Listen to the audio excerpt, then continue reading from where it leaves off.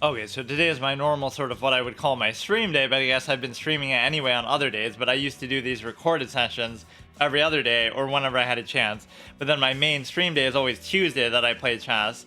And I tried to do that permanent bot challenge there on Tuesday because it's more like an elaborate setup and it feels like more worthy of that kind of thing. Like I put a little more time in and I have that elaborate setup in my other place, but I just don't have time the last couple weeks, so I didn't do it last week either. I think we've only beaten 3 of the bots, which each one took like a full episode, or one of them even took like 2 episodes. But this will just be like a normal play session. What's your username on here? If he's even still here. It always takes me so long to start because I got to make sure everything's working. That's especially annoying when I'm doing something on console, because of how finicky that can be. But yeah, we had beaten like a 400 rated bot. I guess we beat a couple of the seasonal ones, or like the temporary ones for the beginning of the month.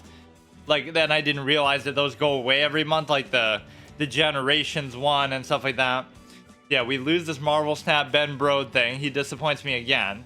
But the theme of the last couple of games has been, right, that I'm always in good positions or I'm winning, and then I lose because I am not fast enough and because of time. So there's a lesson to be learned from that, and I certainly don't use it as an excuse. It sometimes sounds like it because I'm just complaining, like, I get it, these people are faster than me, it's just not that important to me, right? So just saying it, that I'm annoyed by it, and just pointing it out as a reason why I'm losing isn't an excuse. Like, it obviously still counts, but it's just, you know, like in permadeath runs too, people, you know, might think that, oh, I only died because of such and such, but like it still counts. If I said it, if it was an excuse, I would say it doesn't count and I get to keep going, right? I didn't actually die. But no, I mean, I still delete the character, it's still over, so I'm usually pretty good about that, but it's just like, you know, it still frustrates me because the whole point is that, thanks for the follow, Master.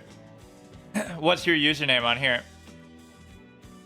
The whole point is that I take my time, especially in the opening, because I don't really know openings. And so what I say is like, the reason why I'm up on these people, or even with these people in position, and I'm in a position to either win or draw them, is because I took my time in the first place. So I can't change that, right? It's like, oh, the solution is just get faster or just study stuff, but I'm doing it the right way, so I can live with that. And I just need to be a little bit faster and start to pre-move in the end game or something. Right, a lot of the games that I've won have been like that, where I'm up by a little bit or I'm in a good position and I have like 10 seconds left and I have to just start pre-moving and actually survive the end game like that. Oh, on chess.com, what am I yapping? Oh, just kind of, I always do like intros in different formats. Yeah, I've been losing on time. Okay, I'll go on chess.com. I do have a little alt account there to use. 1 second. Where's my thing here? Yeah, the point is that you shouldn't worry about time when it comes to, you know, just time. You should have time discipline and take your time and play as well as you can. And then it ends up being very good and very worth it because, again, that's not the most important thing when you're not very good in the first place. And I know people obsess over it with all these flashy bullet formats and other stupid things, but it's just not something I care about, but I have to at least manage it a little bit. I'm like maybe 14 on chess.com, although it won't show up because I deleted my account there. But so this is just like the starting provisional 1200. And then on chess, I'm like 16 something, 16 to 17. Okay, let's challenge him here. That's pretty much all I use this account for, is either viewer stuff or, again, like that bot challenge.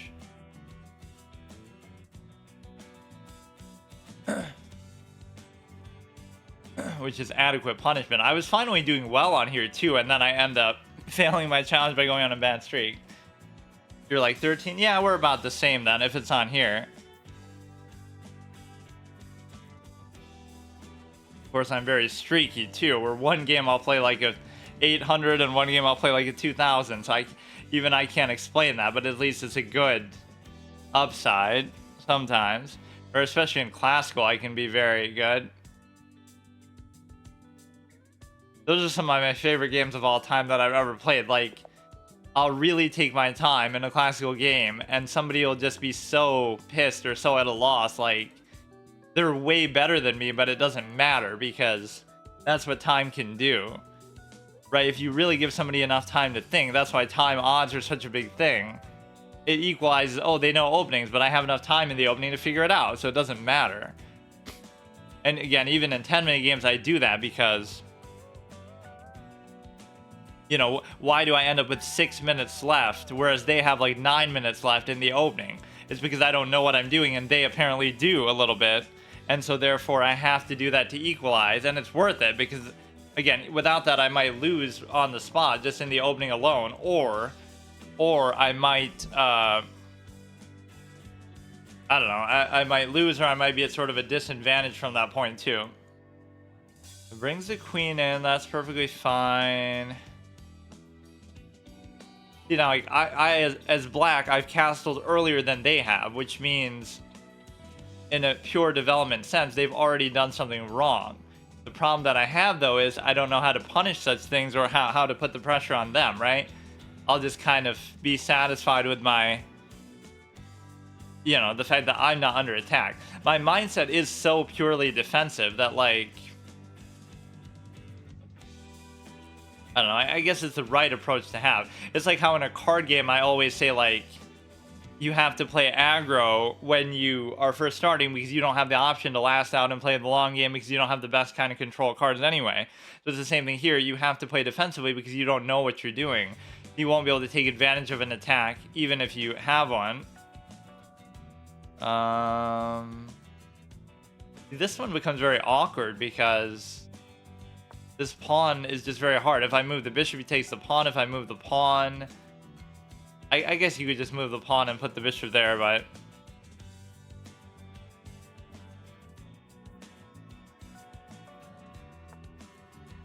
brings the bishop there. Okay, so we're just doing basic development stuff. V-shaped structure is missing one key element, and that one key element is just the simple fact of going to A5 here. He's about where stars was, right? I think, but then I think stars fell off pretty hard. And I always break my username rule. Chaturanga only, more like Chaturanga never, because I don't really play it anymore. I did always used to love it. I played that, and then I played some other variant a lot too, and I can't remember what it was. It was like on some other site, because it was a long time ago. And now that site's either dead, or I just can't remember what it was. Yeah, the tables have certainly turned when it comes to...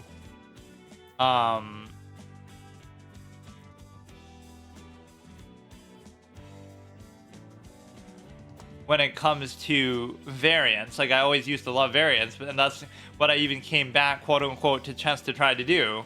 Like, oh, I want to play some variants in between my permadeath runs or whatever other stuff I do, but then I can't because I'm so bad that I feel like I first have to get somewhere with that, and then I'll be happy. Yeah, I'm kind of doing a bit too much here. That's the problem. No. Oh, fuck, I didn't even mean to do that. It's not really bad, it's just weird. I was trying to either double push it or just not push it at all. These knights just kind of trigger me because they're always just like in the way. Like, I don't know what they're doing. This V-shaped structure is good, right? I just can't do anything with it. We might want to do this. This might not be the best spot for this bishop. I was trying to do something sneaky with the whatever, trying to attack the rook through that, but it wouldn't have really happened anyway. Okay, now you're practically obligated to take because the knight can just be such a liability here, but it's actually okay. Nothing wrong with really taking there. You take, or in fact, wouldn't it have been better to take with the pawn, because then my knight gets trapped out and then I might not have been able to recover or escape. But thankfully that didn't happen. Basically, my whole intention there is like, I just want to trade this stupid ass knight, and the reason why is because they're just getting in the way, right? It could have almost gotten trapped.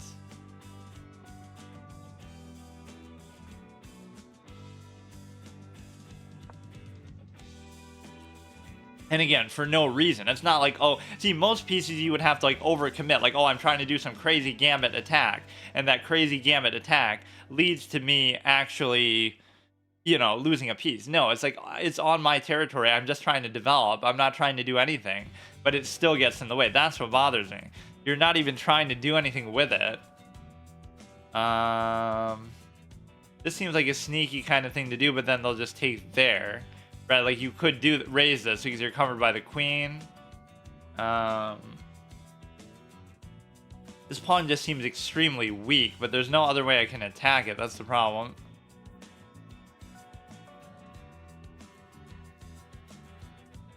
Bit of a tricky move. Our time is at least relatively comfortable within a minute, but let me practice that element of like, let me try to be a little bit faster than what I typically am.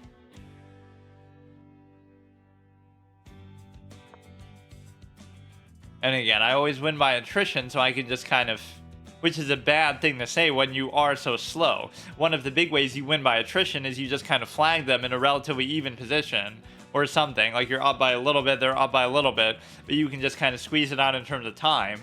But that part I can't do. I do it more so just, you're not actually going to win the game, but you're kind of just coasting along and you can just kind of get by.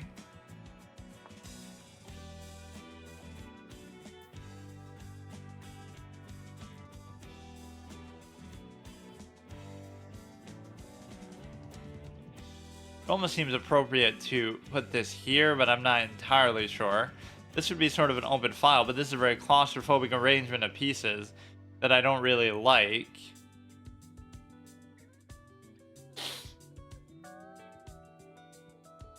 Of course, this song is famous for Serial Experiments Lane, that one anime that, I don't know, has a certain meme almost following to it.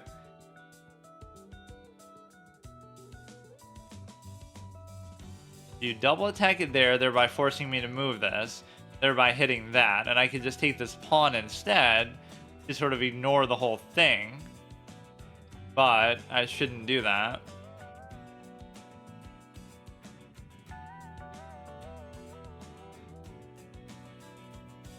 Okay, so now if you double attack it, I can simply move it, so it just doesn't matter. King's Indian, I mean, at least that I can finally, I always say everything I do is the King's Indian, but it's usually not. Like, see, there's almost like an exhaustive quality to it. He's clearly good. He knows what he's doing at least some extent, right? Or whatever. We're like evenly matched, but it doesn't matter because nobody's really doing anything with it. So, right? It's not really going anywhere. They would take, I would take, they would take, I would still take. So I technically don't even have to do anything with it. But if I let this stay, it could turn bad somehow.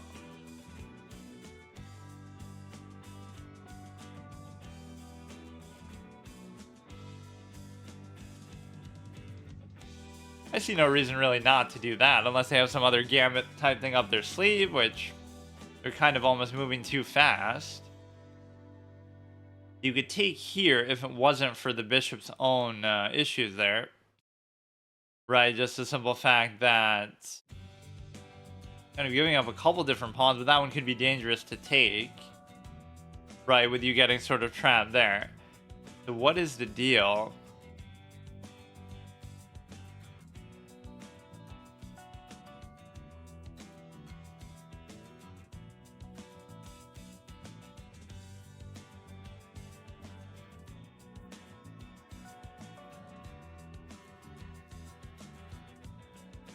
You know, this is the time in the game to start taking chances, but I see no reason really to do that, honestly.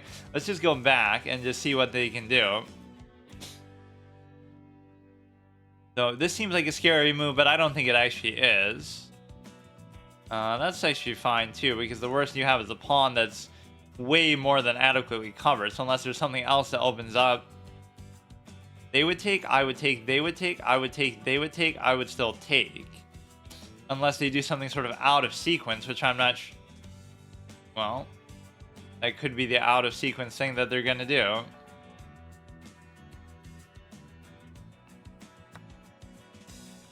Look.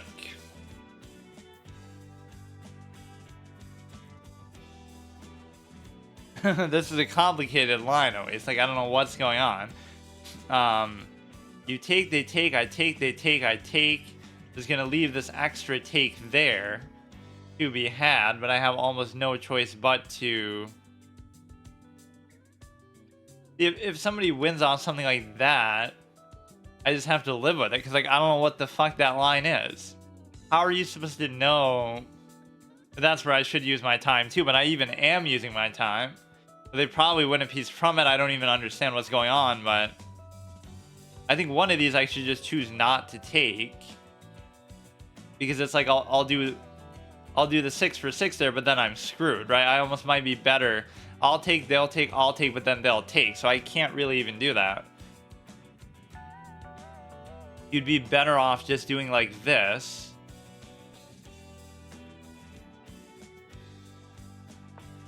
And the reason why is even if you take there, it's okay, right? You're -2 rather than potentially just losing the rook outright or something.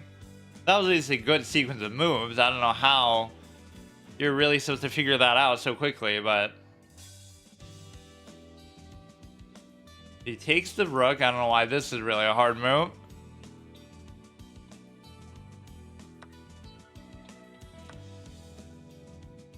Unless there's some crazy fork going on. You could have almost done something sneaky with that, because even if whatever, it would have been like a royal fork.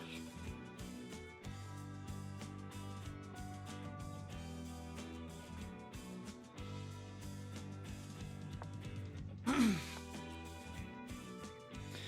come into there, everything is still adequately covered, so it's just a question of, can I push that stupid knight around would be the big question. And I'm not sure if I can do that or not. This seems like a dumb move.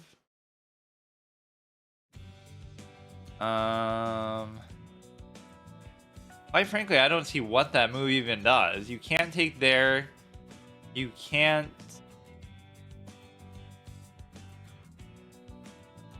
I don't know.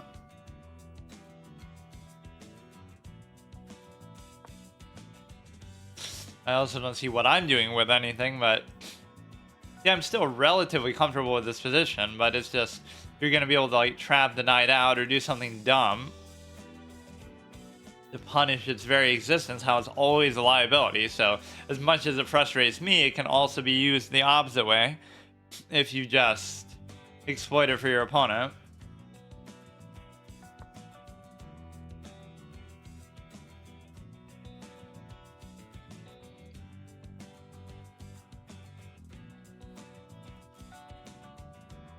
If I do that, you take there. Like, there's just nothing really happening with this that I can do anything.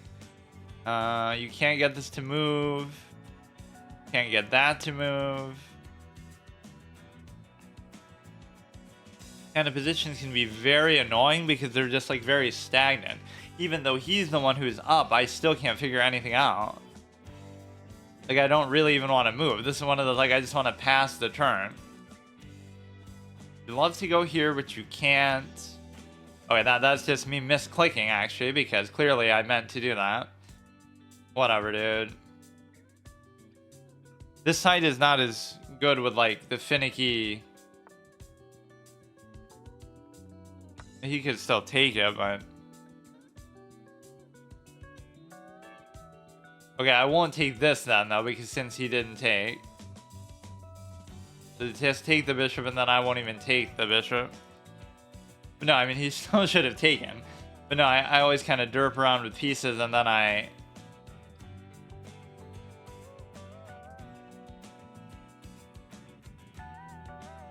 What's interesting with this is you could leave it there, because if he took, then I could check, and then you move, and then I check, take, check, right? You technically can't even do that. Let's just play like super balls to the wall. The point is they deserve to win, and I obviously fucked up, but... Like, I always kind of play with the pieces a little bit too much and click and kind of second guess myself and everything. And the whole thing is that...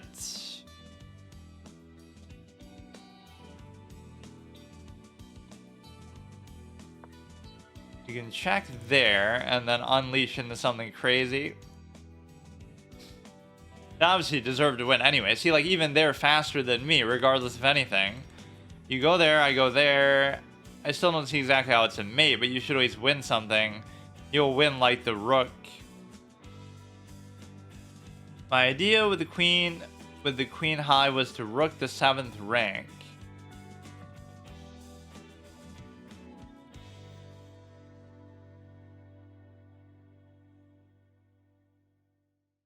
Should be over. Just go here, and then I have to move there, and then you get to...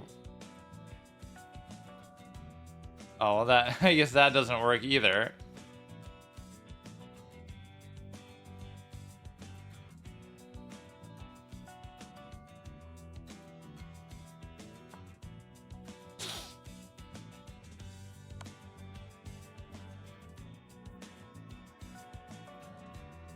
Can't actually block with anything there, so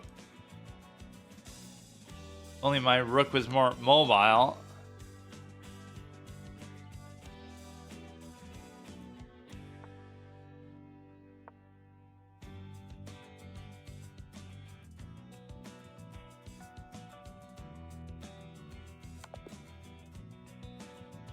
Good game.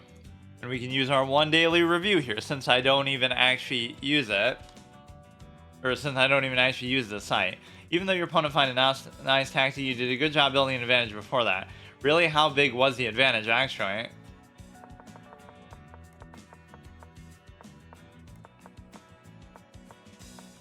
Yeah, isn't that always the way, but... It's just like everything is sort of fine, and then...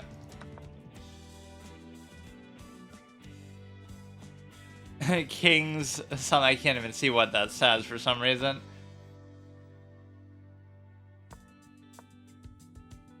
That's a great move, but like what happened before this? What I didn't even blunder, but it made such a big difference. Taking that pawn was such a big mistake. What was I supposed to do instead? Like just... You see, a lot of the moves you're supposed to do instead of what you do are just like unintuitive. Don't take the free hanging pawn and instead just move this some other way. It's like... It's not always super clear. Okay, let me actually go ahead and try to...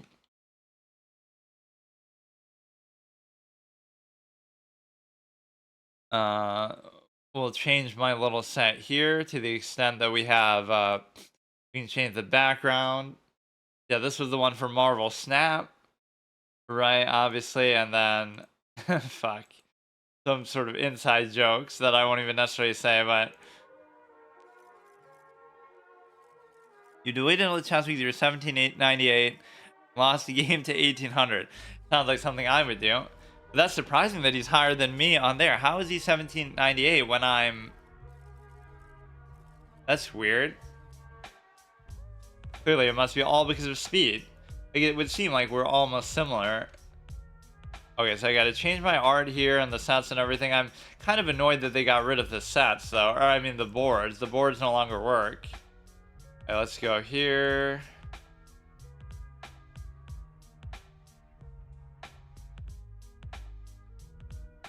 Everyone thinks this song is, like, from Scarface or something because it's in all those edits.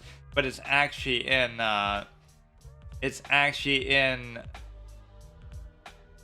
well, I guess it's not even really in The Sopranos. It's just in like an episode, but it's some other song altogether, right? It's not from Scarface at all.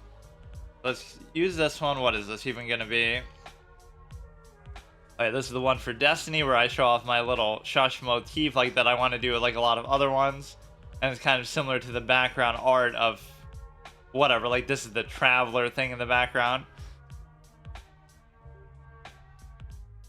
You're restarting the grind. You stopped playing chess for a long time. Yeah, that was kind of me too before, like, I guess the last 2 years I've been back, but I hadn't played for a long time before that. So let's go ahead and change this, and we'll just kind of keep backtracking through the sets, or I mean the boards, even though some of these I might be repeating and I'm going to run out, so I'll just play around with the new mechanic that they put there, but you should theoretically be able to create anything that you want now because... Oh shit, I didn't even see what I had there. There's one of these, like... Luca Mahogany. Okay, it definitely wasn't that one, so it must have been Mahogany. Majestic chess pieces. This is kind of cool. Thank God at least the pieces still work after all the trouble I go through to... You know, always install these and everything. Your twin brother is 1900 on chess.com. That's pretty good. Definitely chess.com is a lot harder. Okay, so this one seems to work pretty well. So let's just go ahead and try this. These are like ball and chains, actually. It's nice. Why does blacks get such cool pieces, whereas white is just the standard? I guess mostly everything is the same, but I don't know why they made the black pawns like that.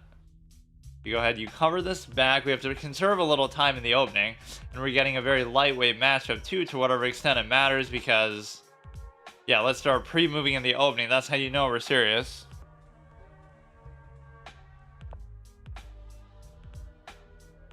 The point is, you either have to take or you have to deal with this in some other way. And the reason why is because it doesn't matter that it's covered, it's going to be pinned, so you can't let that happen. So if I move this here, that's fine. Or if I take, I feel like taking is probably bad because, no, but see the alternative is if you don't take, it could be worse though.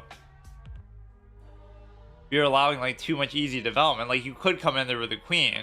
I would imagine you wouldn't really want to do that, but now if you take, I take, you take, I still take, it kind of messes up the pawns, but I guess you could have already done that there. If you had just taken it in the first place, I would have had to take with that. He destroys you like almost every game. Yeah, I can understand that. So if you take, I still take back, so we're kind of where we were. All right. Now here you can just, you got to figure out a place for the dark square bishop, and the only one I can think of is just, you know, that seems like a superfluous move, but I have to do it, otherwise I get pinned. And now I'm gonna have to acquiesce to the knight even further with this, right? Just because it's gonna get caught out somehow. It's almost like what you want to do here is basically raise this, right? Because yeah, now that's kind of a liability, but you can't even raise it. But that was one of my weaknesses for a while too, though. I would worry too much about time, and then I would basically, you know, struggle in the beginning, in the opening, before I got to do anything. At least now I'm losing on time, but it's a case where, you know, at least I'm putting forth a better effort and doing better, and then if I lose on time, I accept it. Like, it's bad in either case, but at least one is more deliberate. Like, at least I know why I'm doing it now, and it's kind of worth it. The queen is covered, so you could do this, but there's almost no reason to do it.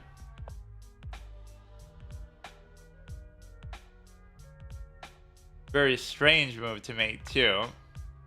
But see, if people are willing to do that, I'm more than happy to do it, as long as I don't lose something as a result. Like I'm not hanging a pawn or anything.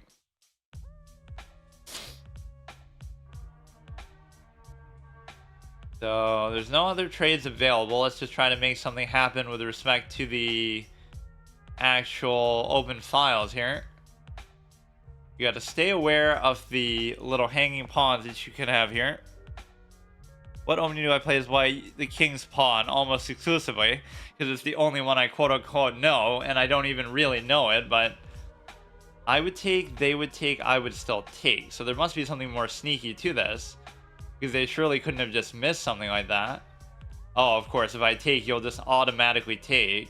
Then what if I do it the other way? I can take, you can take, I can still take.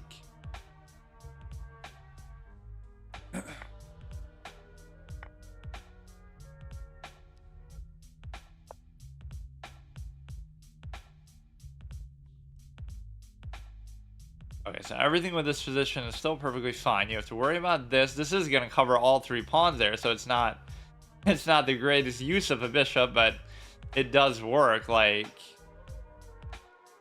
it frees up everything else, so it's kind of worth it in a way. The same way that I always say, like, you still can't do anything. The same way that you basically have,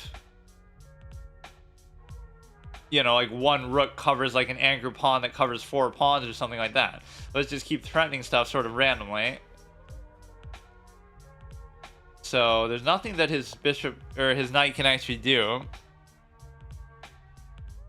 You come there, so you have an octopus knight, but it's not really a true octopus knight because you could always do this. There's no need to really do it yet. So let's go like this maybe. Right, so now I don't know what I'm doing with this.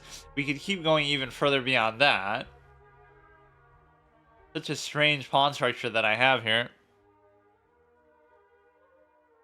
Okay, we're doing okay on time, which that's been the primary mechanic now. I know almost every line of the Sicilian. Nice.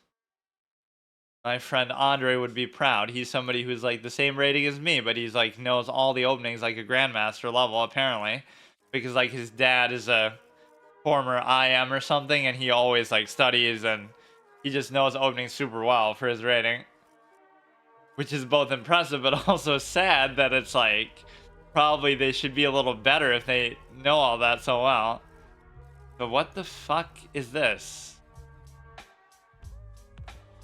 I don't know what you would want to do with this kind of position.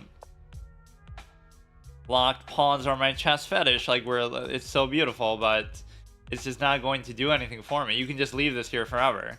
I don't know whether I really want to leave it there, but makes no sense. Like, what are you supposed to do with a position like? I love that. I create these positions and then I don't know what to do with them. So clearly there's something about them that I like. It's just, or that I find easy to play or something. I just don't know what the point. Go ahead, take the bishop. I don't care. It lets me connect the pawns. Like, what are you going to do with it other than that? I'll try to push this and promote it, but I can't because I guess the other rook isn't really doing anything. What is he going to do? Like, cover it there or something?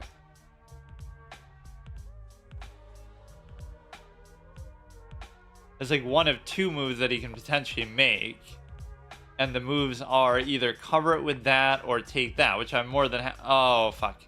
I would have been more happy with him doing that, but not if it's going to cost me a pawn. I should have just covered it. Wow, so smart, so inventive. What a great player. Like, totally, it's not the most obvious thing that anybody with half a fucking brain can see, but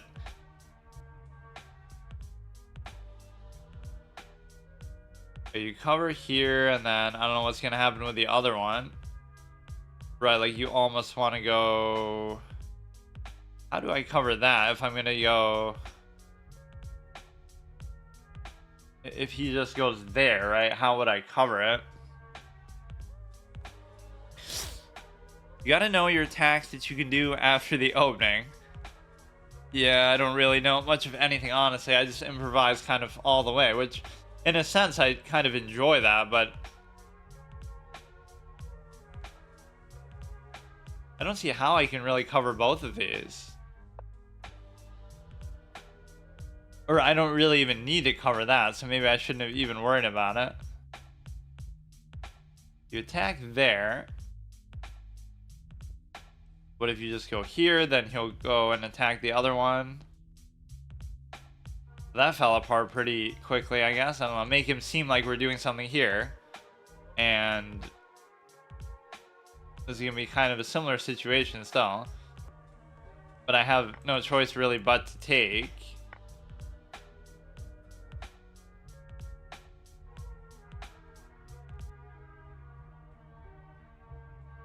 I have no idea. Like, I'm probably going to lose, but I can't even explain. Like, it's in such simple ways that I fuck things up. Like, how would you cover both of these? It's not even possible anymore, so fuck, I don't know what I'm doing. I get like almost bored as the game goes on, which is weird. Like, I can guarantee sort of a stale repetitive position and then I just don't do anything with it. Wait, now this is almost a guaranteed take though, because there's nothing you can possibly do about it. Aside from, like, you would think they would just try to take these two themselves, but they're being all defensive and weird about it. And look at the time disparity. Like, what the fuck is with these people, man? Why are they so fast? Yeah, my time is getting low as usual. Just go for this. I'd be perfectly fine with that. Which also kind of supports why I like to play these kind of positions. But the difference of that one pawn doesn't necessarily mean that they're going to win. Right? In fact, it almost never does. But the fact that their king is so well positioned could be a problem. You got to just bring the king in a bit. Put this one maybe behind. Try to maybe check this guy out so you can't come in closer like that. Do this so just kind of be as annoying as possible. and make a lot of repetitious moves, not unlike you are actually really supposed to do. You might bait a threefold repetition, or you might do all kinds of other things. Now this can be sometimes bad, right? Because you're giving him sort of free king mobility, but I don't know.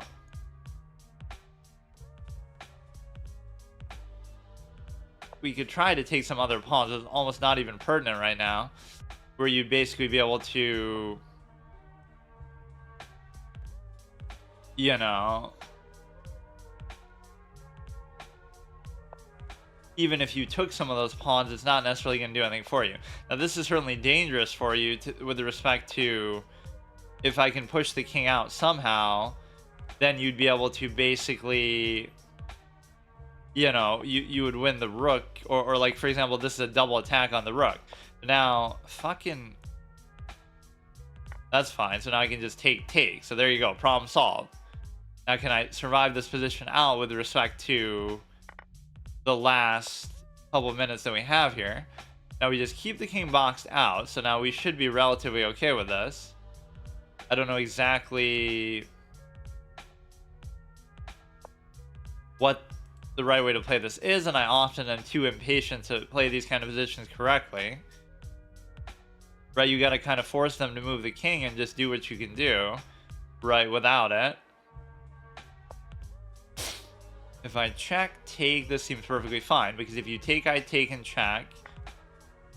That's beautiful. This one shouldn't really be relevant. Those other two shouldn't really be relevant. You know, he's boxed out from this side, so and now he's boxed out from the king, so this at least makes logical sense. I love that. Like, I had no business doing anything there, but they just... Okay, you get a passed pawn, so that's beautiful. And now you should just win on the attrition of moves if you're able to just, like... Or you might lose on the attrition of moves, actually.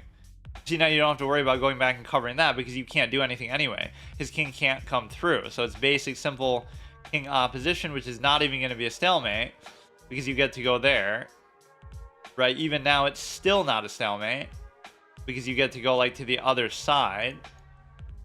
Look at that. Look how easy it is to just... What the fuck? But again, they just made some obvious mistakes, but they were only up one pawn, so it didn't necessarily mean... And I only get 4 for that. That guy was actually pretty good. Right, it was a very balanced back and forth kind of game. I win, yeah. I was kind of doubting it for a second, but... It really should have been a draw, all things, like, even in the best case.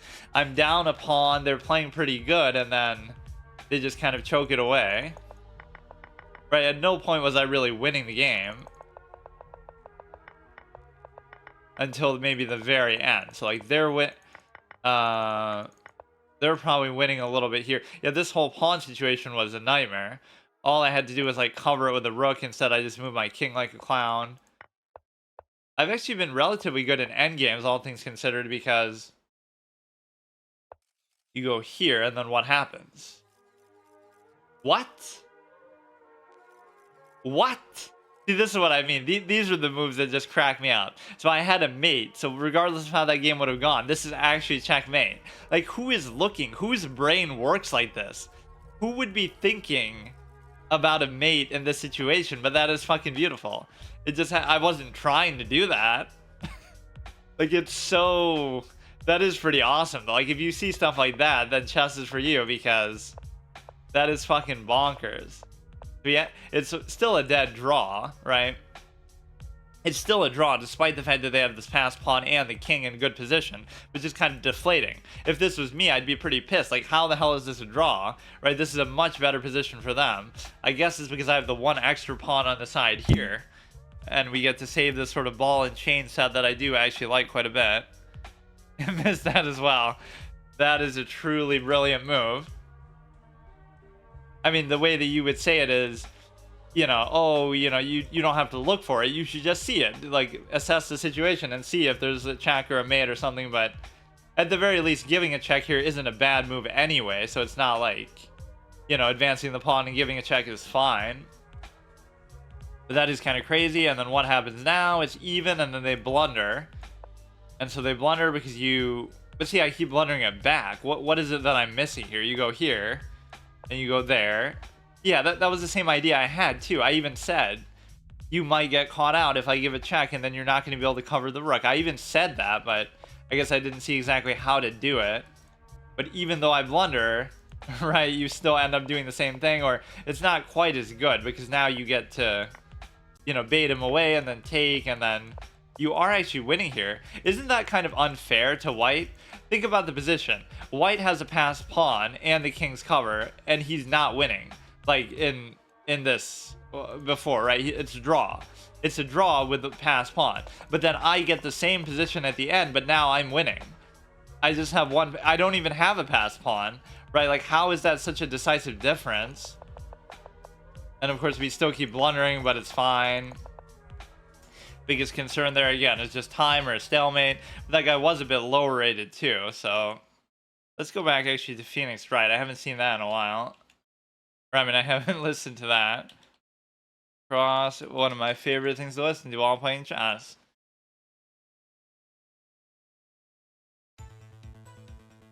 Okay, so let's try to get back up to whatever highest rating we were at, like 1659.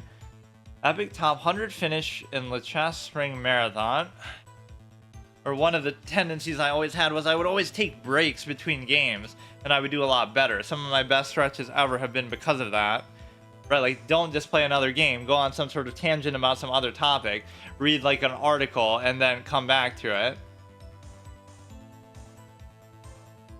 Everybody, there's so many Indian fans who are so hyped about everything because, whatever, it's such a... It feels like such a difference compared to, like, China. Ding Liren wins the world championship, and China is just all crickets. Nobody seems to care. Right, that there's barely like a news article written about it, and then that's it. There's no big coverage or anything. And then India, it's like, wow, some 20, you know, Pragananda wins like some random tournament. It's like, wow, what the biggest deal in the world?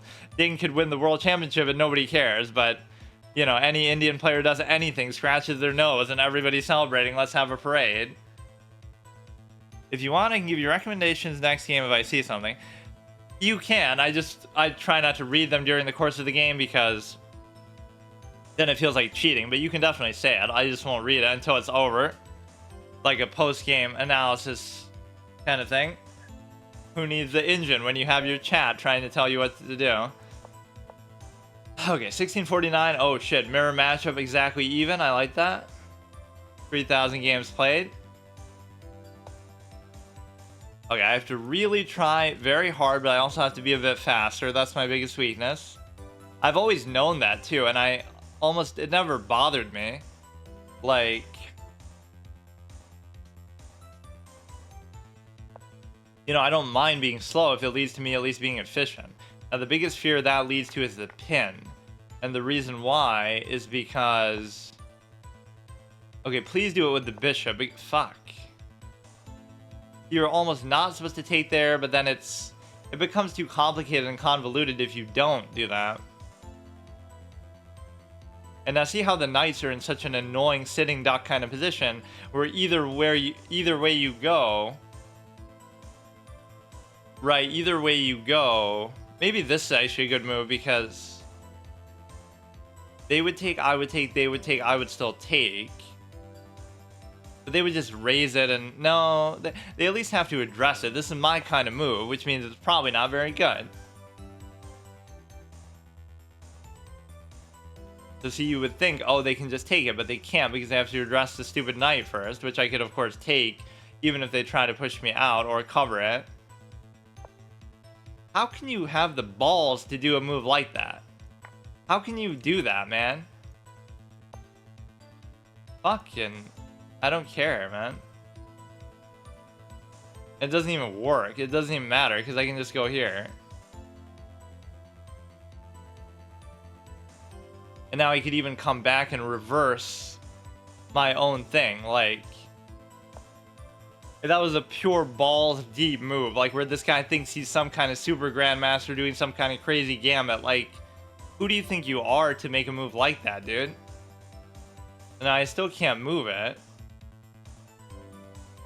But at least I can take this back. I should be up by something, shouldn't I? So it's actually okay if I do that. So now you go here and then... I don't know, like, go ahead, take it, I'll take it, you take it, I still take it. That kind of triggers me more than anything. When people play like they're doing gambits and sacks like in the first minute in the opening. Like, relax, dude. Why are you so... Why are they so hyped up to do stuff like that all the time? Bro thinks they're Vishy, they're Naka, they're somebody, like... At least that's one quality I have, as I have the discipline or the objectivity or the humility to know that I suck, and to know that I don't know what I'm doing, and so then I hold back and I don't try to attack too much, even if that's a weakness at times where I'm kind of too fearful and whatever. That sometimes I'm up and I should attack and I don't have the confidence to do it, so I can accept that. So this pawn here is going to be a weak link, and the reason why... No, not that one, this one. So you can kind of do a little cheeky play here, right? Whereas if you were to take, I could just, you know, whatever. I could just take the queen, so you're not going to do it. But again, there's no real reason to do that either. I'd rather exchange these two pawns effectively than trying to cover this one, because this one's awkward as hell.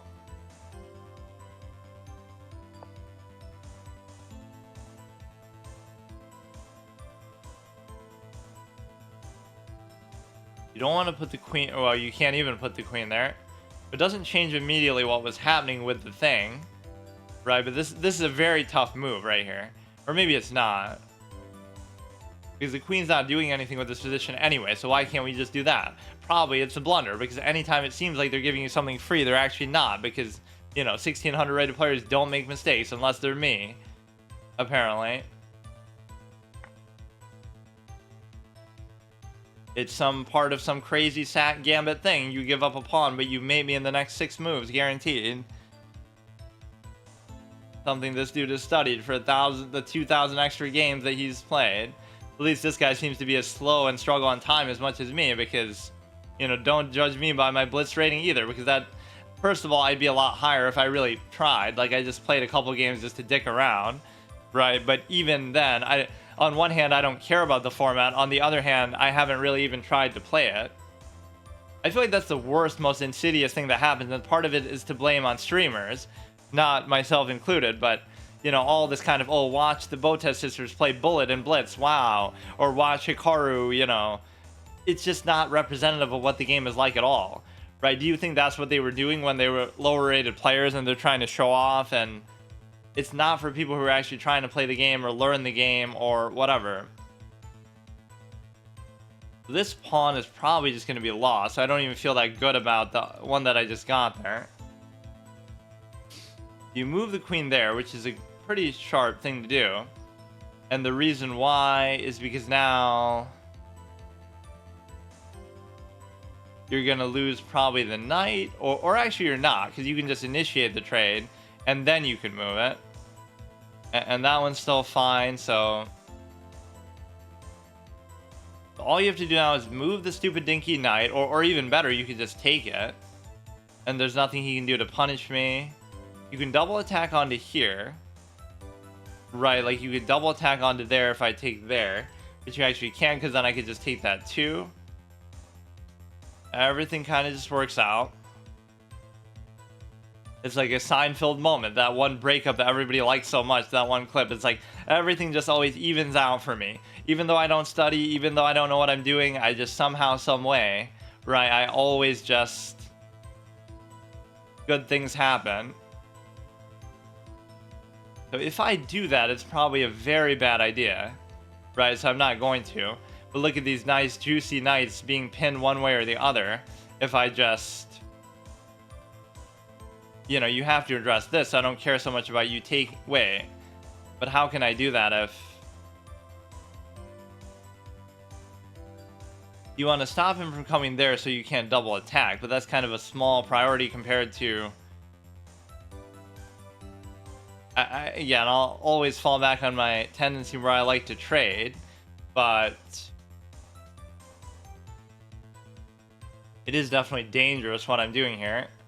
This would both allow you to open potentially the king, and it would also allow you to pin this down, so that's a pretty good move, I think. I mean, this guy's a legit opponent, but some of these people have been absolutely destroying me just because... Well, not really, but just... I see no reason not to just take.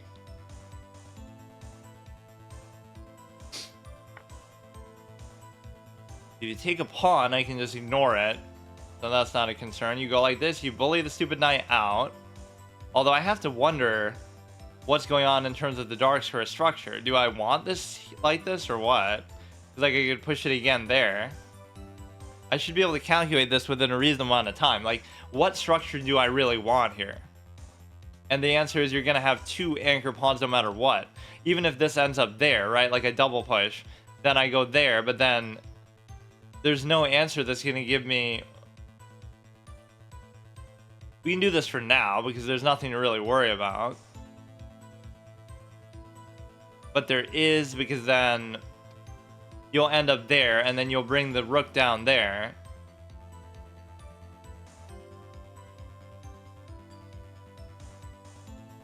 How about this? This seems like a wild, bizarre, stupid-ass move. They're forced to take, then I'll take. They can't take the pawn now, and then once the knight's there, everything is fine. My desire to trade clearly never does me wrong. That's probably a horrible move, actually, but you do cover that one pawn, so it answers the issue a little bit.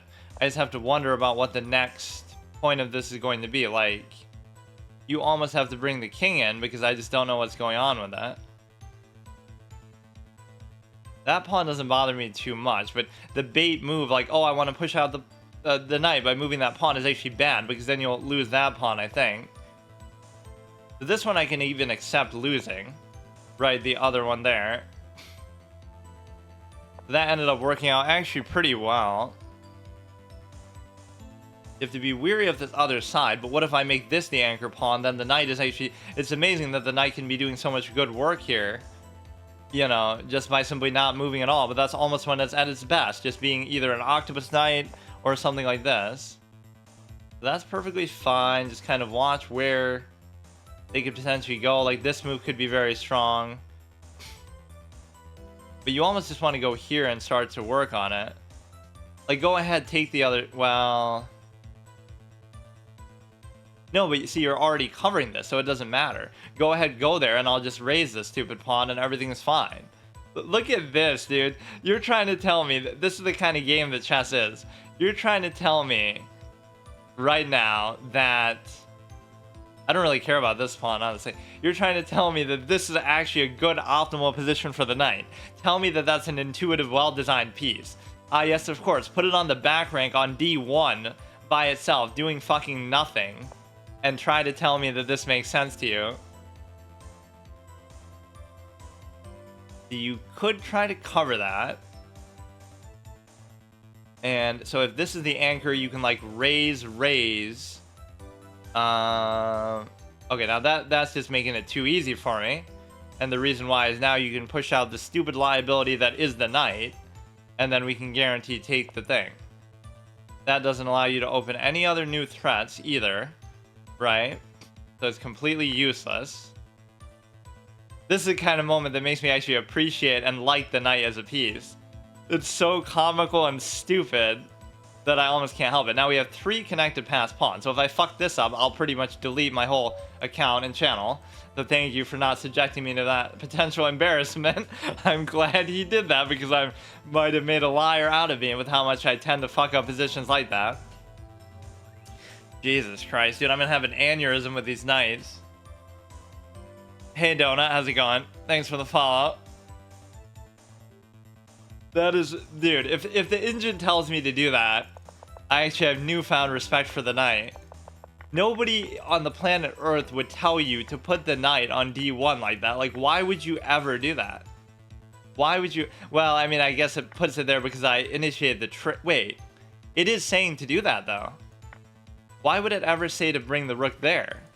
That's like my kind of move, but it's not an engine kind of move. It said it for a second there, and then it changed its mind. And now watch. It'll never tell you to move the knight. Just leave it there. What kind of a piece is this, bro? I can agree with that. It's at its best when it doesn't move. How about that? when it's immobile, it's the best. You know it's a good piece because your primary intention with it should be to not move it, you see? That's so fucking stupid. Even when it does something good, it pisses me off. Oh, not bad. Let's see, what other songs do we have in my back pocket here? There was a good one here, like The Investigation. You can't even type. I haven't listened to these in a while, actually. Or like Knights always get the special treatment too in the public eye, like they use it as the icon for the website, or they, you know, it gets like a lot of publicity and it's like a nice iconic piece, but that doesn't mean it's actually good. You love horses. Yeah, that's actually what it should be called, is the horse, not the knight. You never get to see the knight unless it's some other special custom piece that accentuates that. Alright, let's do another one, even though I'm breaking my rule that I shouldn't play them back to back like that. And of course this one would get me to my highest rapid rating ever on the site, because it was like 1659, or it might not. It'll tie it, potentially, if I only get 4. But I should get more than that. So at least time didn't trip me up these last couple games. Or, you know, that's the biggest favor anybody could ever do. Anybody who knows me, right, would never resign against me, because you know how many games I've messed up because I am choking or sweating on time, or I get frustrated. I get more frustrated when I'm winning sometimes than when I'm losing, because I don't know, it's like I can't make anything out of it. I'm very bad at pushing the advantage, basically.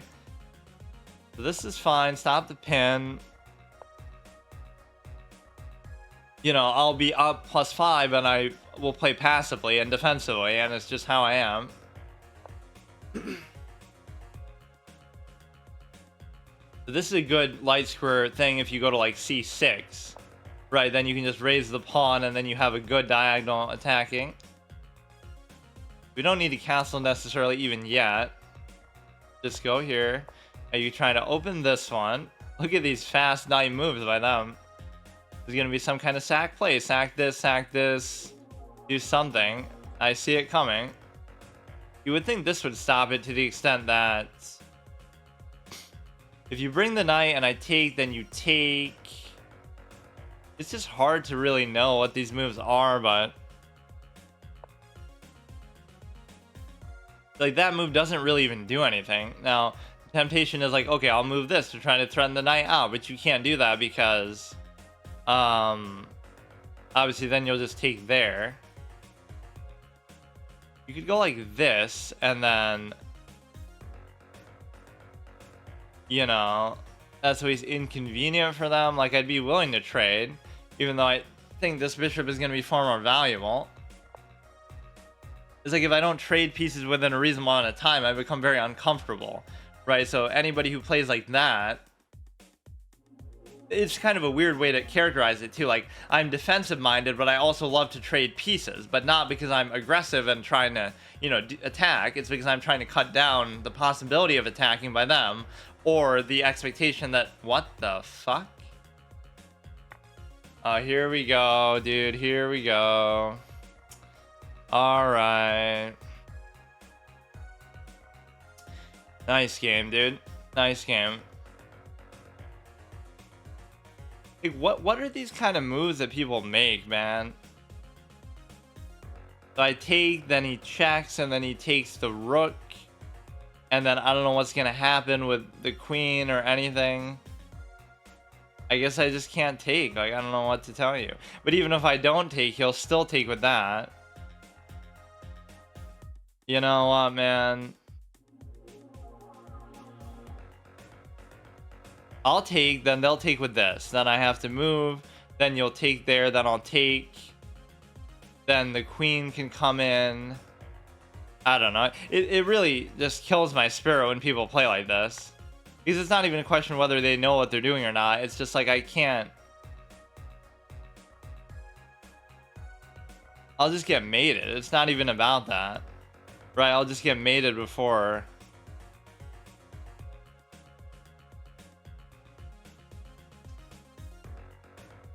I don't know what the fuck that is, dude. Just study openings.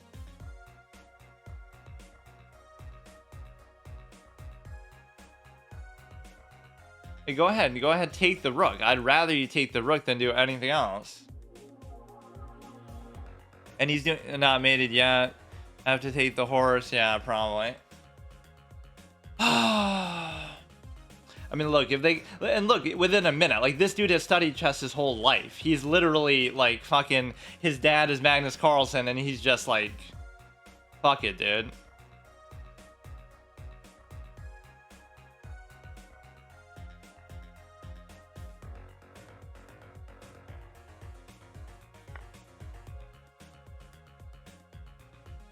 Wait, now you feel at least relatively safe because whatever you do with this, you can't even bring the queen in. Even if you could, then I can block it with the knight. Even if you attack the knight, I can cover the knight. So everything is at least more comfortable, even though my king's position is fucked up. Right, he's up a pawn and in a good position.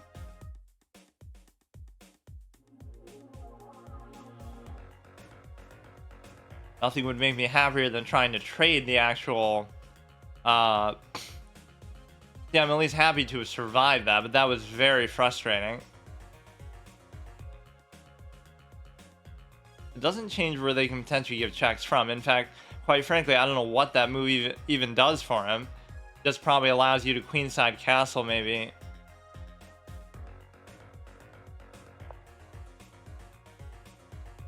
It's equal, yeah, but it just makes me uncomfortable at least. No, I can't move the knight, otherwise I simply get taken by the... queen here.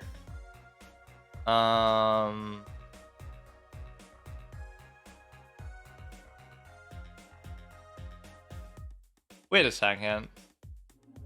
I'm even saying I'd rather trade, but now I'm second guessing it a little bit. Like, shouldn't I be able to trade and then I can figure it out? There's nothing immediately bad that happens, like... You're not taking anything by doing this. Just cover the pawn. Everything's fine. Everything's beautiful. Like, why would he... And think about what he just did there, right? You did all this attack to open my king and create a very aggressive position. And then you trade off your best offensive piece, the queen. So why the fuck would you play like that? I don't get it. You're going to queenside castle like, oh, I'm an attacking type of player. But you didn't even do anything with it. Like... It makes no sense. And here's where the knight can be very frustrating because... Hey, I'll just trade everything. I don't care. You're only up +1, so I can figure this out. Go ahead. And in fact, with the bishop pair potential, at least that we have, I would be relatively happy to see... You know, I'm moving the king a little bit too much here. I'd be relatively happy with the prospect of, you know, 3 pieces are better than 2, kind of. I don't fully understand, though, what I would be doing with them. Right, I don't have a plan in a position like this. I'm just sort of let him do what he's going to do, and I'll react to that. You're going to raise that one again, and there are some passed pawn considerations to be had here. So that is a concern. So you'll just keep going, that's fine. Now we'll give a check here, and you can't block it, but it also doesn't matter too much. Now this becomes a very strong anchor position that the bishop can sit in, block the pawn's movement. Now you have these 2 connected passed pawns that are very... Or no, one of them isn't even a passed pawn. You have 1 passed pawn, you check there, but I can take easily. And so now... It's really the light square bishop that I have some concern with. Like, I don't really understand exactly how to use it here.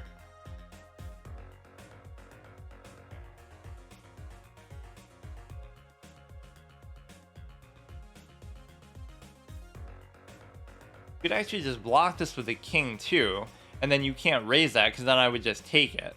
So even as weird of a move as it seems, and it's probably not good, it does shut down whatever idea he might have. So this should be a dead drawn position, and I'm perfectly happy with that.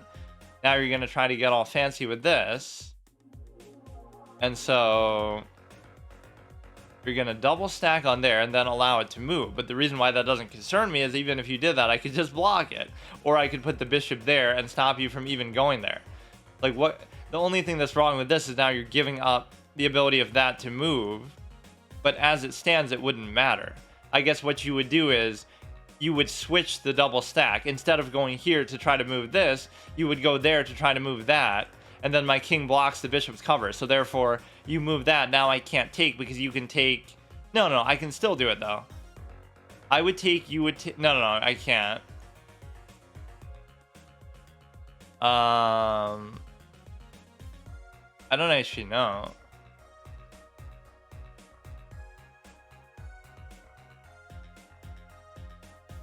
That's a little bit confusing. Let me think. What if we just do like this then? You just can't move anything at all, and this pawn becomes the dictating factor where I can still adequately cover that no matter what.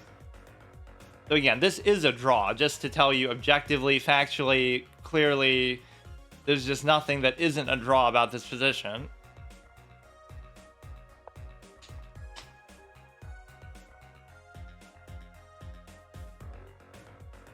King h6 was really good. Yeah, just kind of blocking the pawn movement. Now, if he does something on the other side, that could scare me. It's just weird, but I don't know what. Like my rook is free to move, at least. So whatever he does, I can kind of try to match that for something. And the light square bishop is also not doing anything, really. Now you'll come down there. What if we just do this? You'll raise the pawn.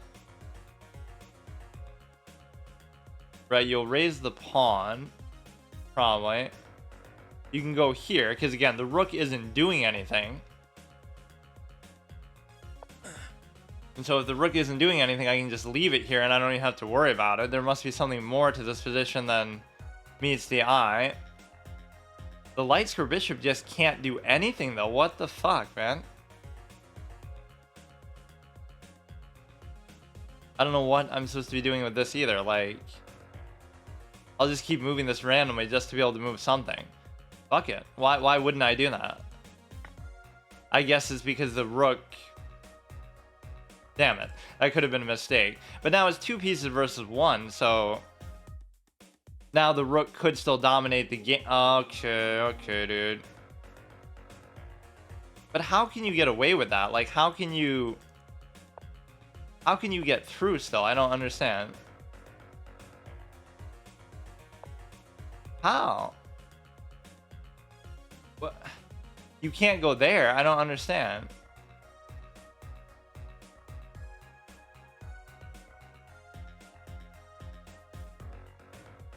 I don't get it. Well, I don't have time to figure it out. You can't do anything. You can't move there. You can't do anything. This is just frustrating. I can't figure it out. You go there. Let them take. I don't care. Let them take. If you keep going, that's fine. Now I can cover it with the dark square bishop. The main thing is you just can't come in with the rook as far as I can tell, but maybe there's something I'm not seeing. Again, it's going to be a draw, but it's going to be a draw dictated by the simple fact of time, which is very frustrating, but you got to give him credit for being so fast, I guess, because that's clearly what's important here. I just got to start pre-moving and just have a good plan of attack.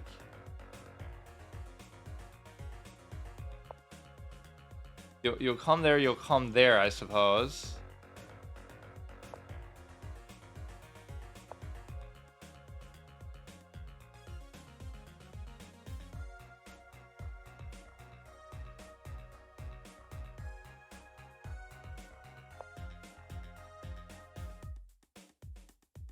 Now, how would you do it? You would go there, and then you would attack this. But the act of attacking that, you can't do from the same position. You'd have to go down, and then you'd have to go there after you go down. That's all it would take, is like one dinky pawn. But even if you win that pawn, maybe it's still not that bad, because you can Oh, just forget it, dude. Why you gotta be like this?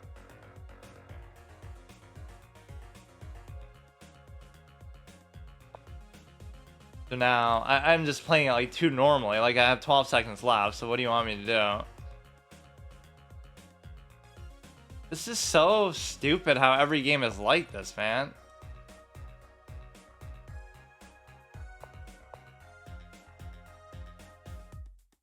Keep moving back and forth as far as I can say. I shouldn't pre-move, but I should sort of hold it down in such a way that... Now, if you move the stupid-ass rook, I can take the stupid-ass pawn, so there shouldn't be anything else additional you can do in that. Imagine I actually win this somehow. That would be very cute, wouldn't it? Now, you should be able to take one of these, so you have to give it up. You lose the pawn no matter what.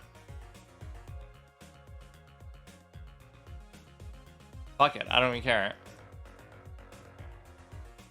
And you can't even go as if to attack that, so you just kind of dance around. I'll just start pre-moving. I don't care, dude. I'm literally not Gamora. Just do whatever you want, man. Fun game. Fun and instructive, stupid-ass game. Keep giving checks. Fine with me. As if you should really have to do this in the game, dude. Give me a threefold repetition, dude. I don't give a fuck. Ah. Now this is going to lead to potentially something bad. You would think the bishops would be giving you sort of a little more support here than what you expect. Or he'll end up blundering his rook and I won't see it because I can't move at all.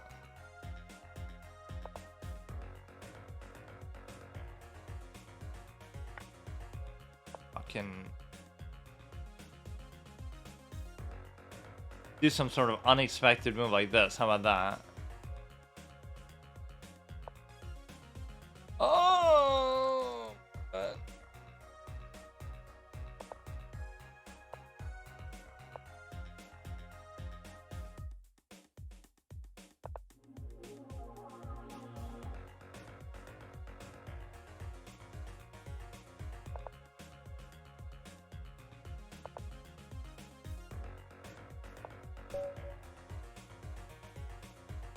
I'd rather you even get a mate there than actually flag me, because the point is it's a drawn position. I just can't do anything there. Like, that's just so sad, man. So I would need to study, not because I can't play with these people or do anything. You know, watch my time. It's just because I'm too slow. It's not even that they're really better or positionally... It would have been a draw. Despite anything else, it would have still been a draw. Right, like he didn't get anything really crazy at the end there. Despite all that crazy play at the beginning, opening my king, everything is still fine. So there is a certain defensive mastery at work there. Like, whatever these weird positions I'm creating are, look how you can... It's actually more fun to do that sometimes. Like, you play super defensively and you expose the nature of the game as being so stale. Right, and drawish, naturally. That's just how chess works. Why are these blunders even? Like... You're still covering that. Why? You can't do anything. I guess my king's just supposed to walk all the way across the board, because I can't figure out what the fuck it's supposed to be up to.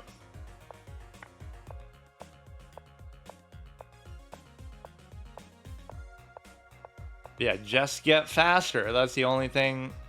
That's a blunder. What was I supposed to do? Give a check, which I thought about doing. Or even attack it. Blunder right back. If you attack that, it's actually trapped. I mean, it's just as simple as that. Even before that, right, if you just do it, do that, do that. Or yeah, you'd be either trapping it or forcing a threefold repetition. So again, in a normal kind of game, positionally, and even though they had more time too, positionally, I could have still won that, maybe.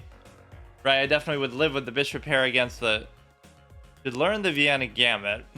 I guess I should just learn anything, period, in the game, but maybe that especially. Let me see what it is. A complete guide for beginners.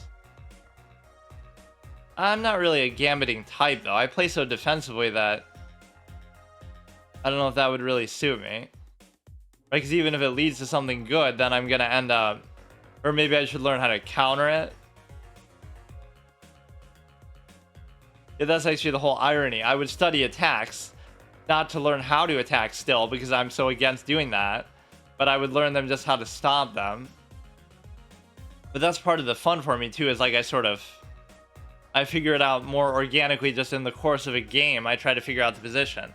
I actually am pretty happy with how that game went. Like, it was such a defensive masterclass in how to just sort of squeeze the position. Even though I apparently am making blunders there, it's like, look at how you're dancing around with these bishops, right? You're doing it in such a way that it doesn't seem like you can protect these pawns, but you somehow do. Like...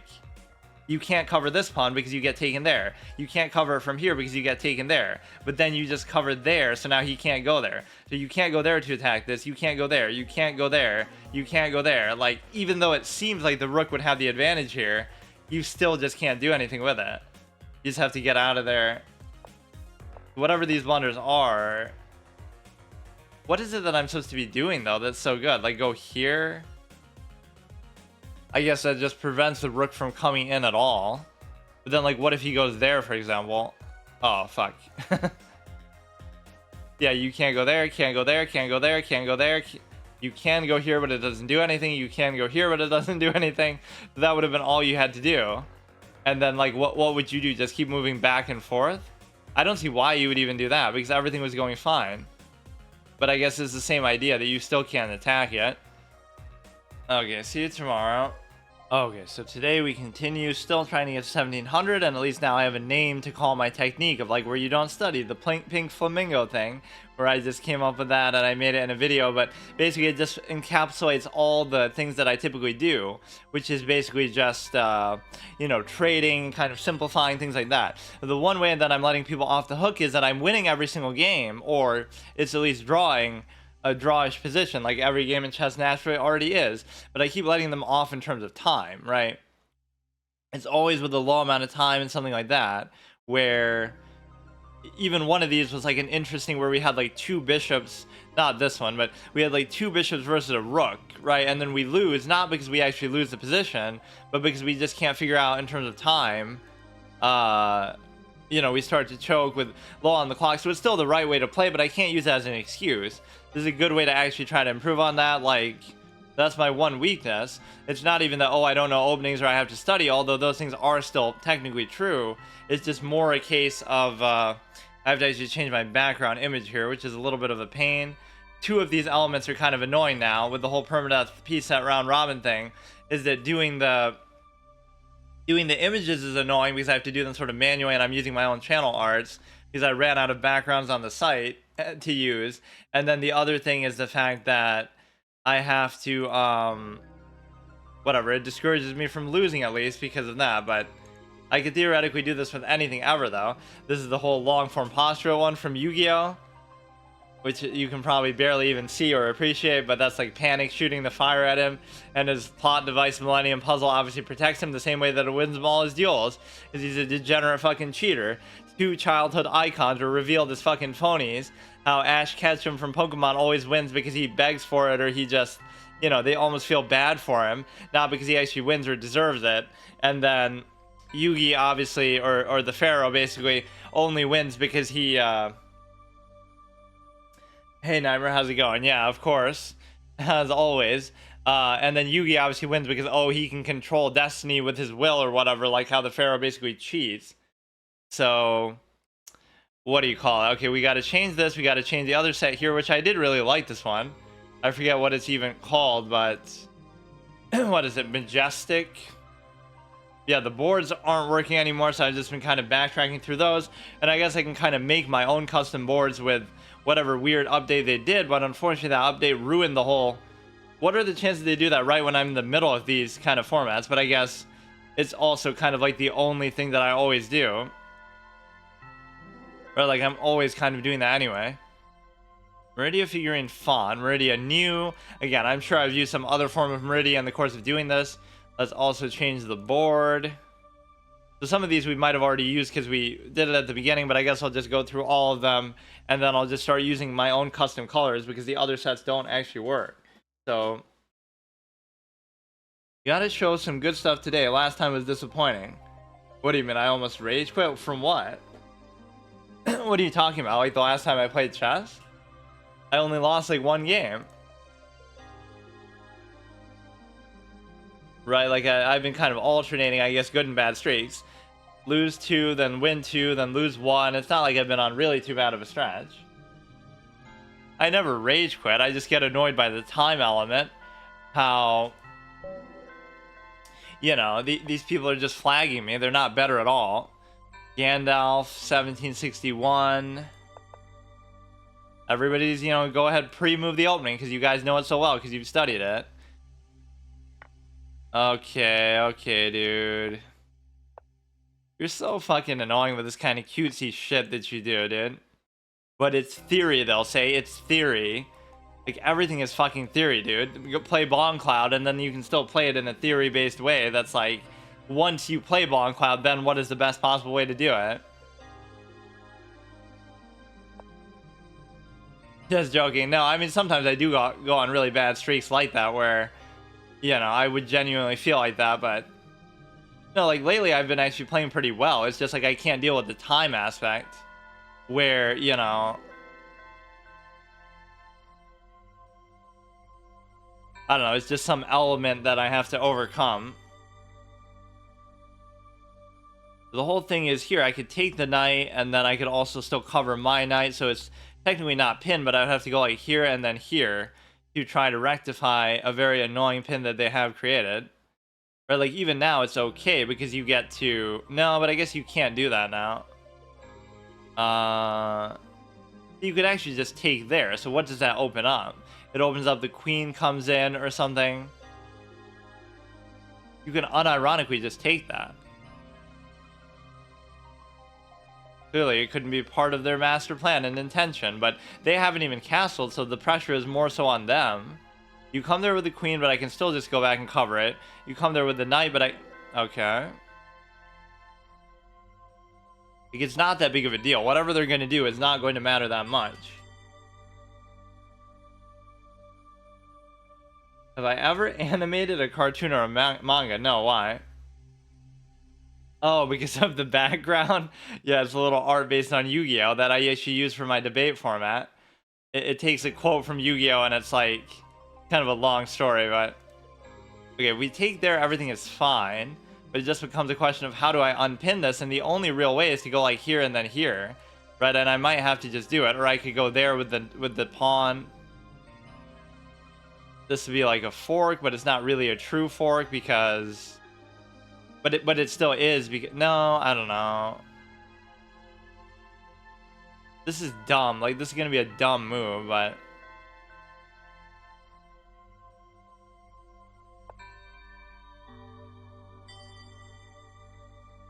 Or you're kind of already giving it up. See, like, I'm losing to a pin because, wow, what an instructive, great game it is where just don't allow a pin, I guess, because I can't figure out.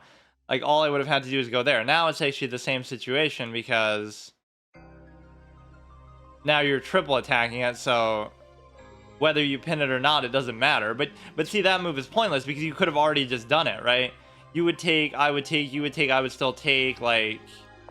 It's the same sort of threat, so it doesn't really make a difference, right? You would take, I would take, you would take, I would take, you would take, I would still take, like...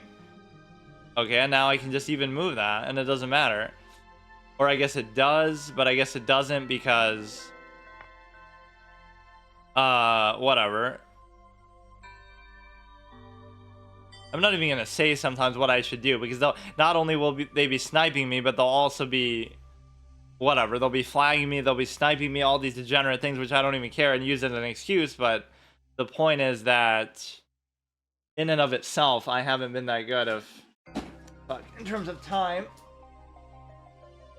I can't even see my chat, so somebody rated me, but I can't even appreciate it here. Oh, hey.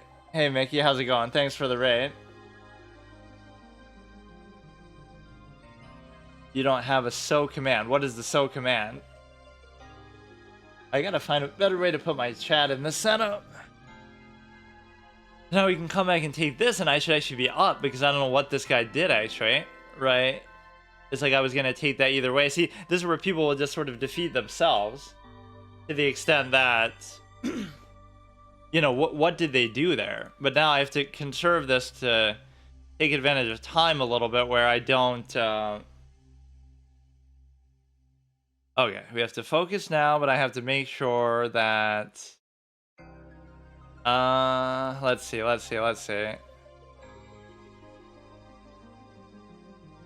I wouldn't even say that I, like, did anything really that special there. It's just kind of... This is where I'm very ripe to make a mistake, though, I will be honest with you. This pawn seems like such a weak link, but... I also don't know exactly, like... You'll go like there, but you can't. You'll go like there. So you gotta figure out something with that. Like, I'd rather just make random moves and make them faster, because now I'm gonna lose on time. Like, is that really that big of a deal? All you'd have to do is, like, put it there, or a plethora of other things that you could potentially do. Then you'll bring the stupid-ass pawn. You could do like this, but that opens up maybe something... But I don't see what it really opens up, because you'd have to do a number of things to get through. Right, you'll push a pawn, I push a pawn, you push a pawn. This should be relatively okay. You don't necessarily want to open the... You don't necessarily want to open the darks for a bishop to this. Okay, dude, okay. I pretty much have to take. Like, I don't know what... Now you'll do some dumb shit with this. Right, and then I have to, like, not take...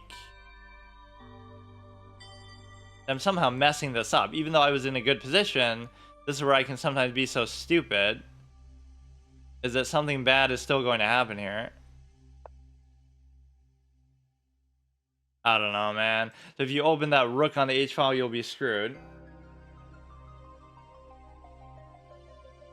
I guess I can just move it up here. You're becoming famous, gotta have those raid commands. Yeah, I don't know what that command even... Oh, shout out. Okay, I see. The Auden of chess is here. Auden. Oh, he mistyped. He's yapping most of the time, so don't think he's being rude. Alright, so he goes down to there.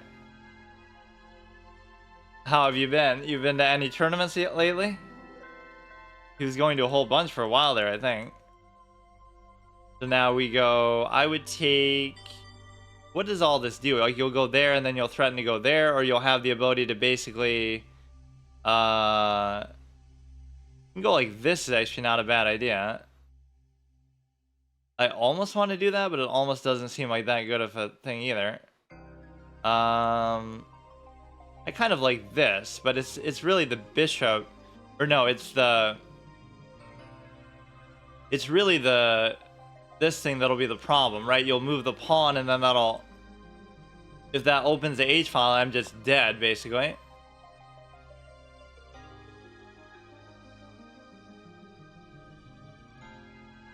So I can't open it, but I also can't really do anything about it, can I?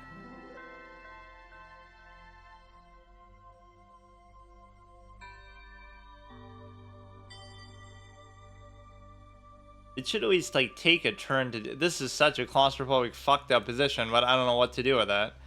See, this is how I lose. Like, I'm +4, everything is good, but I can't fucking... I don't have the patience to figure these things out. Like, I have plenty of time, too. Like, what kind of a position is this to be in? Like, I just don't understand. Like, that's fine, I guess. The queen should be able to do a certain amount here, right? Like, what would you still have to do? I'm just being kind of lazy about it now. I didn't even have to do that at all.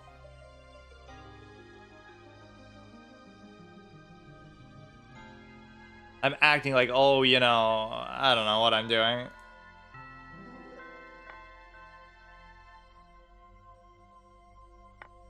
Fuck it, I don't care. Is this at least going to compel the trade in some way? It's probably not. You still can't do anything, but it's all about taking that. So what if I take this first? And then if you take, I take, everything is still fine. But I kind of still want to do this. Right, so now if you take, take, it's all fine. So I don't know why I even gave up that rook. I didn't have to do that at all. He's got more followers than you gotta pay some respect. Yeah, they've been here a lot. It's not a big deal. It's not like I have that many followers anyway.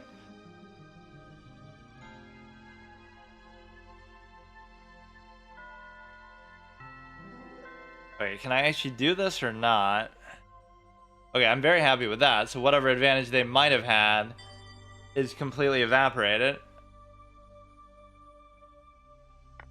You take there, I can take back. If you take again, I can just take back as well. So whatever advantage that... Well, but I kind of gave up my advantage too.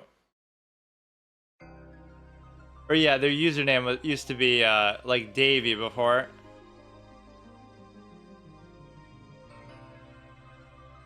Right, so you have like this one dinky passed pawn, right, that we could certainly consider. We're double attacking it here, and you won't actually be able to save it. You can go like this to pin this down. This is like an octopus knight equivalent position here. You might try to go into here and go like that. Right, would be a very cute idea here to try to do, but you can't actually do it on account of the knight that you also can't push out. Like, I'm not that impressed by this guy, but I'm also not that impressed by myself anymore either. There's something wrong with the way that I've been playing. Like, I just can't. I don't know. Like, I am so, like, I always play down in my competition. Like, if there's something wrong, I'll take the path of like least resistance or whatever, where it's just, you know, technically you're not in that bad of a spot because it's like, I don't know. This is a passed pawn, but how much you want to bet there's no way of actually doing anything about it, right? In fact, you'll lose the cover there. So now it becomes a question of, I should try to do it, but I don't know how. He's like, let's put a certain amount of pressure, because you can't actually go there to check. So you'll try to eat some of these up, but you can't give a check. So you go like there. I can keep kind of pulling the rug out a little bit. This has the cover anyway, so we go here and we just kind of keep dancing around the issue. You still can't give a meaningful check. You can't go there either. Let's just keep doing it. Fuck it. And I don't know whether this will be good enough to actually get anywhere with it, but you give a check here, doesn't really matter. It's covered by the knight, but then the question becomes, can you actually take the knight? And the answer is you really can't, because I can just kind of keep covering it with the king. So if we give the check there, we're also covering there. But the problem that we have is, the problem is I might actually just give up on it effectively. But the problem that we're running into is the simple fact that,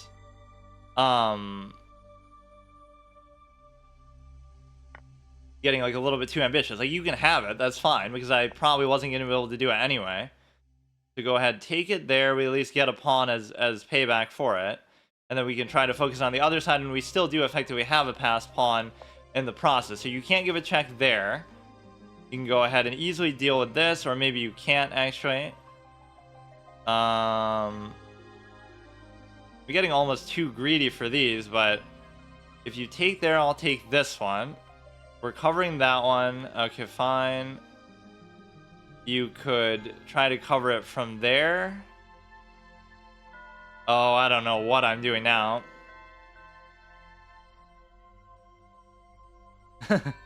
You talk to yourself off stream? Yeah, I definitely don't do that. But actually, it's called thinking. I think to myself, and that's the same general principle.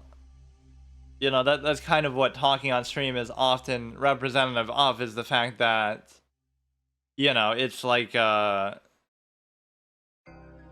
do you call it? Like a stream of consciousness, basically, that you're doing. There's gonna be some kind of weird mate or some shit you can do, but the knight has been doing a pretty good job of boxing out the options of the rook. I don't know. We have to basically just try to effectively You have to try to basically promote a pawn, and I won't be able to do that very easily here. I'm almost going to get greedy and try to take these, which is going to be pretty hard for him to actually cover, to be fair, with all this other shit going on. So now you have to... Oh, I don't know. Give a whole bunch of checks. I should really just play for a draw, but I have some vague notion of trying to play for a win, but with the stupid-ass knight is the only thing left.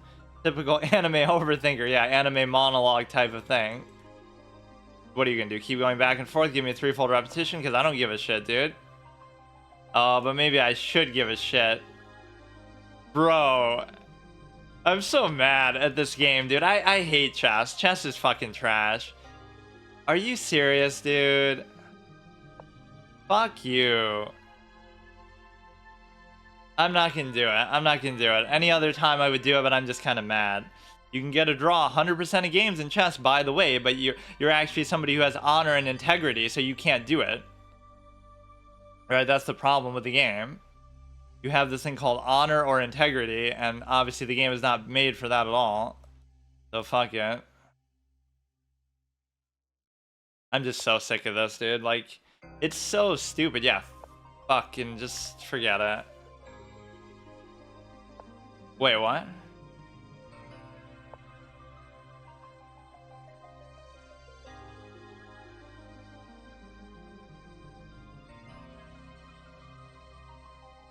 Like, you're not gonna win, so why didn't I just take the draw? Like, why not, dude?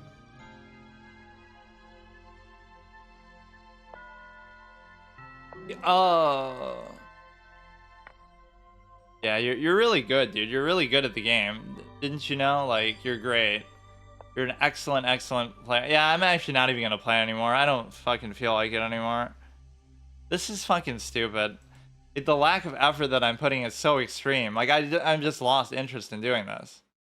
Why even bother? It's even not even that bad of a pawn structure, all things considered. Right, that you could still maybe do something with it, but you'd have to play it exactly right, and I'm also too slow and too lazy to figure it out. But this is kind of nice. You have like 2 connected passed pawns. That's also cute. You give a check, I can always just still cover back. It's really this one that you'd have to take out, which is going to be pretty hard to do. But maybe I can still do something here, because you're in such a dire straight sort of situation that that'd be kind of amazing if I could actually do something with it. If you check here, I could automatically promote. And so what can you do? Fuck it. That still bodes pretty reasonably well for me, considering the fact that... Oh, wait a second. Wait, no, but you can't take that one, so... You know, if I win this, you would probably have deserved to lose, because you played like a fucking clown, but... So now you just go like this. How does that even happen? Like, I don't even know what's going on anymore. I don't get it. Whatever, let's just focus, get the mate. What the fuck was that, dude? Wait, what do we have to do here? I don't even get it. Wait. You have to go like this. Okay, it's not going to be a stalemate because of that or something.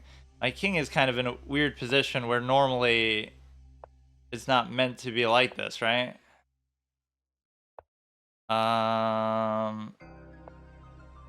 Could very easily be a stalemate, and I'm not even really looking, but... Okay, dude.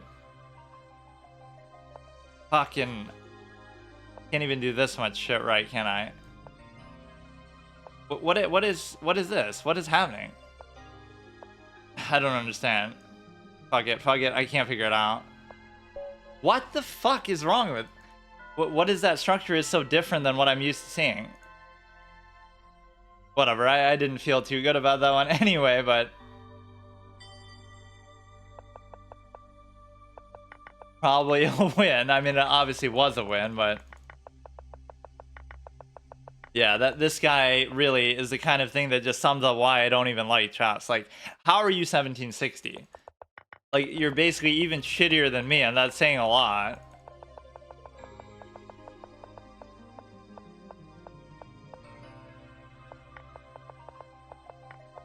I don't know, that kind of game is just super unfun. Even though I'm winning and whatever, it's not even a blunder. Oh, it's a blunder. Like, I win. I obviously win. I don't get it. Like, what am I doing here with this mate? This is why, you know, you have to study this basic mate, but I don't get what the... Why is this a different position than what you normally would have? Like, where is the queen normally going to go here? Like, you go... I don't understand. You get the king, like... Oh, I guess it's, like, reverse. You get the king, like, outside and then put the queen there. I somehow was doing it backwards. Like, if you just put the king here, then you go like this, then you go like this, then you go like... But that would be a stalemate. So you'd first have to go here, then go here, then go there, then go there, then go there. But I mean, hey, at least I didn't lose, and I could have gotten the draw, presumably at like any point, actually, but... I don't know what to say about that. You have to track him in the back rank. God, he studied basics in May, but I've done that one like 1,000 times. So we get to use the same art and stuff at least. I don't know, man. Sometimes you realize it's just not an enjoyable game to play because... I'm just not enjoying it anymore. That's so idiotic. Like, it doesn't even matter. I don't even care whether I win or not. It's like... It's just not fun.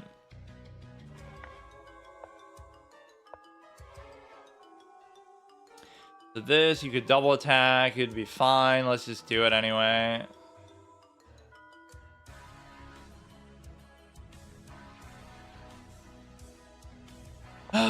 Okay, whatever. You know, you still shouldn't do it, though, somehow. You're still pinning it. Whatever, let's just trade stuff off. You have to take with the pawn, and then we can just kind of back off. You dare disrespect chess? Well, it's got a lot of issues, I'll say that. You can't do this, but it's perfectly fine, too, if you don't do it. That's the biggest thing I think I've realized about it over time, too, is like how much people glorify it way too much. Especially in like media and fiction. Like it's not, fuck you, dude, whatever. Whatever, I don't even care, man. It's just so fucking stale and repetitive and boring so much of the time. Or like if you're playing it the correct way, that's what it'll be. Where you draw the majority of games and like... Who gives a shit? Like, you're not proving anything by doing it.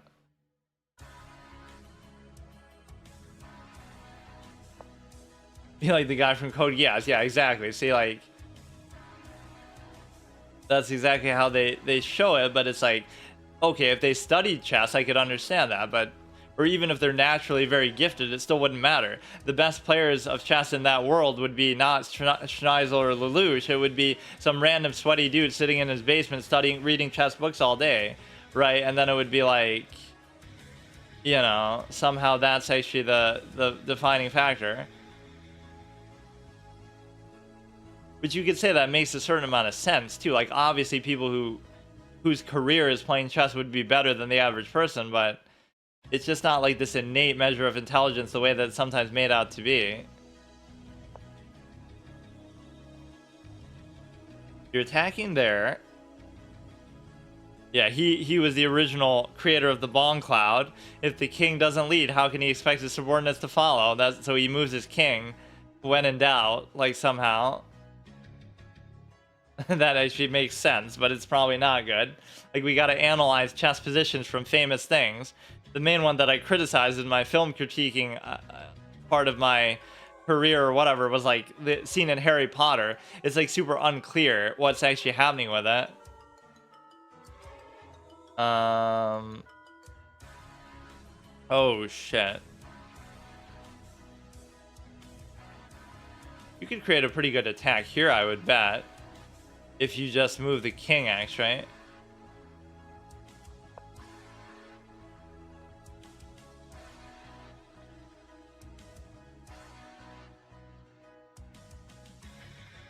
I think the thing that bothers me the most isn't even like, oh, my lack of studying or something like that. It's the fact that you can just tell other people must have, right? Like, for example, if somebody beats me and they haven't studied, I'm perfectly happy with that. But it just feels like that never ever happens. Oh, that's the same thing, though. I guess everything is actually safe, though. Like, I don't actually have to worry about anything at all. And I don't see what that does either. I gotta move the stupid-ass rook. Yeah, that's always an analogy too in fiction, as like they somehow treat like a war, like a battle on the battlefield, as a similar analogy to chess.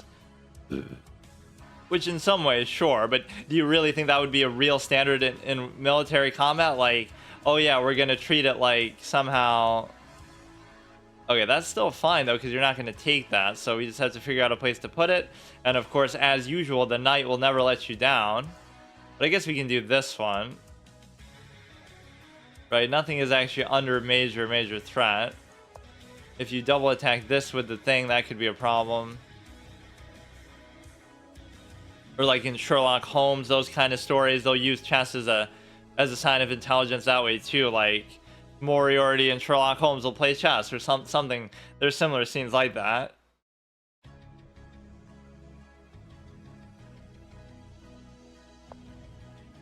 Which nobody's saying that those people couldn't have studied chess too in their free time, right? Maybe it's just a hobby of theirs, but still, that kind of takes some of the luster out of it.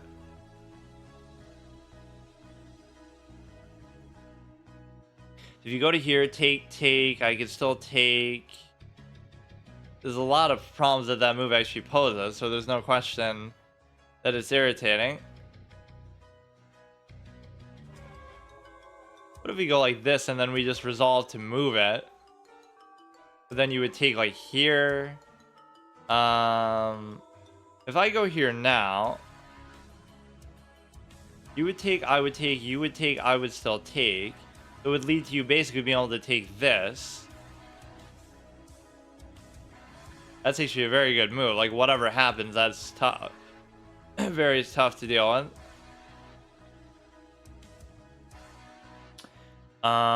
You would have to cover that, and you would have to stop this impending move from happening. So if I go there, but it's not going to work because of the knight.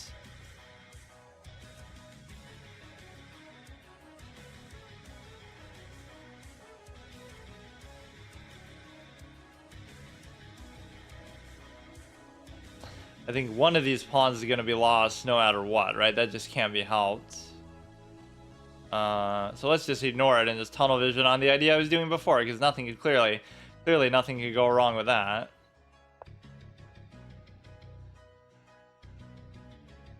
You go here and you try to attack on the H file, but I doubt it would really have that much value anyway. What you can do is you can push this here, then I take, then you take, then I take, then you take, then I take.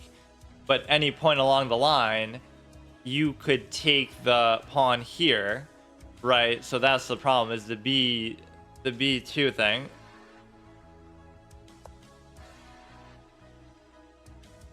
You attack a pawn there, but now this should actually be a pretty good thing. Because if you... Yeah, this should actually be a fork. Regardless of what happens here, you get to... Okay. That shouldn't really change anything still, though, should it?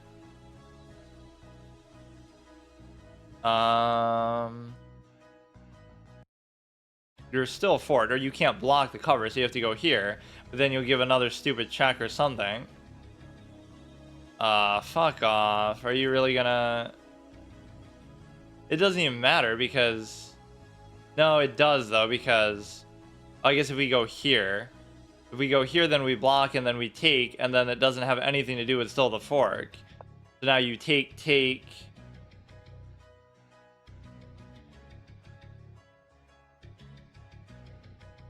Right, you take, then I take. You're still forked by that. If you take, I take with the rook. If you take, I still take. So the pin there doesn't really matter as much. Right, so that should be perfectly fine too. If you take, I simply take. The 1700 rated clown from the last game was exactly who I thought he was, and I let him off the hook because he's just so stupid. I love how triggered I get by stuff like that. I don't mind if I lose, but I mind if it's like, I don't know. Okay, now we can take here and check to potentially escape from this position too. Or whatever, at least this kind of benefits me a little bit. You could take here, thereby threatening the queen, but it wouldn't be adequate enough cover, right? Because I would take, they would take, I would take, they would still take. You can't move the knight, so as usual, it's being a complete liability. But what you have to do is maybe pose some other meaningful threat in the process. So, like, let him take. Right, go ahead, let him take.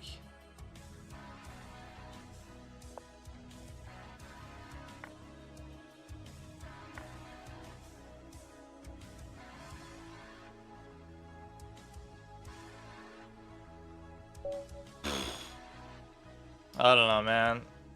I don't know what to tell you. If I just didn't choke those kind of games away, I would be much more consistent, but I don't know. I'm not too happy. Just the way that these games go is not really satisfying. It's all just like obvious stuff. Like, at what point do I actually... I don't know. Whatever, let's do another one and just see how far. I should just play until I lose like one game, which at least is a moral defeat. I lost the first one, but Goku versus Gohan, who wins? Pretty much Goku every step of the way, except for during that one period of time in the Cell Saga. But Gohan's like me in chess. He gets like super fucking lazy after the Cell Saga. He just kind of wastes his potential, right? And he doesn't actually do anything. Let's see, what's another good one here? I'm kind of running out of music ideas even. Yeah, we had that little cute fork, and then we tried to punish him for taking the stupid ass knight. At least it served as a good bait. Have I seen the Gohan movie? No, I haven't. What is that, the new one, like the superhero thing? I don't know if I've seen too many of the DBZ movies. I probably have, actually, but imagine seeing one of those in a theater. That would be kind of a little bit embarrassing, almost. Super Saiyan 2 Raditz versus Majin Vegeta. This is the state of DBZ content in 2020, whatever the fuck. What is another good song? I'm kind of running out of music. What have I been listening to, like, off stream? Gohan got a new transfer. Oh yeah, all this kind of retcon BS bullshit. I'm just mean in the original state. I haven't seen any of the newer stuff. Like, whatever, Dragon Ball Super type things. What is something? I can't think of anything. Guess when in doubt, just do Phoenix right.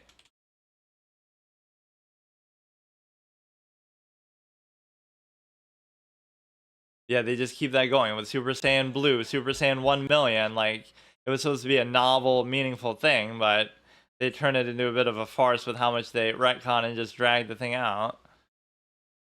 Right, that's a prime example of sequelitis. Like, oh wow, it's a big deal. For the first time in 1,000 years, somebody became a Super Saiyan. Also, now everybody becomes one, and then whatever. Yearly Classical Arena. Okay, let's go here. I can't even click properly. Go like that. Go ahead and do this, but I can't. I have to stop the pin.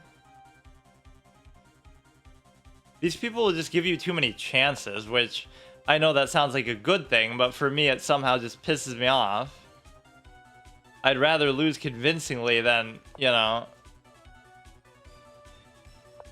then I can accept, like, okay, I have to study because these people are simply too good, but they're not too good. They're not even close to good enough, so they just win on technicalities the same way that I often do.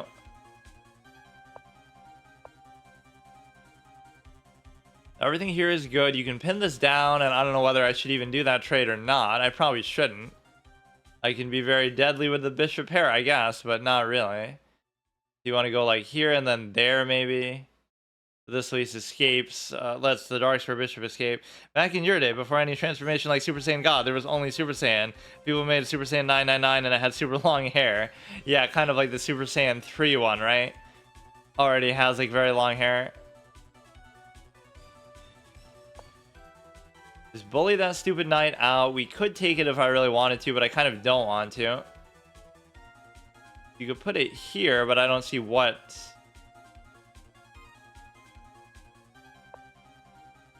I don't know if that's a good idea or not. See, we have the bishop pair. The problem is I don't know what to do with the knights necessarily. And I have like a very single-minded way of doing this sometimes where it can be bad. Like, you just go here and then it seems good, but it never actually happens. They don't really have a bishop egging me on though, so it should be fine.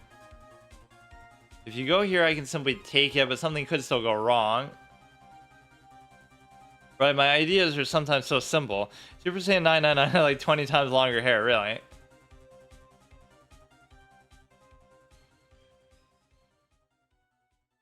That is a weird thing that he's doing there. And so let's do something equally weird, I guess, to match. A lot of useless knight movement, but I don't know what exactly it's still doing. There's no such thing as a knight pair, so you're kind of doing this all frivolously. You can't do anything with that. If you take, I take.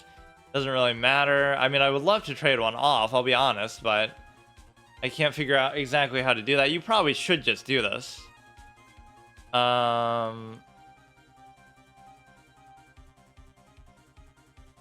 to think if there's something really here, but there's really not. I almost don't want to open that rook up, but I guess who really cares? Let's just do it. Because you have enough cover here anyway, or you do it from even the other way, which is weird. I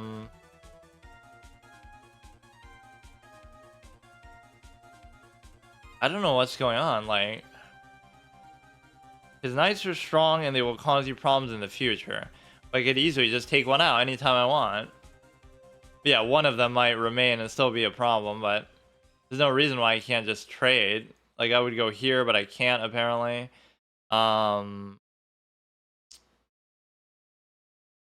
Knights are never strong, dude, so don't give them too much credit. Look at that, you got two knights in prime position and they can't do anything either. They're gonna need some helper here in the queen. Now you could go here, because if he takes, no, it wouldn't be worth it though.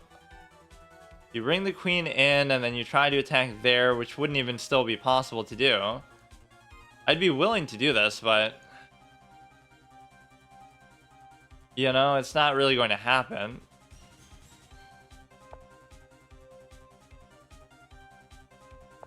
What your bishops do.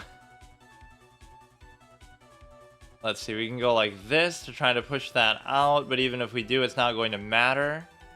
And so I would take, they would take, I can't take.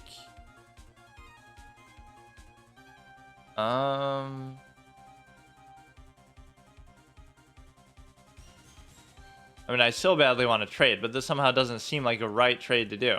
What if we just do this? Because then, if it wasn't for this stupid-ass thing, I could actually do that. Because then if he moves it, then we take there, but we can't cover this adequately. So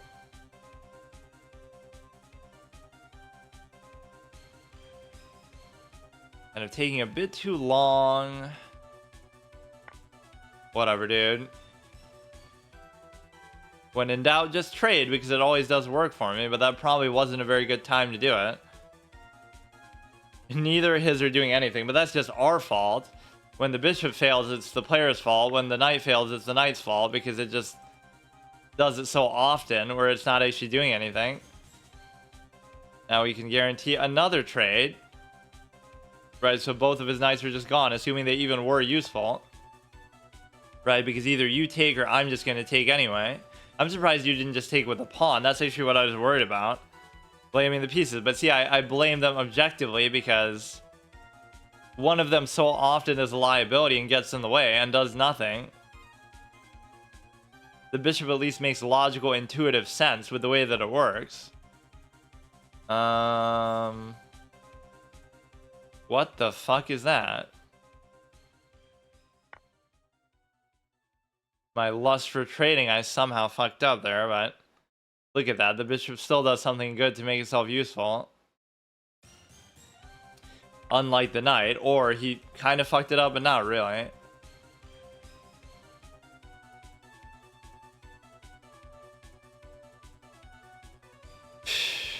Whatever, man. I mean, it doesn't matter. You were gonna take one anyway, so... You decide tonight's fate, you're liable for all misfortunes. Sort of, but not really, though, still, because... You can take there now, too. He's doing a little bit too much, isn't he? The knight might actually help me escape. He got kind of greedy, and now maybe I'll be able to do something, but not really. Because I could move this, but... Okay, fine. You could take there, but then I could take... No, I mean, I can show you pretty objective metrics and proof over so much time that clearly one piece is more often a liability. It takes way more sort of special treatment to be useful. A bishop works on a long diagonal across the whole board with no work at all. Just give it a diagonal and it's good. A knight requires all these kind of special qualifiers and circumstances. Octopus knight, this and that. You got to move backwards, forward, like all this kind of back and forth bullshit. It's way less intuitive at the very least.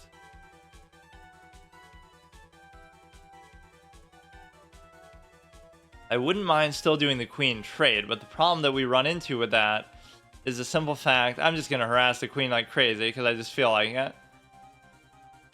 You could take there, but I could just take the queen. So I did make a pretty big mistake there, though. Nobody would ever say that the knight's better than the bishop. Like, no person in chess has said that ever. At a low level, at a high level, it just doesn't exist as an argument.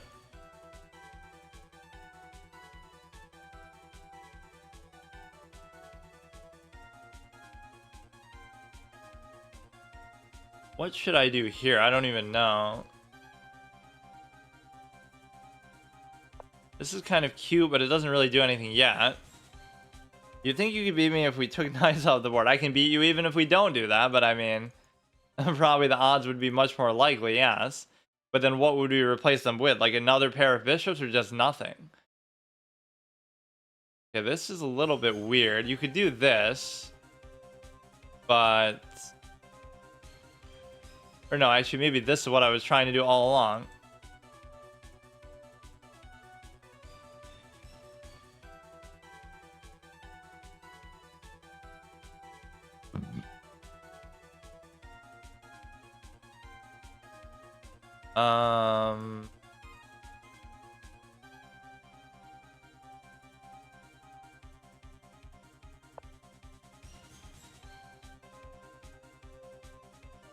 Many people prefer knights low level.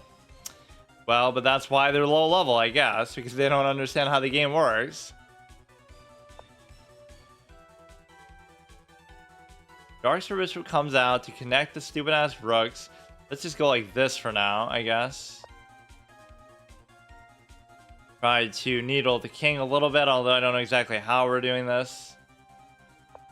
You go like that, you attack, pin it down. Doesn't really matter though, because you're still not really doing anything with it. In fact, this doesn't even need to be there anymore then. So go ahead and take it. You go there, I simply take it. You have to give it cover first. We can go like there. It doesn't really do anything. Double attack that. I say low level, I mean higher than yours, but still. Okay, that seems like a low level move itself. Because now if you take, I simply take. Not that I should really want to do the trade, but We're only -1 and we're doing something good there. In an octopus knight position. Let's see how much good it's actually going to do for me. Or it's not actually going to be a true octopus knight anyway, because somehow,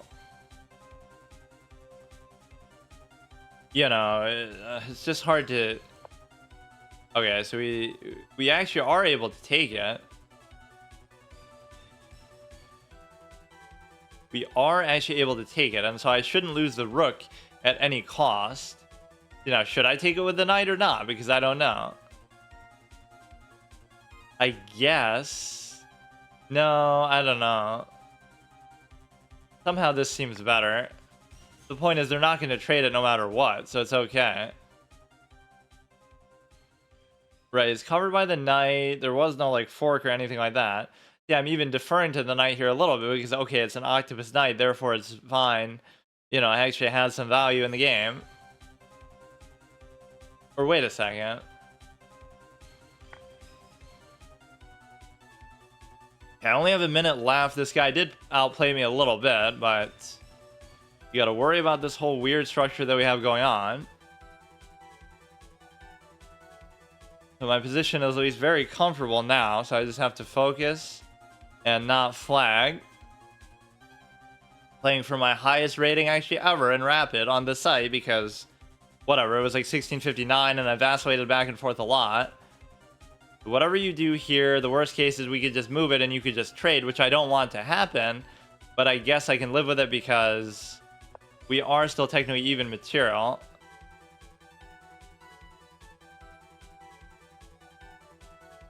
You're gonna get forked, and if you don't take, then you're gonna lose a rook, and if you do take, you're still gonna... Oh, wait, what? Oh, well, I guess you have to kind of use your brain a little bit in the game, which I don't do. It's actually still fine, probably, because, well, not really. Yeah, see, doesn't that show you this guy's such a good player that he's able to do that? Wow, so impressive. I mean, I can't trade this, so I'm not going to.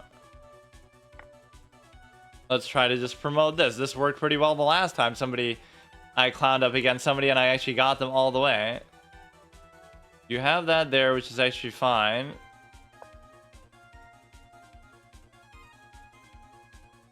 You know, we got 2 connected passed pawns.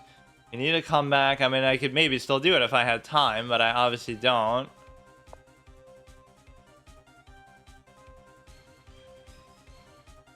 So he's threatening there. I can't really cover it, or maybe this would be an adequately annoying move to make.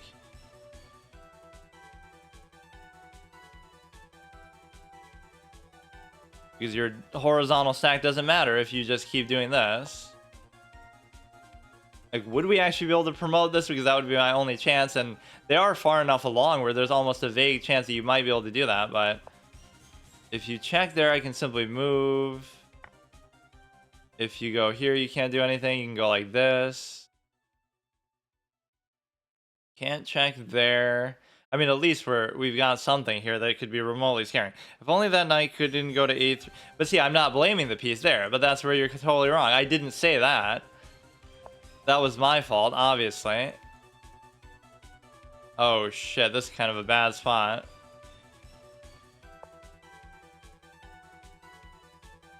That kind of move is obviously just me being stupid, but in a general overall sense, or it is partly like me trying to give the knight too much credit. Like, we have a fork here. It finally does something good, hooray, but actually it didn't. He's kind of separated his rooks in a way that could at least be a little bit annoying for him. If he takes, I take, and then we open the thing, so I can't actually do anything with that. So now it's going to turn into a pass pawn for him somehow. He's got to go with reckless abandon towards the promotion. But no, I made a mistake earlier where I let my rook get pinned in my lust to trade the knight, which is also my fault, but I let the, whatever. I let it get pinned, so I basically was -2, which was still okay. But then even then we recover and it's completely even, and I'm actually maybe winning a little bit, and then I end up losing the... I just think I have a fork and I actually don't. Okay, go like that. Could have a couple interesting checks that happen here. Right, like there's no reason not to go for this when you're literally right there. Like, look at this, dude. Look at this. You're covered by the rook, so even no matter what you do, for fuck's sake, dude, come on. Okay, well, at least clean up that mess. I can't figure out what else is going on here, so now what do I do? What do I do? What do I do? What do I do? If you go here, then you promote, but it's not covered. You gotta be fucking kidding me, dude. How can this happen? How can this happen? How? Like, what more can you do? I guess you just can't do anything, huh? What the fuck am I supposed to do with that? Well, that's still something, at least, I guess, but... Pawns exist, but you can't do anything with them. Or I guess I could just move a different one, but... Look at that, dude. Look at that. Which probably doesn't even matter because you can do something cheeky there, but you can take that. At least we made it sort of adequately annoying for him, but...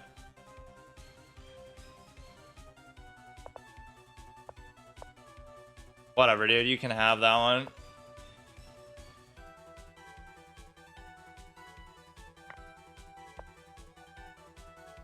Well, you'll regret giving me time because I'll make it last all fucking night then.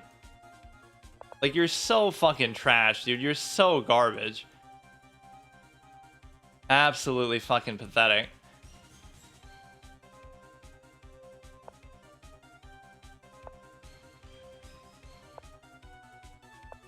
I hope these people haven't studied, because if they have, they should be fucking embarrassed. I'm embarrassed even though I haven't.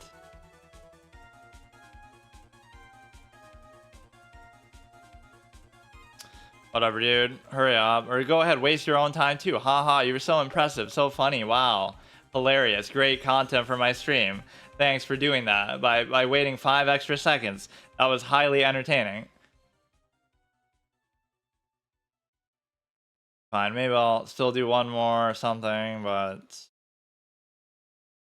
It's just so... I don't enjoy, like, the ways that chess games are determined. Right? Like, they're not really fun. So that's a blunder. Why, though? Why? This is obviously a blunder, but that has nothing to do with it. I could just move it again. Or, like, move the king. So that was obviously a mistake for -2, but then we recover from it pretty well, I think. Because just by pushing these pawns and stuff, it seems to be good. So we take that. We're supposed to take it with what? Wait, what are we even supposed to do? We're supposed to move the queen. We're supposed to take with the thing. With the rook, actually. Which I didn't want to trade the rook there. So if I didn't just give that up, we're still in a fine position. We just move this away, and then you'll have to end up trading it anyway, which is actually fine. Let me do like maybe one more here.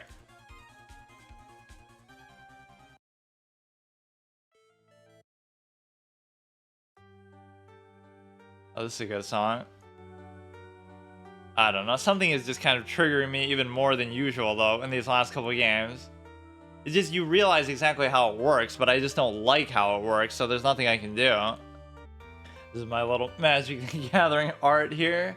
We're really running out of everything now altogether. Okay, let's change the board. Let's change the set.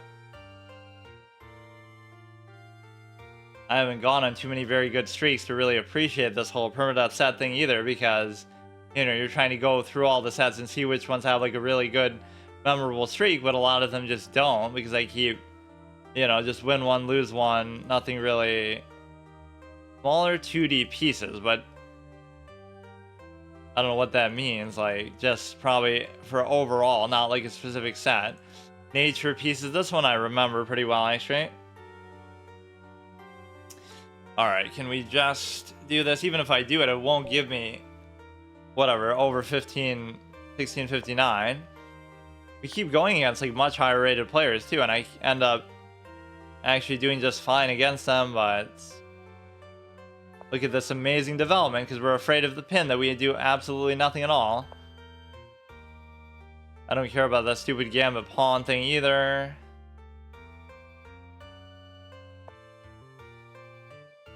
That's fine. I mean, you can just trade for it if you really want. You go like there, it's fine. Fine, I don't give a shit, dude. Do it. I just have to figure out what ends up happening with the pawns. Like, you want to... it'll end up double stacking a pawn, or I guess you don't have to do that. You can do it like this, as if to cover with the queen, but that seems awkward as well.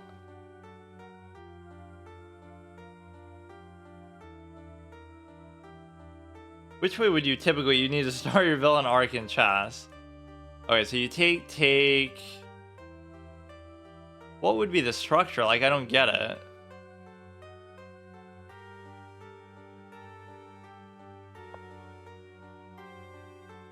It doesn't really matter. We can just put like this on the other side of the board altogether. It's probably not actually the correct way to play it, but it's okay. Go ahead, castle, get it over with. People try to do too many cheeky things in the opening that I just don't really care about.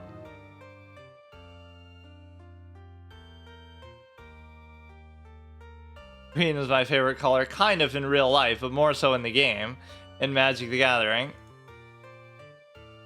Because that's how the game is like set up in terms of different, whatever, different colors for the different playstyles. Well, the whole joke is he's like hugging what looks like a tree stump to say like, oh, I love green, like I love the forest, but actually it's like a dinosaur's leg, which actually is related to green as well. And it's like a really shitty clip art caliber thing. Like, it's one of my worst arts ever that I've made, but I was just kind of too lazy to do a better one.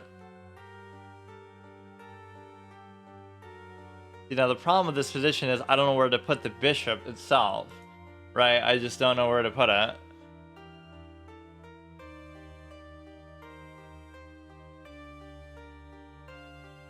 You could go here and then you could maybe back up.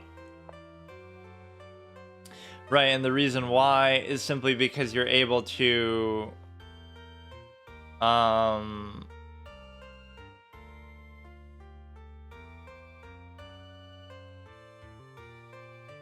might even be a weird case where like the queen is somehow trapped.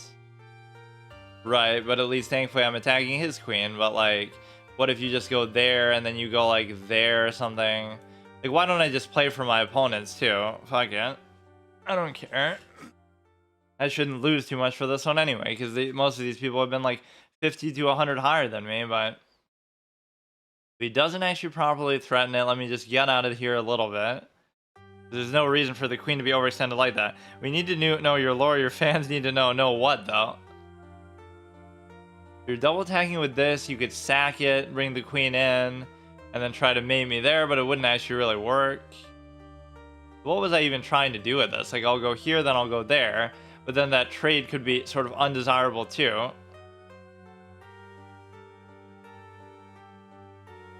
Story of origin.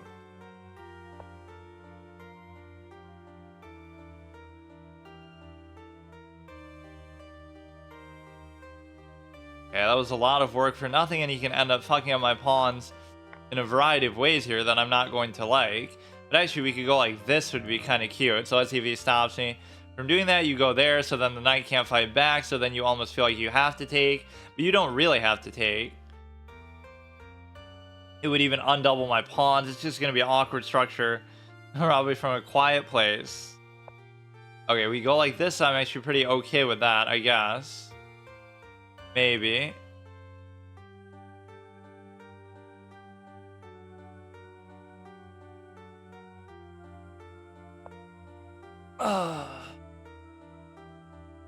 If you take, I take, then you take the queen, but I can take with the knight itself. So that's perfectly fine. Seems like an awkward structure, but at least it's better than the alternative. So you go here, and then you just... Probably try to trade would be fine with me.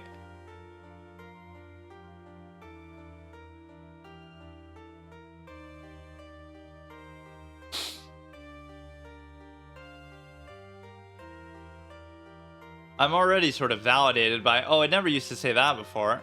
Almost trying to embarrass them the way that, when did they add that? 2602 games, but that adds together everything, not just like in one format. I always make fun of people, like, how many games have they played? This guy played 2400 games just to be as bad as me. This would be sort of pinned down to the king in such a way that would be uncomfortable for sure. So, right, like, I shouldn't let that happen. I could take there, but that's kind of fool's gold because you'll just go like this. I just have to move the stupid ass knight. I don't mind trading the queens. In fact, I kind of want to do it. It's just a question of where would I actually go with the knight.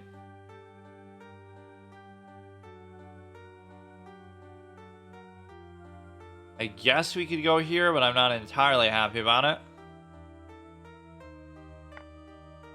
Okay, they didn't even have to think about it.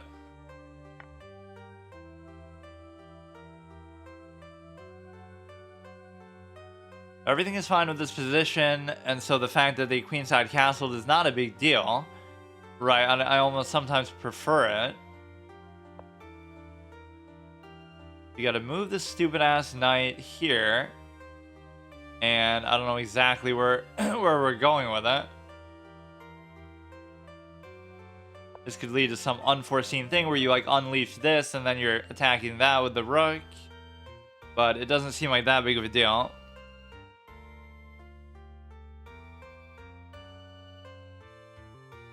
You could double stack the thing on there, but it's not really a big deal. You're attacking that, which doesn't seem to matter. You're also doing this, but the knights do cover each other, so it doesn't really matter. Shouldn't you like struggle to be able to cover this? But I guess not, because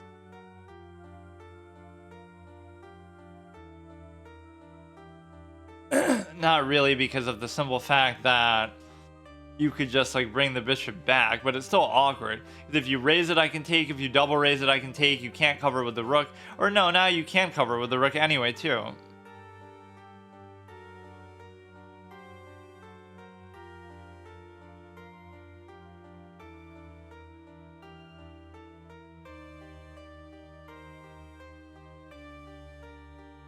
Yeah, everything is fine. You go ahead, you attack the stupid ass thing. Attack the rook there, that's perfectly fine. We can just move it.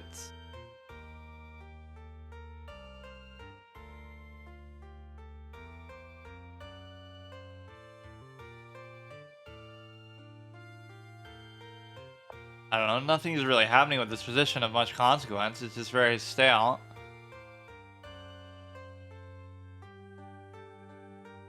I'm just getting too easily triggered by stuff that's not even the outcome that I'm bothered by. It's just the way that these things happen sometimes is so annoying. We can go like that. You take it. Can't move the knight now, otherwise you take, or you could double stack the pawn if I do it. I can't go back there either. And so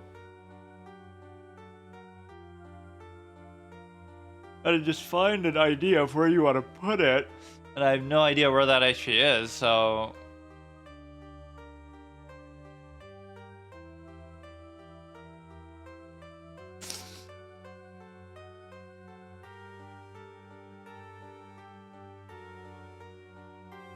very open, simple, easy kind of position, so I can just... You could check on the back rank, which is probably giving him too much mobility, but I don't really need to let that happen, but...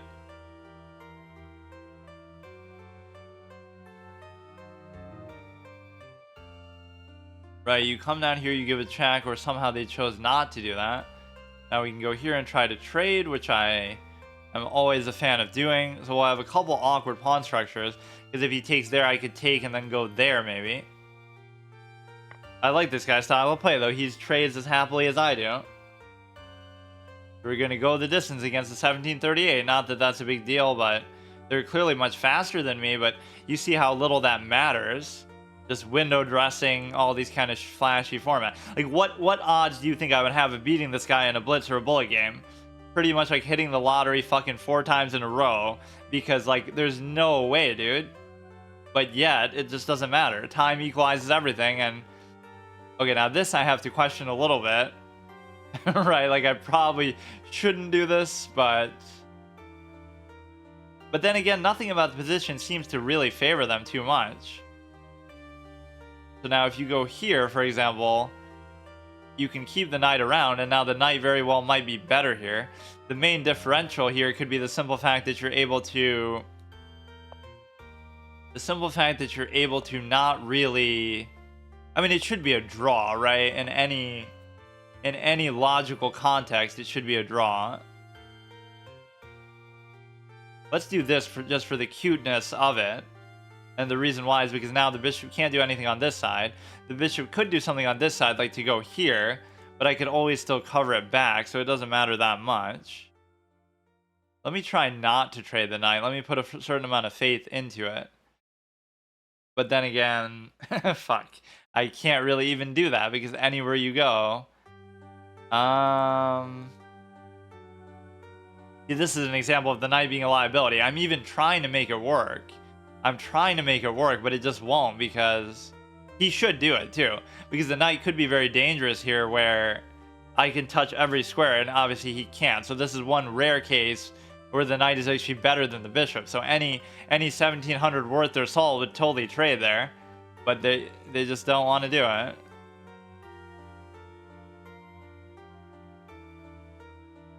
This is actually a bad move because then... No, it's actually not though, but...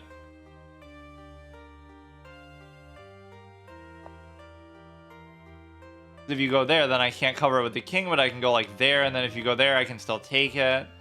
But I could also just raise it, but then you take the other one, but you can't. But this whole pawn structure is just very awkward.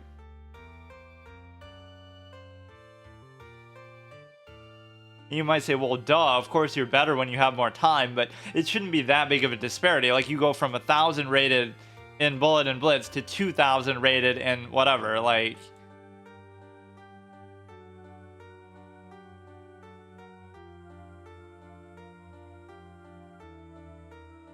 I don't know what I'm exactly even doing, but... This is exactly as planned, so I can try to bust open the structure a little bit, but at least the knight covers both of those, so, and this you can't even be targeted, so you got to keep the king out of where it's going here, where I could like go back and cover that. But see, you wouldn't let this happen, would you? Like, would it be worth it for me to take this? Because then...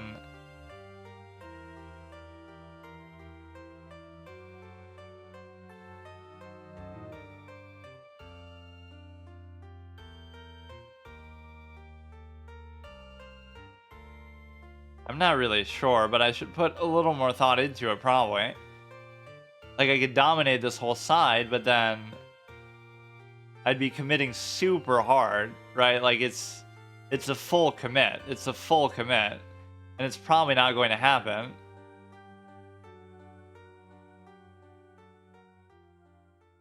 There's too many things relying on the knight, like...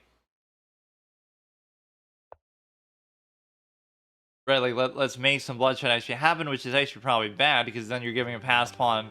But you already have a passed pawn there, that's the thing. So we solved at least this problem that now we can cover with this. But then we really can't, because we can't keep it there, right? So...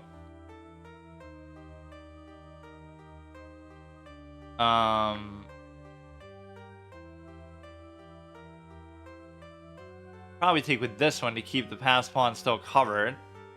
It seems like you really should not lose this game, but...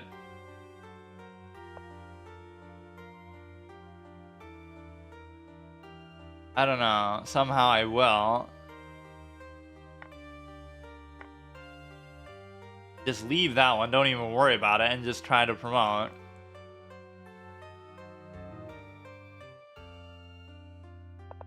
He might beat me to it, but it should be pretty much identical. Or, again, the knight's ability to stop this is going to be far diminished between everything, but...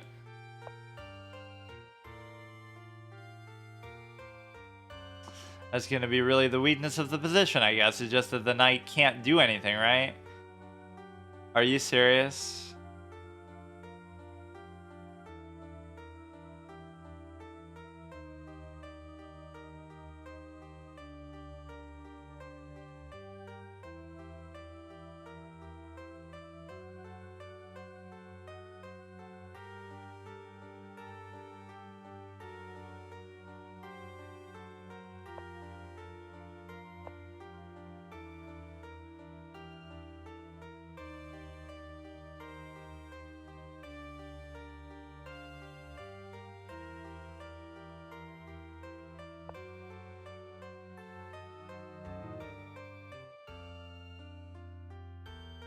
What can I say, dude? What can I say?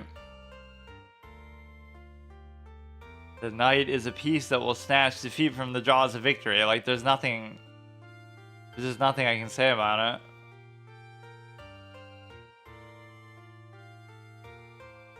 Even when I was giving it credit that, oh, it might be better in this position, and in some ways it might have been, but it's just too easy to use a bishop. That's the problem. It's too easy to use it from the perspective that it's just way more intuitive. Are you serious, bro?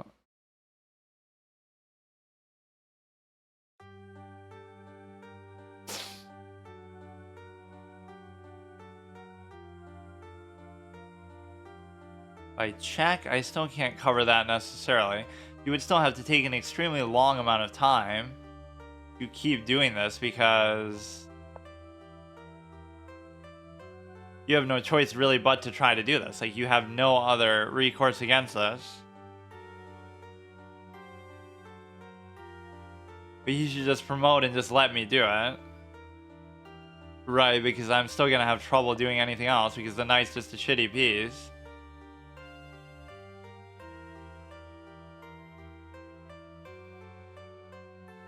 I'm not going to blame that entirely on the knight, but I mean, it just made it sort of inconvenient where you would just win a simple counting game otherwise, but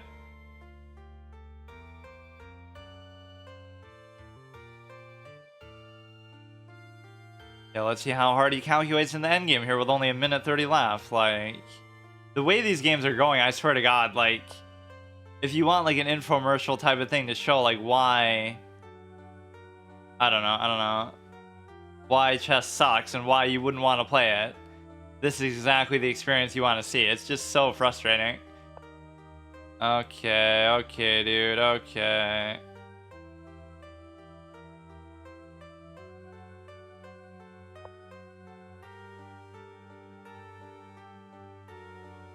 Now the knight is doing what it does best, where it's just getting simply in the way.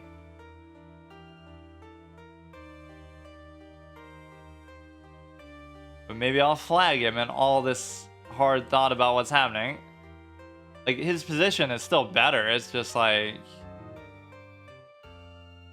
you know, if you were to sack for that, you would probably still win because the knight's not going to be able to do anything really.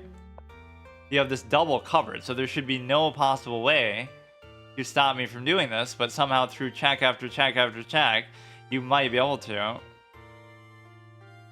But again, you could even afford to sack and you would still win because the knight is a piece in the game, you see?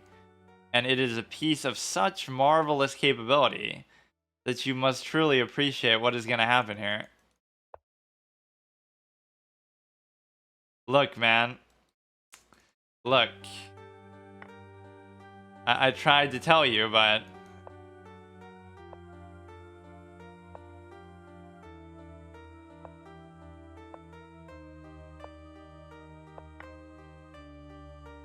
I tried to tell you how the piece works, but I wouldn't listen to even my own advice.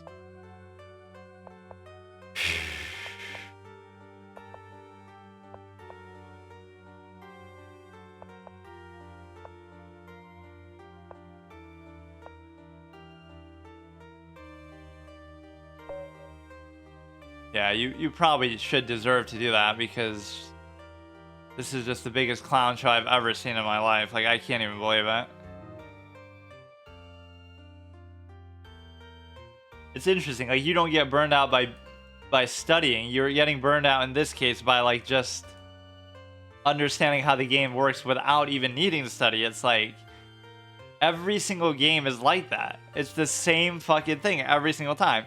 Everybody plays evenly regardless of whether perfectly or not, and then it only comes down to time 100% of the time. That's the only thing that matters, like, or something very, very basic. I'm not seeing a game where like somebody actually is doing something very impressive and I don't know, that would be like something you can't actually see. Like, I'd rather lose in a much, much more decisive way where it's like, okay, there's no way I could have stopped that from happening or something. So a lot of these I'm probably winning too, but it's kind of a moot point. Like, it should be a draw. I could have taken a draw a number of times along the way.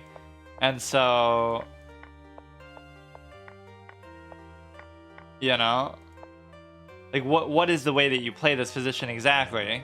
And the point is, it's still a draw, even in the best case. And I end up making some mistakes, but... yeah, like, trying to go for that was even a mistake. Like, why not just take the thing when I had the chance, right? Or, like, do the trade. I was trying to avoid the trade. Okay, see you tomorrow. Okay, so this will be another short session, relatively. Let's just go. I should do this almost like how I used to do classical, where, like, you know, I'll play until I lose one game, and so if I just lose the first one, I'll just stop. But the point is, I shouldn't be losing anything anyway, right? And the whole point of this whole permadeath peace thing, until the whole update that Lichess did that ruined the boards, at least, of it, was that I would do it the same way too. Like, you know, I'm using this background, and this, this is one of my worst channel arts too. I'm using all my channel arts as the background, but also whatever custom P sets that are still working, and then I was using the boards, but now I'm just using the boards on the site. I'll play as each of these until I lose, and then I have to change it. So it's kind of like a fun little internal format that doesn't really matter outside of that. It's just like, I would always do that kind of anyway, right? When I was using the sets before, like in 2022, I think when I was using the site originally, that's one of my favorite things about Lichess, is the fact that you can use these, but now they kind of fucked it up. And you might be like, oh, well, maybe the people who have the sets will just update them, right? The people who made them. But the problem is that even if they do that, like, there's hundreds of boards, so what are the chances that everybody's going to update them? Some people just won't care, they forgot about them, right? So it kind of ruins it for everything. And of course, we get to revel in my failure of Donkey Kong 64 by listening to the music. I'm kind of running out of stuff to actually listen to. Now, this is a confusing move because it's so wildly, blatantly aggressive that, you know what it can do, though, is it stops you from kingside castling, assuming you even wanted to do that in the first place. And so it makes that even arguably more aggressive. Like, if they're gonna play like a clown, why can't I play like a clown? So maybe I won't kingside castle either. I'll just do something else. I get very easily triggered by these kind of openings because it's like, it doesn't mean that what they're doing is good. It just means it's stupid. Like, it's just frustrating to have to deal with this. Like, all I'm trying to do is just castle simply and just not do anything, but... now you are able to take this because, but not really because of this. Fuck. Yeah, I don't know whether I should kingside castle or not. I couldn't tell you whether it's good. I almost shouldn't. Because it's like you're creating too many problems where, why would I want to walk myself into that? You could theoretically take this, but it's just the position of the rook. So let's say we just move this. I don't know why, but... I don't know, like, see, this guy has successfully already just thrown me off because he's playing in such a weird way. It's possible that he's playing very badly, but if you can't punish it, I guess it's not that bad. So if you take the knight... oh, I don't know what's going on, but... the knight is not really under any meaningful threat, and the reason why is because you have so many covers for it. Right, so it actually doesn't matter. They would take, I would take, they would take, I would still take... and it's not pinned down to anything either, so like all this work for nothing. You should still be able to take this, but I guess you can't. What a messy, messy style of play. Like, and I hate it. The better players would defend this too, and they'd be like, well, technically, if you queenside castle and move this exact sequence of moves, the way he's playing is actually good, but it's not good. That's the thing. It's not good. Because he doesn't know what he's doing, and he's probably made a lot of mistakes in the process. Like, I don't know. I just can't punish it, so that's my problem. Like, I have to find ways to... but, like, why can't you just get through the opening and then start to do the stuff? You know, why does it have to be like this? He would take, I would take, he would take, I would take, but it already fails because... no, I don't know. You could go here if you really felt the need to, but I'm kind of getting uncomfortable with what's happening now. Right, like, I don't like the way this is looking, but now I can't castle at all, right? At least they can still queenside castle, but I gave up mine altogether. I mean, give these people props. Like, if you play like a complete total clown, it's good, dude. It's really good. Like, I can't do anything about it. just too much for me to handle. I should make a move like this, even if you take. And the reason why is because... Why shouldn't I be able to take this now? I guess because I blocked my own cover with that. What was I even trying to do? I was trying to do like this. I have adequate cover, so I don't really care what he's doing. Like... Whatever, man. You really think you can be at 1700 by playing like this? Like, what the fuck are you doing, man? So you'll lose this cover, but you no longer need the cover. What if I do this? You'll open up something scary maybe this way. Right, with respect to... But I don't even have to do that either. Or, I guess I do.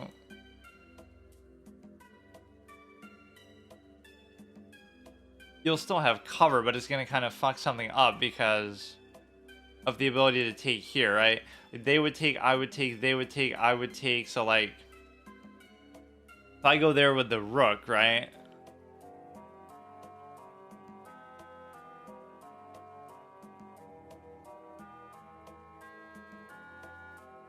What a position, dude. What a position.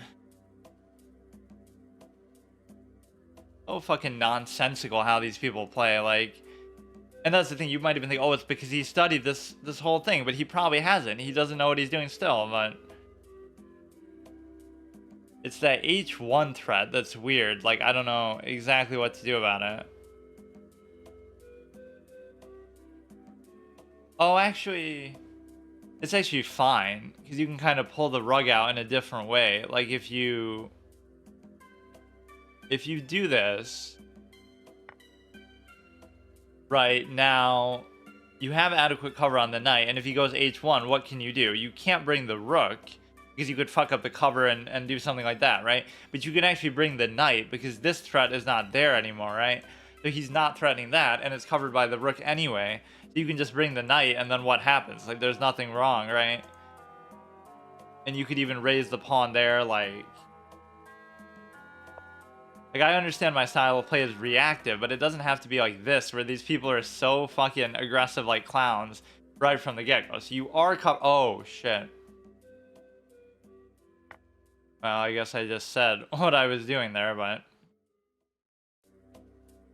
Definitely an adequately uncomfortable position, for sure. I don't know what to tell you, man. I have enough time in these games, too, to figure these positions out, but it's like... Yeah, I'm good, dude. You can have it. Like, I don't know what these games are, but... That's so sad that people play like this. Like, this is so incorrect.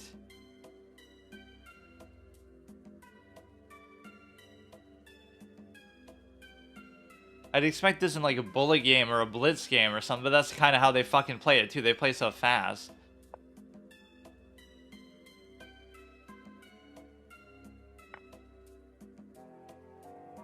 Whatever, I'll do another one just out of respect for how bad this was, but I should still take the time to, you know, think it through maybe a little more, but I get very easily tilted by people playing in ways that are objectively so fucking obviously wrong, but I guess the only way to really punish it is to be super fast, which I'm not, or to study, which I haven't, so I'm just caught in a position where I'm easily taken out by stuff like that.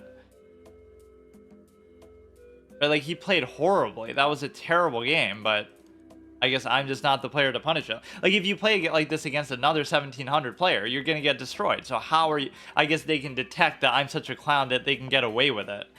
Like, there's no way you should be able to get away with this against anybody but me. And even against me, the majority of the time, I still won't let you get away with it, but...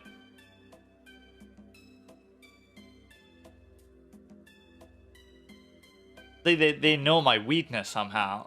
Just like, if you play like crazy in the opening, I'm gonna lose because it's just, it doesn't matter even what the evaluation says. See, that's a blunder, but what am I supposed to do with it? Like, what is this move? I don't understand. What does that have to do with anything? I'm doing this, like, oh, I'm gonna stop them from kingside castling, but it doesn't seem like they want to anyway. So maybe I just shouldn't have done that and just, like, what if I just castle or something? Like, what are you supposed to do about this? I guess it's okay, but, well, but then you're self-pinning too.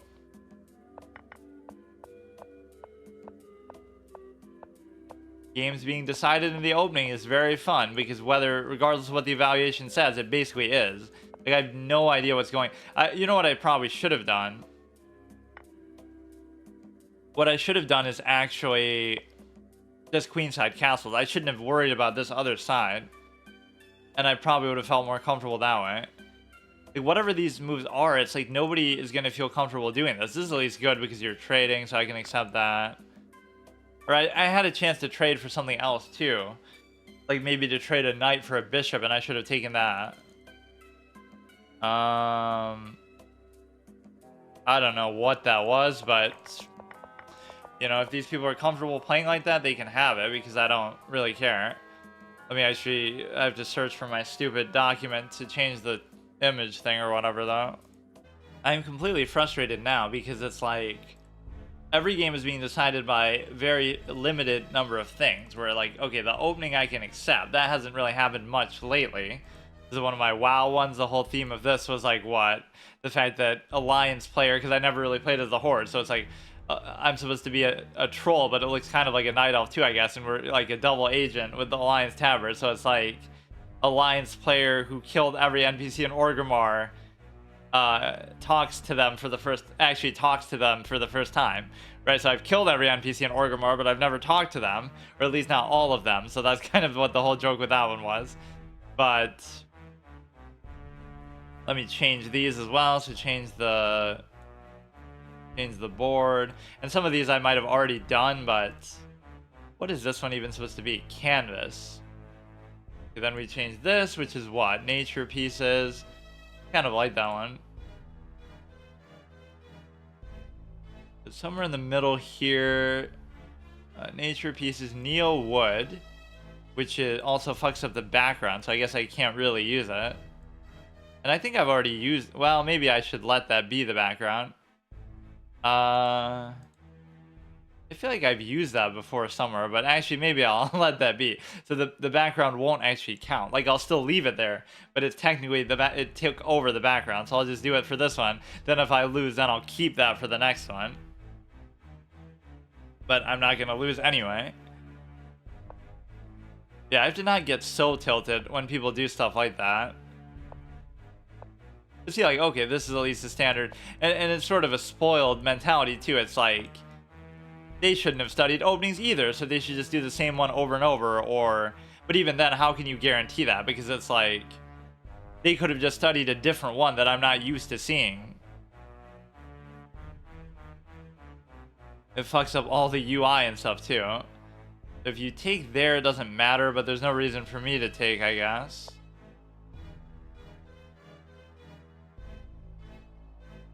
There is something psychological that happens too, though. Like, I was on a good streak for a long time, and then I start to either become complacent or like overconfident that, like, oh, look how well I'm doing, so therefore I can see, like, shouldn't you be able to do this? He's not threatening anything, and like, how does he stop me from doing this now? At the very least, he'd have to screw up something there. Or I mean, I guess he would just simply castle, but I don't know how confident I am in doing like the 6 for 6 thing.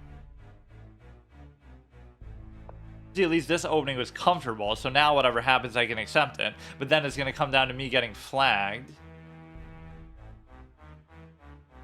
And so the problem is that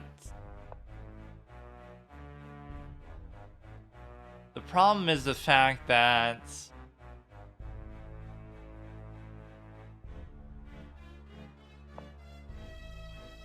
surprised they're even not just taking there, but I guess they can still do it. Now here you would almost have no choice but to lose the bishop there, or if you take... Okay, they're playing a little weird now, but it's nothing compared to like what that last guy did. And again, whenever they play like this, you know they're making mistakes, right? That's what bothers me. I know they're making mistakes, but I neither have the patience nor the ability, I guess, to punish them or whatever. So it's the ultimate deceptive thing, because it's like they'll win because they played in some crazy way, but they made mistakes all the way, every step along the way. It's just like, because I can't punish them, they'll be led to believe incorrectly that, oh, what they did was actually good, and wow, look how they blundered 4 moves in a row and won the game because of it, because I'm just too stupid to figure out, you know, how exactly to do it. So we can, how to deal with it, basically. We're not technically trapped in there because, you know, if you go there, I can just take it, so we can still easily escape this.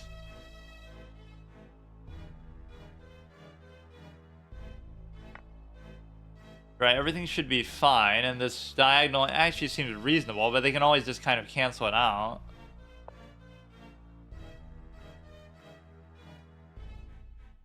You go there, I can simply just take the pawn back. I can go here and also just pin it down. Probably do this just for the sake of the structure, but actually maybe you shouldn't, because my other bishop is going to go there, I guess. But see, the problem you're running into is that this is going to be sort of impenetrable, to the extent that you'll never be able to open this pawn, because you'll have to go like this maybe, which seems just very awkward.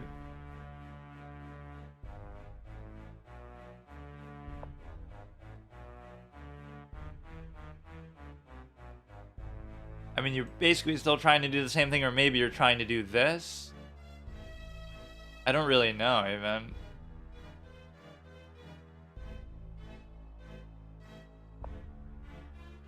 You're trying to open this up so that you're basically able to...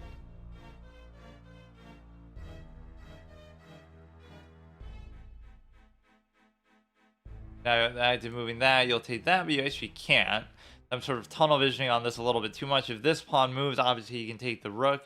But the thing is, like, where is it going to move? It's more like this. But you can just move the knight. That's kind of the thing. But then again, there's nowhere really good to move it.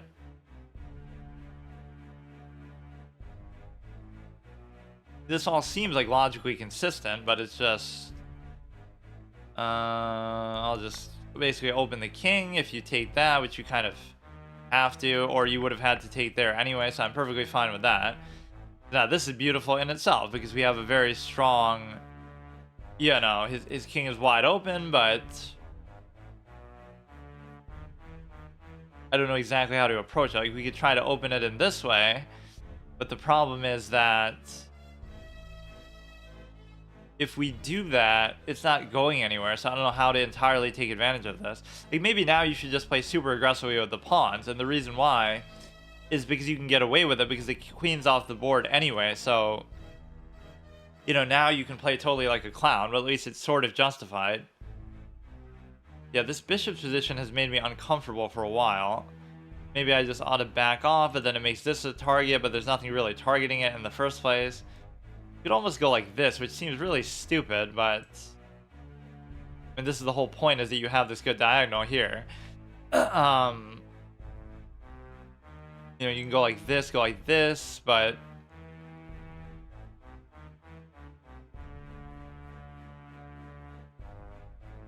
What would you do? Like, this is still covered. If you raise that, I can still take it. That move doesn't actually seem to do anything at all. And I can't even see what their time is either. It's just like I'm trying to do something with the pawns here, but I don't even know myself exactly what it is.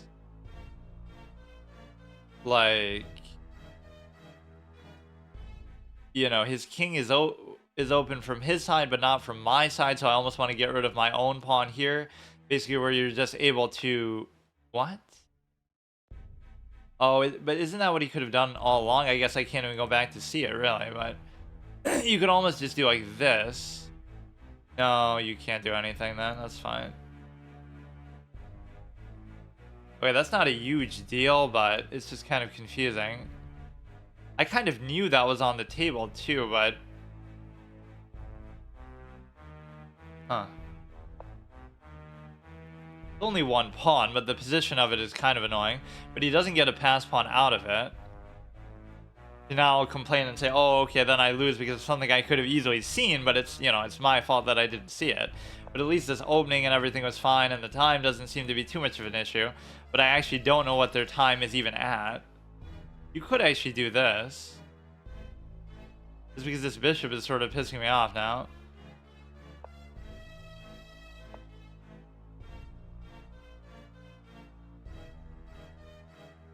Okay, you're attacking that. We can easily cover here.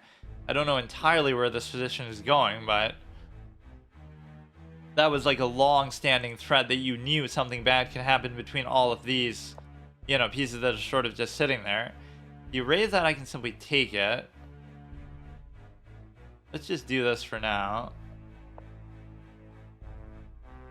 But this seems scary, like if you get the pawn up to there, but I don't really still see what it does.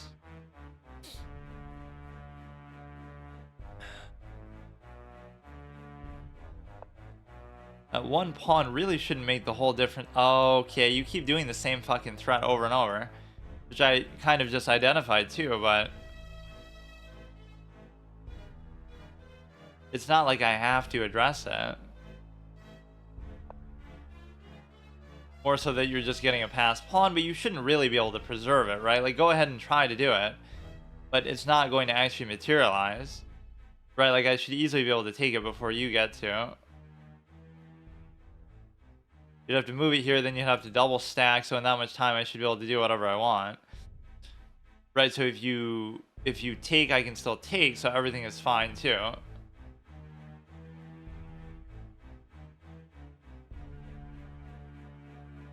And if you don't, I should just easily be able to take if you can't even go there to cover it. But that's like a fool's gold type of play where it's just not... It allows you to trade, I guess, in a way that you maybe want to, but it's... See, this is 100% a draw, regardless. Like, it just doesn't matter, but... Somehow...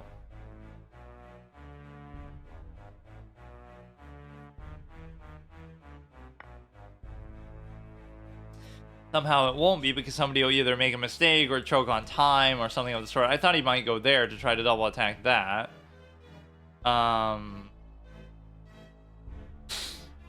Let's see, that's sort of pinned to the thing as well, so that's kind of cute. You could just move the...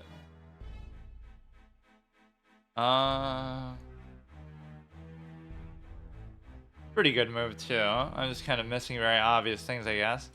So here you have to cover the bishop or you have to move it. But you can't move it, so you just have to cover it. Now you can take there and then I can't take back, which anybody with a fucking half a brain can see. Or actually... No, you could have, because I couldn't have done that.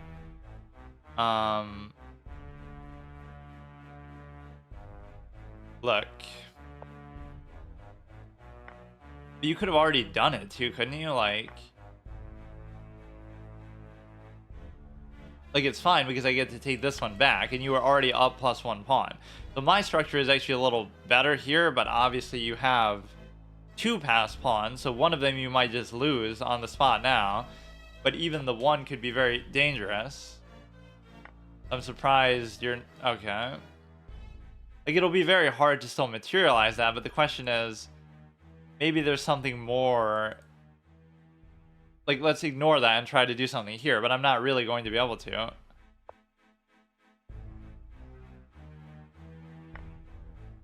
Right, if we get my king in some sort of position here... I think you have to decide where you really want to commit, because it's going to be very hard to do this otherwise. His king is too far, so, like, shouldn't I be able to...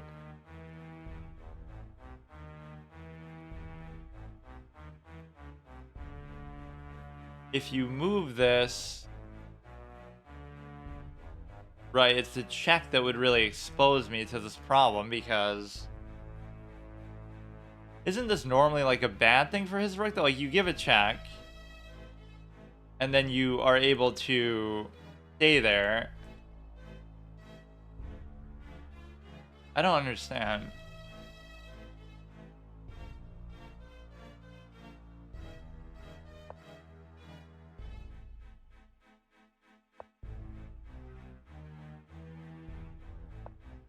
Now it's still not perfect, because if you do it, then I take, then you take, but then I still take back. So I get to double take, but then you probably still win because your king might be able to reach there. Maybe I was doing better in those recorded sessions because people are actually sniping me. That could be a factor. Because it's not like even when I was doing the recorded sessions, I wasn't talking, right? I was still talking and doing it the same way. The only difference is maybe that, but I'm not going to use that as an excuse either. Yeah, you can still fuck around with the other side, but you at least lose your pass pawn in the process. And so now if you go here, that's fine. You maybe would have been better off trying to trade because my king was so far away, but...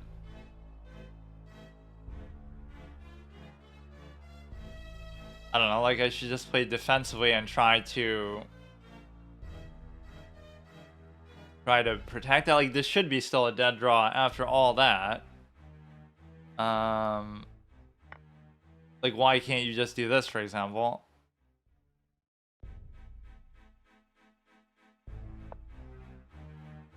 Right, what could you possibly do now that wouldn't just end this in a draw?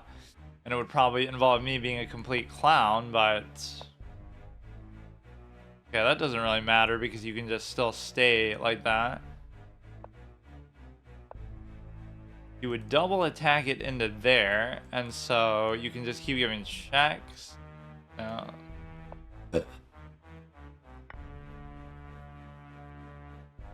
You'd probably be better off actually doing this still.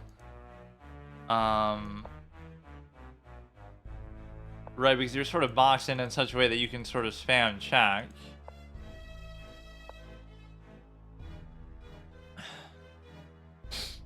You should be able to still stop one pawn on the strength of this alone.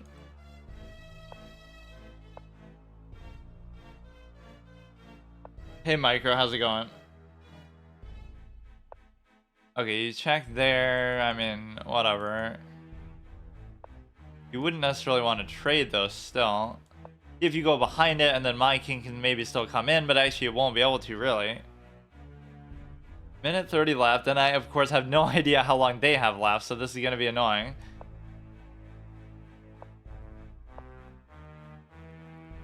He might be in a very annoying spot, but there's... No, I guess not.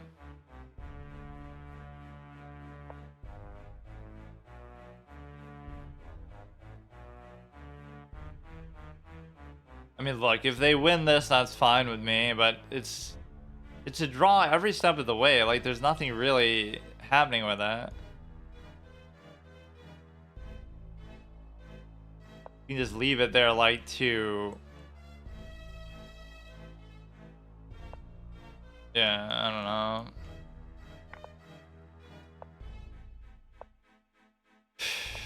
Makes no sense, some of these games, dude. Now, maybe people still tend to fuck this kind of position up. They're not really winning. That's what I feel in so many of these games.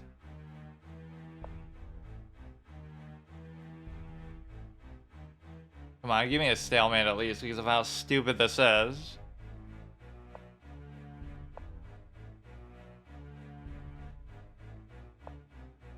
Right, you can't really stop me from staying there, so maybe you still fucked it up, or you have to do it in exactly the right way that clearly they would know exactly how to do. Come on, I deserve a draw for this one still. But no, this one I'm not even as bothered by as like the last one, because that's like just the opening completely fucking ruins me. Whereas here it's like, yeah, this should be a stalemate actually, because, yeah, fuck you. Isn't that so fun and satisfying? Because you just get to, I guess I'll do yet another one.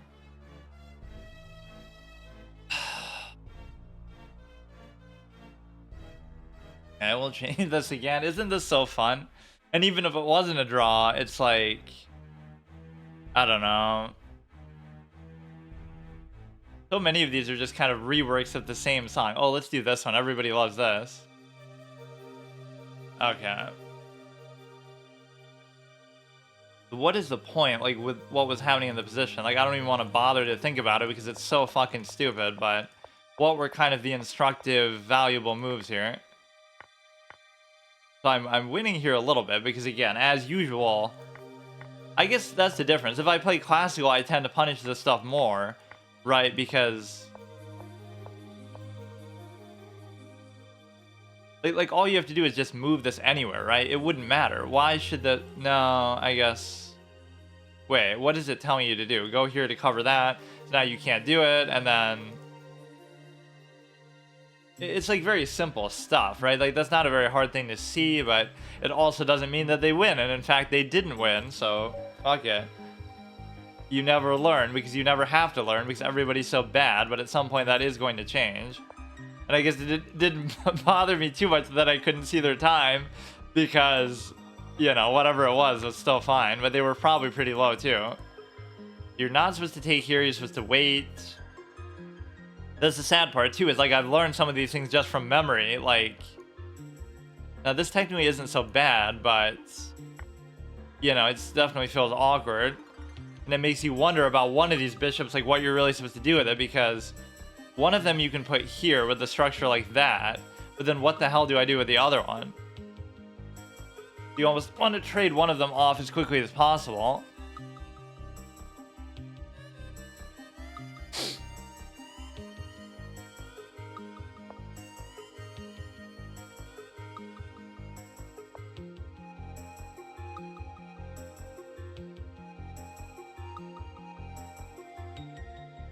You want a castle, but this is gonna get harassed maybe somehow.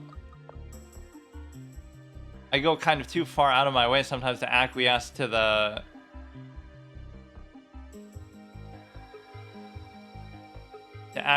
stupid ass knight because... You know, like I'm raising that. That's normally not a move that you're supposed to really make. It's just... You feel like you sometimes have to. So if you take there, at least it connects the pawn. I guess we're still doubled, but it would kind of, you know, make this not a split pawn anymore.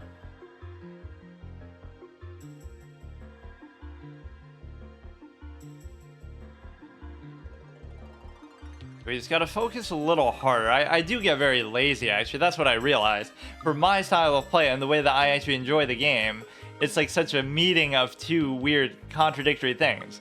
I enjoy the calculation side of things, and I don't like studying in theory. So I'm lazy when it comes to that. Like, I'm too lazy to study, but then I'm also too lazy to actually, you know, take advantage of something outside of that. Like, you know, in the course of a game, I'm also lazy, so that's kind of unacceptable. We should just move it here, I guess. If you take that, I'm perfectly fine with it. In fact, I almost want you to. I just don't want to open your shit there, like... That isn't really even a threat, that's the thing. Right, and the reason why is because...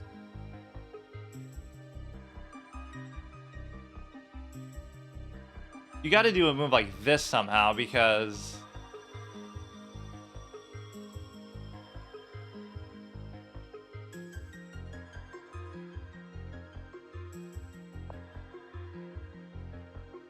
You know... If you take, I take, and I'm undoubled, and then if you still take, I still take. I'm always nervous about these kind of pawn moves, though. Like, I never like to make these. I'm like a single pawn push kind of guy, right? Instead of doing a double push, I always would rather do a single push, just in my whole defensive mindset of how I play. Okay, that's perfectly fine. You should even be able to do this, I guess. Right, block the light square diagonal. You have a decent structure here, although now I have to question the presence of the... I have to question the presence of the other thing. And the reason why is because I thought I was going for this. Now, where is the light square bishop actually going to go? Now, the thing is, you could have left it there because I couldn't have taken it. Otherwise, I lose the queen, but whatever. It's like, why leave a threat there, like, hanging? You're attacking into there, so you'd have to go, like, there to do it. I can't figure out what to do with the light square bishop. I keep trying to hesitate on my moves, but I'm sort of misclicking. Like, this mouse is fucked up. I better not do that. Like, I'll hold it over somewhere, and then I change my mind. Okay, this is a perfectly fine position. I just can't figure out what to do with the bishops exactly. So you get to...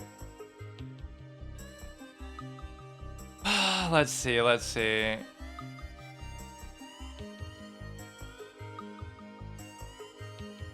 The point is you would have probably had to trade one off, right? That's the thing that I'm doing wrong here.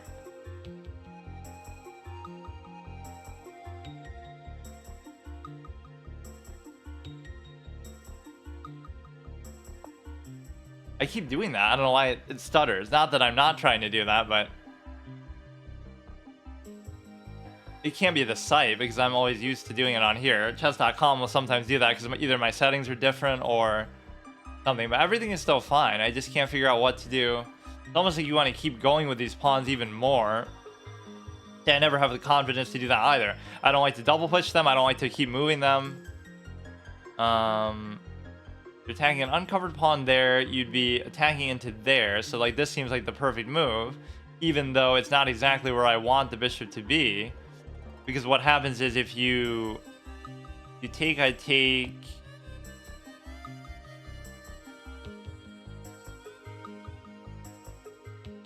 If you take there, it's fine. So you might want to go somewhere like that, which there's still plenty of things you can do about it, but at least it's a very open, uncomfortable thing that you can do very easily. If you can somehow just get in that diagonal.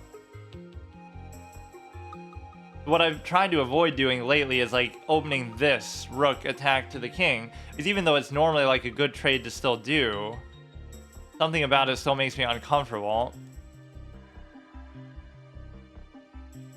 I would love to trade, but I just can't figure out exactly how to do it.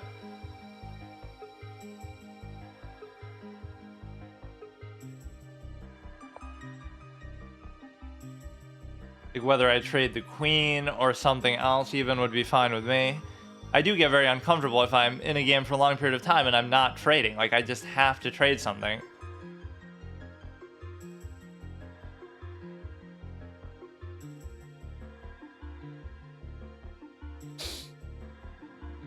There's nothing wrong with this position, right? 100% it's even, it's drawish. It maybe even favors me a little bit somehow. There's nothing wrong with that either. Like, I'm even happy that he did it. These are the kind of aimless moves that I like. Like, there was no reason to do that trade, but it's exactly my kind of trade that I would do. Just because. Yeah, fuck it, dude. Trade everything. He gets it. He gets my style of play. He's watched my Pink Flamingo video. He literally looked up my fucking profile and saw it on there. So now, not only can they snipe my commentary as I'm playing, but they can snipe my whole style of play too on my channel. But it doesn't matter because I should still be able to deal with it. Not that anybody would probably actually do that, but you never know. They'll sit through a 17-minute video and watch it on like 2 times speed to try to get through it in the course of a thing.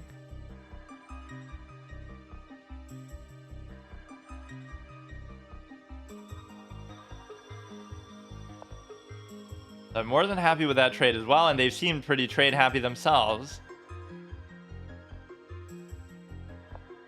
So it comes down to the point where you can do this. And the reason why... No, but it wouldn't work because you would take there and then you would... I would go there, but then you would take there, thereby also covering that, I guess.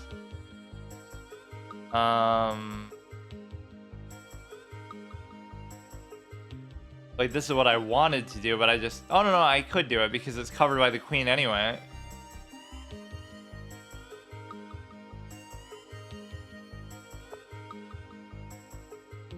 Covered by the queen, so you can't take it, and we're going to dive to there. So where do you put the queen now that you would still have to go back there to save it? Like,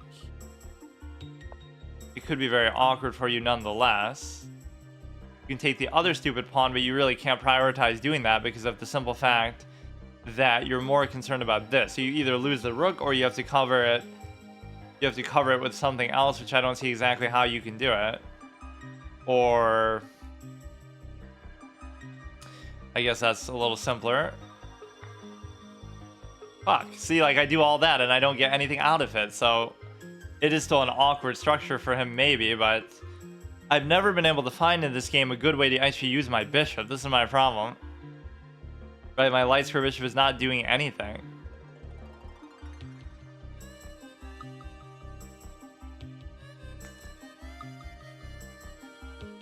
I can't figure out how to do anything with that. Fuck.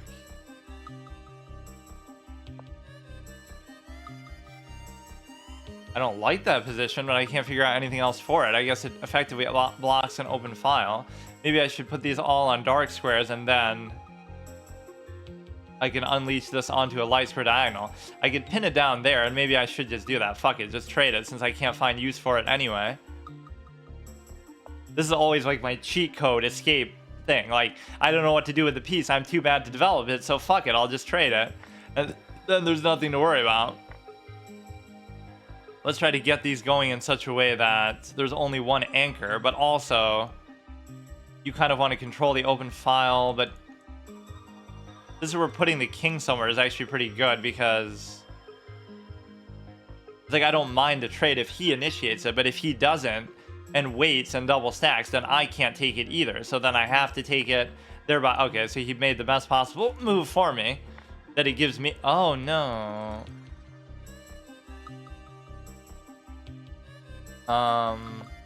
Guess we can just zerg down his pawns, but he'll be able to match it somewhat.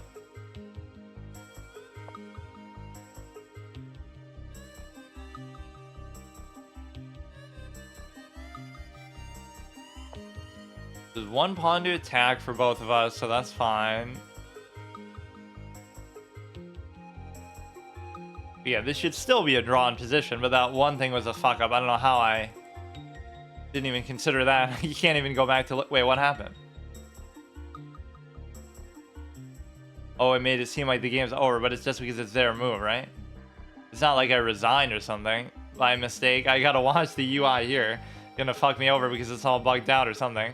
But no, I can't even take advantage of their time or anything. Or like, I don't even know what their time is at.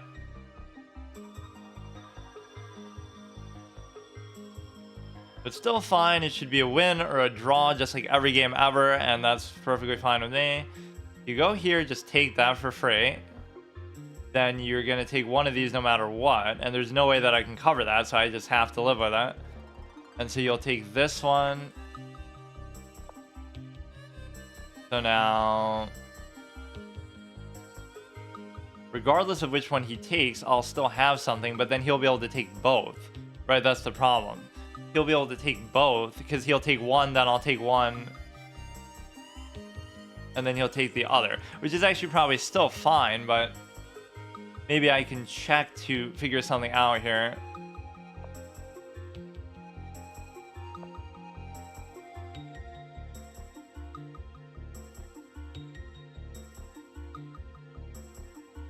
It's a little bit tricky because no matter what you do, it seems like you'll lose both of them. Right, so you just have to let it happen, I guess. Fuck. That could have been the only good thing that would have happened for me, is just... Now it should be a draw 100%. How fun is that, dude? Waste an hour of your life to get 2 draws and just fuck all around, like... I don't know if this is a good idea even to do this or not, but... Let's just get a threefold repetition, or just do it very willfully. Now you can't even move the one and only pawn that potentially could move, and if you try to move it, then fuck it. Like, his king can't move by me doing that, but there's no real reason for me to do that either. Okay. What does any of this really do? You give it check, but you still can't take anything, so nothing is really happening. Fuck off, dude. Nice game. Now you can't move that one, and then as soon as you do move it, there's no reason whatsoever for me to do that, because, you know, it would undouble his pawns, and it would do all kinds of other crazy crap.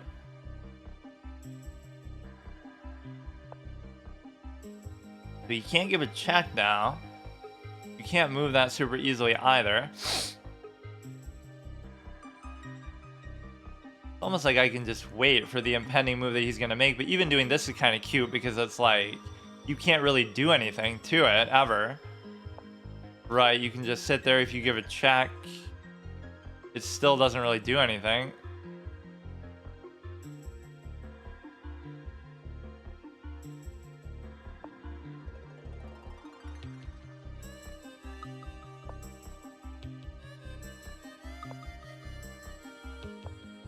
Doesn't matter because you can't move anything. That's the whole thing. Like, There's nothing you can do. Are we gonna get like the 50 move rule thing at this point? Oh shit. It still doesn't matter though, fuck. You'll raise it again, but then I can just move it.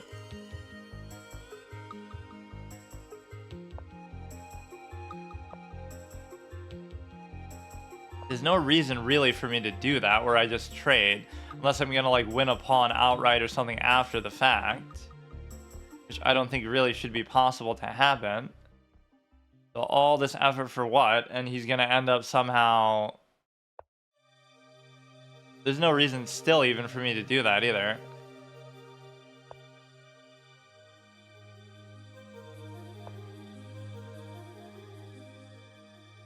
You can't raise it there, so they're gonna take, then I'll take. And that should still be fine. Or you'll try to go there maybe somehow. Isn't this just so fun? Like, wow, isn't this what you want to do at 1600 rating, no less? Like, what the fuck, man? It's still fun. Again, the one pawn is not going to be the difference in the game. Oops, I didn't mean to do that. Now I can actually blame the mouse. But he doesn't even take it. I have to stop, like, clicking. I have to just hold it down, I guess. Right, until you're sure. I don't know why it's being like that. Okay, this is fine. You can go like this. Go like that. So if you try to do anything, I can take one. Go like that. Perfectly fine. We could do this. Oh. Oh, he's missing very obvious things.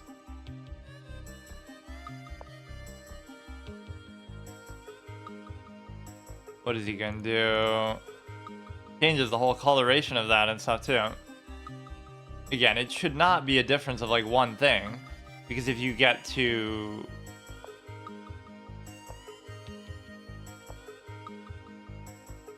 Oh! What is he doing? It's almost like he's trolling or something. Although he could be saying maybe the same thing about me. Okay, just move. Fuck, I did make like some very obvious mistakes back to back to back. Now, even if you move this, I just go here, and then all you have to do is just keep moving the rook around. So he did kind of the thing I wasn't expecting.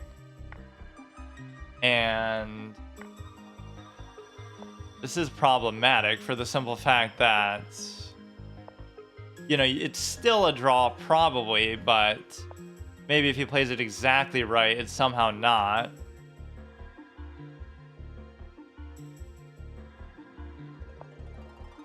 You would have to first move the king to be able to move the pawn, which is probably still pretty easy for you to do.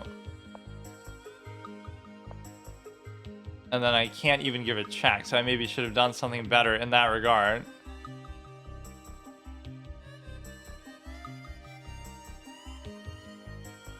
Within reason, you still shouldn't be able to promote this, but don't underestimate my ability to fuck things up like this. Be able to spam check like crazy now because there's nowhere you can really hide from the checks. So I'll run him all the way across the board, or I'll do a threefold repetition here as well if you really have to. Yeah, you can't hide behind the rook. You can't do anything. Or you'll have to go literally all the way to the other side of the board. Or arguably, I should have just done it there because he wouldn't have been able to catch up. So that would have been a draw anyway. Like, what am I playing for if not that? That was the perfect thing to do because... Fuck. But even now, his king can't get there in time, so it should be fine.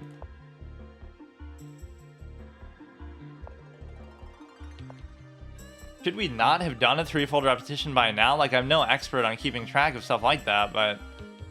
Like, this should be gone no matter what, dude. And then it's still not necessarily a draw, because you were still gonna fucking drag it out, but...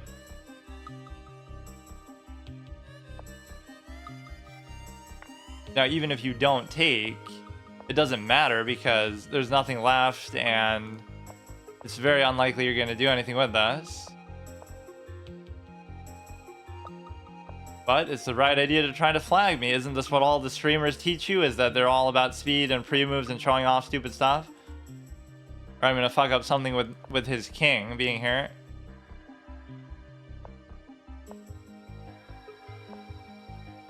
Are you serious, bro? Doesn't matter. Like, what are you gonna do? Mate me when I'm... Oh my god. Oh my god.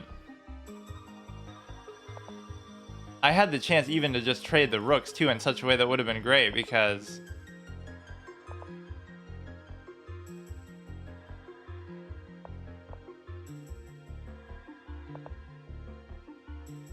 I mean, would you even still be able to do it within what time you have left? But maybe you are, because I don't know how much time you actually have left.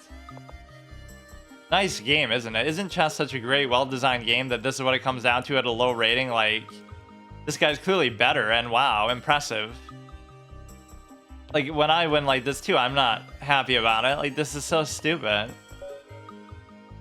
Or we did actually get a draw anyway. Wait, that means they timed out? Well, that's even more fun. And what's so amazing about that is I couldn't see his time the whole way. Like... So even though I'm saying I can draw every game if I want, I'm not doing it on purpose. Like, this is totally me deserving to lose and stuff. Incredible. Isn't that so satisfying? Like, I squeezed the water from the stone. I really clutched it out and got a draw when I should have lost. I'm so good. Very fun, very instructive, 10 out of 10 experience.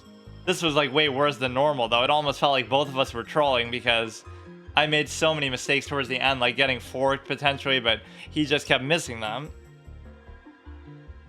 So we get to keep this weird set and everything as well. Okay, I'll just do my one obligatory game of chess for the day, just so I can always say I've always played one game every day, but this will make it annoying for me to upload because I'll have to download this whole VOD and just cut the last 10 minutes or 20 minutes out of it, right? Just to do that, which is a little bit more annoying than my normal schedule of how I do things.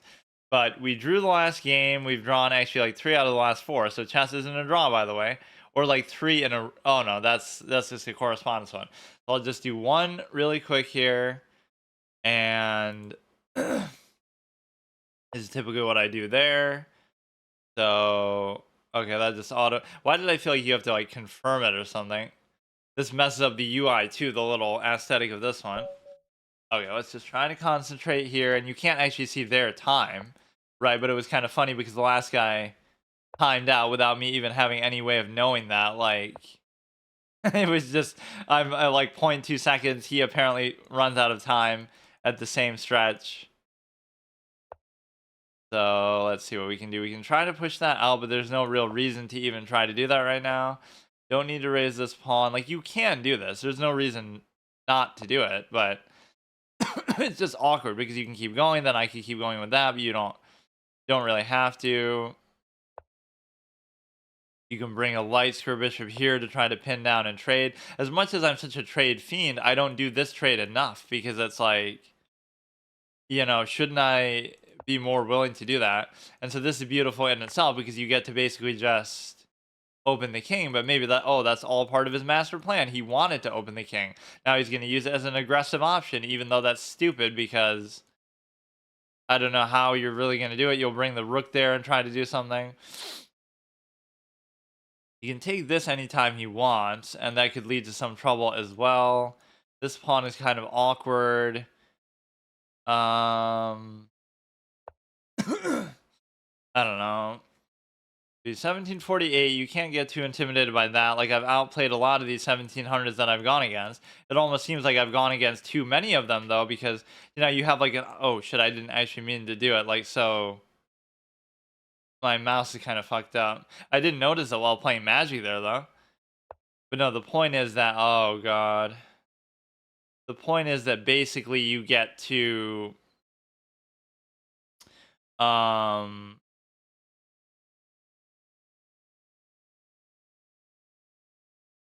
Actually, not even sure. If you push it again, I can just take it. Oh, no, I can't do that. Fuck. I don't have to do anything with that. I can't really move the knight, though, anywhere is the problem. So... kind of an awkward spot. Like, I don't really have to do anything here, but I just kind of want to move something overall. You could sort of pin this down. See, I was almost just about to blunder my queen. This is how careless I am. If you raise the pawn, I can take. If you do that, I can also take. So this doesn't actually open anything up, or it does, and that would have been super obvious to see. Oh, come on, man.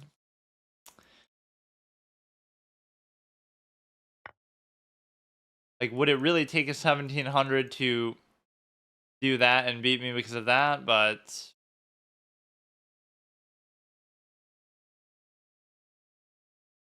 okay, so this is going to be very problematic because there's going to be too many things going on, and now that just pretty much loses you the game right there.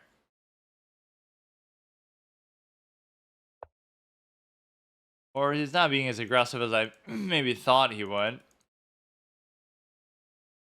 No, you have like an actual octopus knight position there. Or no, I thought you would, but once you lose the pawn there, it just doesn't happen. Now, isn't this immediately bad? Because what you have is like, there's way too many things for you to cover. So you actually should probably just lose something here, no matter what you do. But the problem is that could lead to some other issue down the road, but I'll just go for it. Right, you bring the thing here, but you're not going to just let that happen. So I'm kind of forking your bishops with the thing. With the, we're like double attacking that. That's at least a good way to try to basically escape it. And so now you get to try to hit me there. Not actually the one I expected you to do, but okay. Let's see.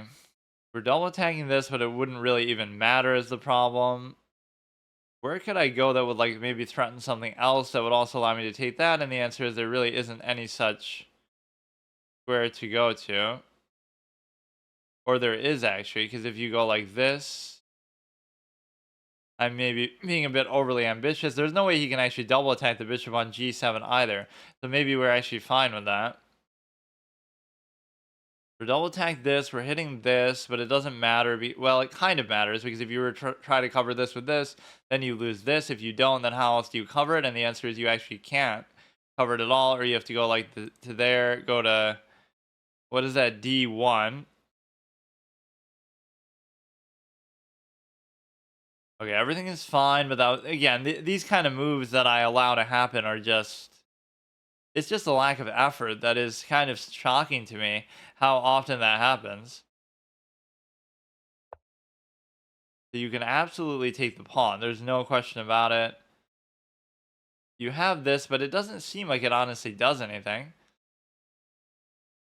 Right, like I genuinely don't think it matters. But then maybe what you do is you'd put that there, and then you could basically, I would take, you would take, it wouldn't really work or be worth it. But it's not like I really lose anything there either. So if you give a check, it doesn't matter. Right? Nothing's actually going to happen. You're going to try to lock that sucker in there. And so if I take, you take.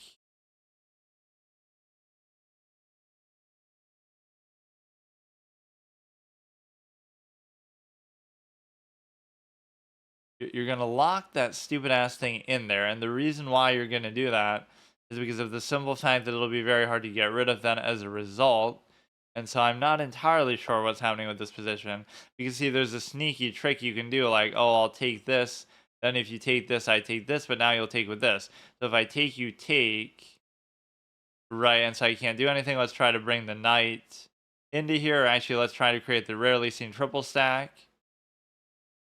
It's still not changing anything, though, of what's happening.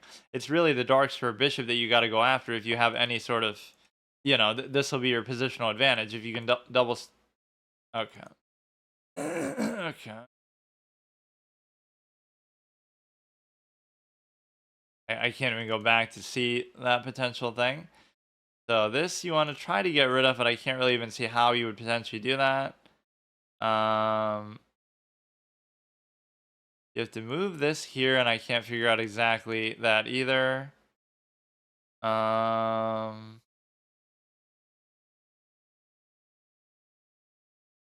I mean, you can still move it sort of in other directions, but this is going to be very problematic. I just kind of let the knight in a way that doesn't have to happen. Give another pawn. Like, some of these games are just so shockingly, blatantly low effort that I don't know why I even bother playing, but I am kind of obsessed with this notion of now trying to see how far I can get without studying.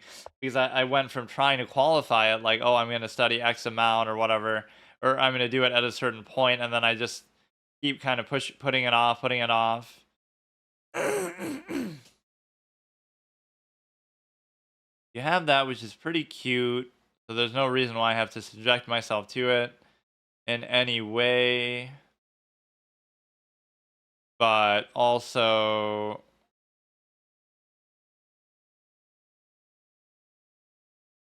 the thing is,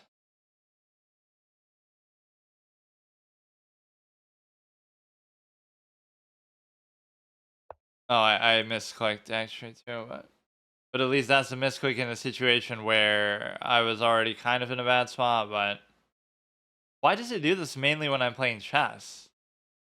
Or it's kind of my fault that I keep kind of hovering over stuff and doing that. But yeah, clearly this guy is so good, right? 1748. So therefore, it requires me to just like blunder pawns that anybody can see, or somehow, fuck.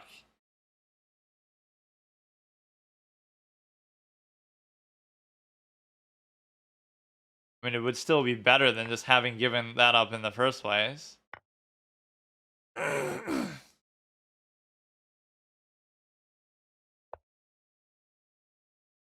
Yeah, if you move the stupid ass knight, you give a check and you can take there as well. But now I guess you can't do it. Well, that was pretty sad. Now, realistically, I shouldn't lose too much for this for the simple fact that I shouldn't lose too much because he has like 100 points higher, and we are getting a lot of these weird matchups. Why am I consistently playing people over 1700 when I'm only 1650? Normally, it's within only like 20 or 30 or 50, especially if you uh especially if you're basically able to whatever play in rapid, because in classical at least there's less people to choose from, so that could be more difficult. But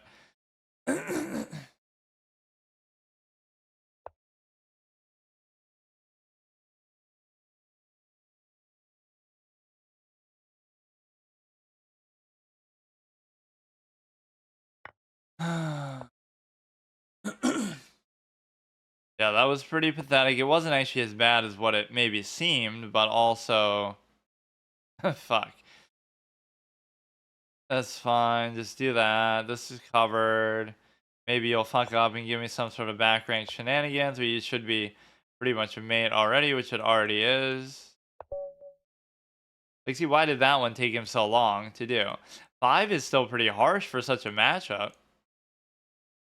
Right, because then if I beat him, I should have gone like way more. But somehow these ratings are a little bit tight now, like where everything is pretty close to each other.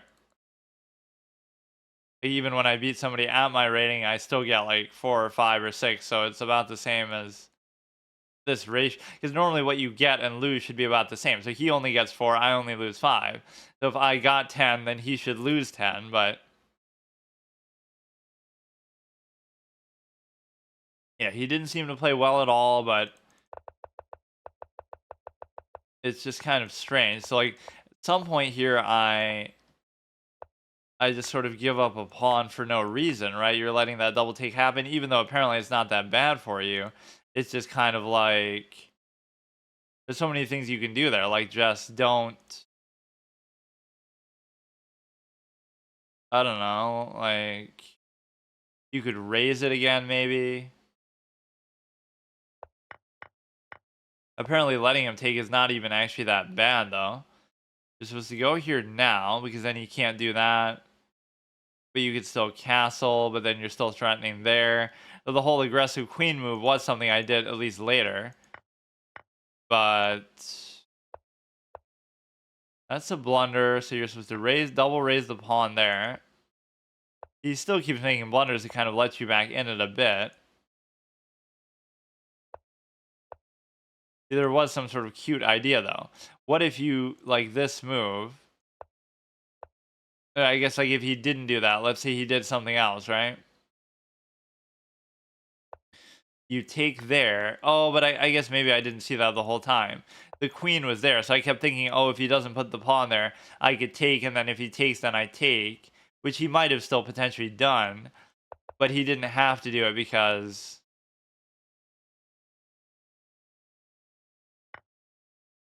what is that? I'm even saying like how I'm blundering pawns, but I guess there I didn't blunder a pawn. I just actually fucked up. I would have thought he would have had it trapped or something, I guess, if I had thought about that, but and then of course I do misclick the rook there or whatever, but I shouldn't be hovering over it like that. Like I'm thinking about potentially doing that and then I just do it. Okay, see you tomorrow. Okay, so today I'm going to be doing another short session of this, and this is why I kind of like doing these in a little recorded session rather than this, because now it's like, oh, I'll go live for 30 minutes, then I'll do it again later. Like whenever I have time, I might just play a game here and there. That's kind of what I was doing with that, and then I would just kind of edit them all together and upload it as a video. But doing it like this could be kind of annoying, like where you're spamming people's followers stuff, even though I stream every day anyway, so it's like I would go live at least once every day anyway, but now it'll be like I'll go live now, then I might go live later if I have time, and then I'll do my regular category, which is like Hearthstone on Sunday. So it's kind of maybe a bit too much that way, but it is a good routine. I'll try to start playing at least like one game every single day, but I don't always have that much time. Or the way that I used to do it is I would just like bundle it together with my I'll do my other category, and then at the end I'll just end off by playing a little bit of this, which is kind of better because then you can do it in one shot. But the background we can actually keep even though I lost, because we haven't really been using it because you can't really see it. And so here you would just go and, that was kind of blocking the background. Now we'll change the other ones as well.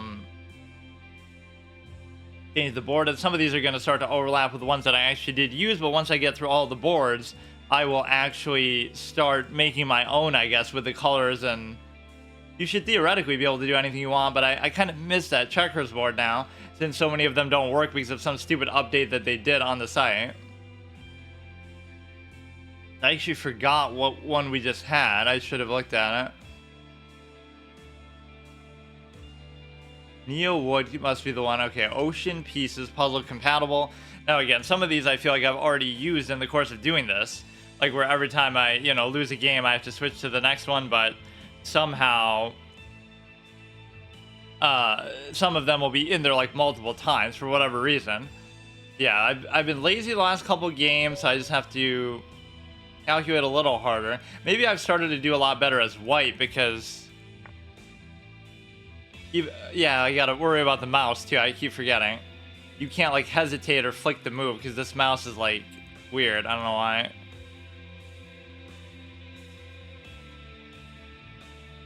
The worst he could do is like give a check there, which I don't really see what that even does. Or you almost would rather go, I don't know, or like I'm just too lazy, especially in the opening, because I feel like, see, I have to be, okay. But see, even though you pin that down and now like, oh, the queen could come in and attack it, it doesn't matter because you're already castled, so it's perfectly fine. Okay, the one thing you never want to get lulled into, especially if you are somebody who studies openings and stuff where it can be tempting, is you never want to move too fast in the opening and act like, oh yeah, I definitely know what I'm doing, and such and such, because even if you do, right, even if you do know what you're doing, you still shouldn't play like that. You should just take your time a little bit and make sure you're not making a mistake that way. Now, I could do it with the knight. I don't see any real reason to, but also moving the queen early is not a very good thing, which is already telling you that they're not a very good player because they, already did that.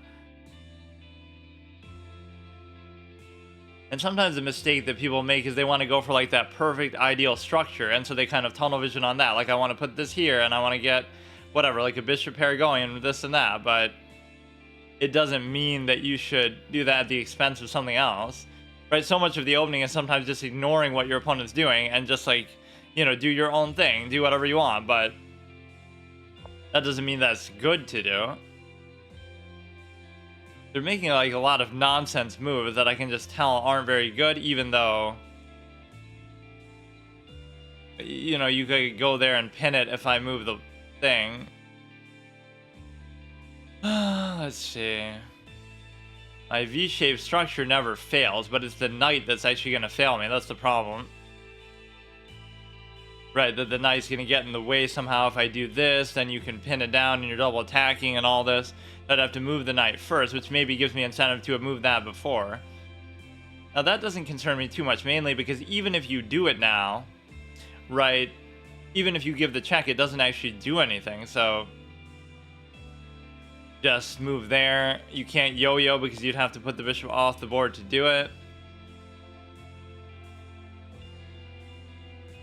I should probably move this knight, even though I don't really want to, and even though here I kind of question that a little bit, because yes, it seems like it's forcing a trade, but it could somehow turn into something bad if they somehow deny the trade.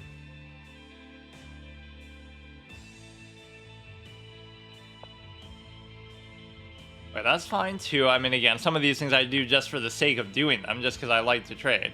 Now this gets to open the king, so that makes it worth it to give up the far superior piece in the bishop at least. So now that's got to turn into an attack.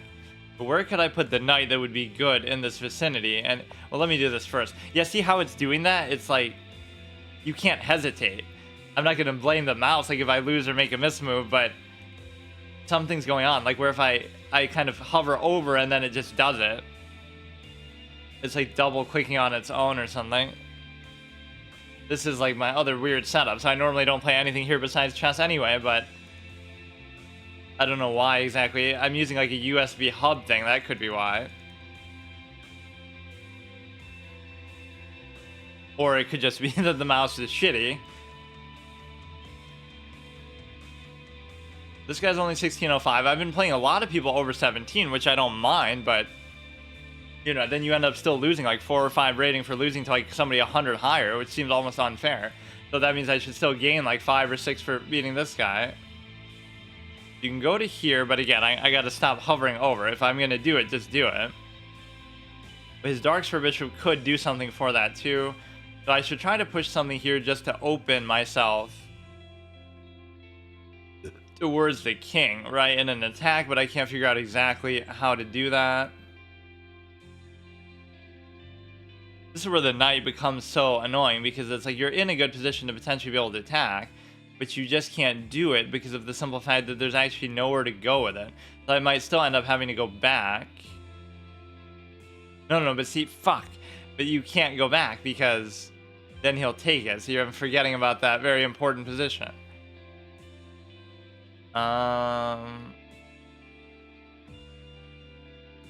This is one of those like just lost moves where I have no idea what to do because the knight is kind of just getting in the way. I'm not even trying to do anything with it. But yeah, I guess it has been like that the whole time. Like where I keep trying to draw arrows as I'm doing this. That even happened when I was doing my little pink flamingo video thing. Like I couldn't draw them very clearly. Even here I'm kind of hovering. But this is probably what I want to do, I guess. Okay, that's perfectly fine because the knight's not really doing anything anyway.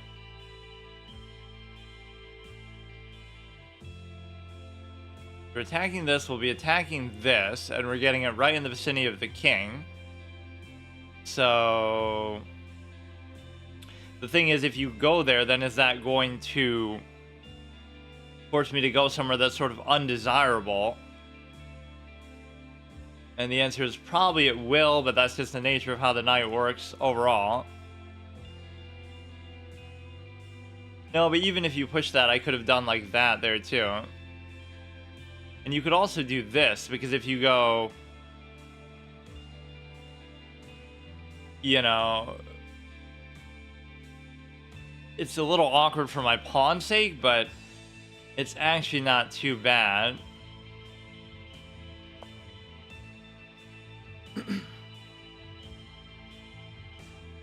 Yeah, that's like a good habit to get into. Like how I always have this schedule and ritualistic way of like how I stream every single day. Like either I won't do it at all, like how I quit for 2 years from 2019 to 2021, but then when I do it every single day. So it's like,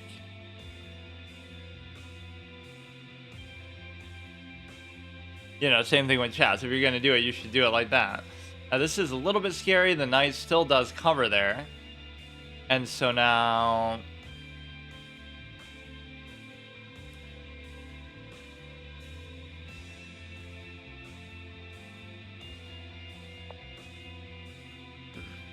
everything should be fine with this position. I certainly shouldn't lose to a 1605. Like, I've been practically outplaying these 1700s on a regular basis, which is no big deal, but it's just like, you got to see how many games have these people really played. 53 games. 3 days ago they made their account, I guess, is what that shows. It never used to show that before, so it's almost shaming you for how many games you played. I always would go in here and look like, oh, look at this clown who's played 1,000+ games. But now I am that clown. Right? How can I be this bad after a full 1,000 games played? Then now you have this there. Now I do have to wonder, like maybe I'll even go like that because I'm just overdoing it with the pawns way too much. You could take there, right? You could do that. So what would that lead to? I go there, they take, I take, they take, I take, they take. So the queen would end up there in such a way that could be bad. I don't know why I feel like this is actually good. Not that I couldn't just do that, but the thing is I could still... oh, wait a second.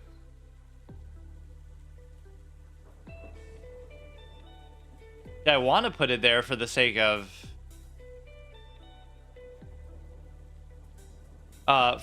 covering that, but I actually can't because the stupid-ass bishop is still going to get in the way. You have enough cover here, especially on benefit of the knight, and you can't even push the knight out with that anymore. I'm somehow intrigued by this, but I almost might get trapped myself, but I don't really see how. You can give a cheeky check on the other side here. I don't see what that even necessarily does still. I'm playing like a little too aggressively with my pawns, but it should be okay. Or no, you can't give a check. No, you can. Never mind. You give a check and I just move and it's perfectly fine. Like, this is the stage of the game that feels weird. It's like I got the structure I wanted. I traded off a little bit. But now I'm like playing like a total clown because I just don't know what to do. You almost want to go here because you would feel safer than... you know, like here you might do some light square threat. This feels just completely safe no matter what.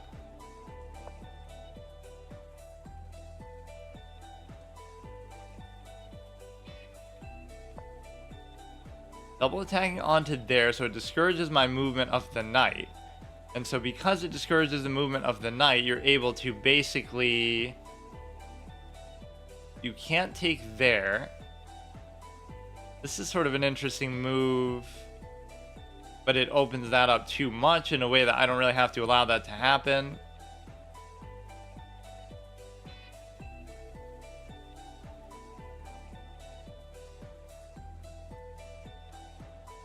All about the knight. Like, can the knight actually do something? It is adequately covering onto there. My queen is almost in a weird spot, like where I can't really even move it, so it could be one move away from potentially getting trapped. Right, I'm not too happy about where it is. And I'd love to be able to move the knight, but I guess I just can't do it. Especially if he's willing to sack something and then he might win something, but... he would take there, like... where I always start to fuck up on time, too. I don't understand, like... It's one of those dead moves where it's just like... you're not really even doing anything or trying to do anything, but you're just trying to get stuff out of the way and just... they might be able to just do some crazy sack play. See, like, that's a move I'm just almost mentally resigning that, like, I don't know... not, like, resigning the game, but, like, I just don't care. Like, I don't know what... it's not, like, that bad of a position. It's not that crazy, but somehow... if you take there, I'm almost obligated to take... right, which is still a 10 for 10, but it's just kind of awkward. Right, I could also just not take with the queen, but...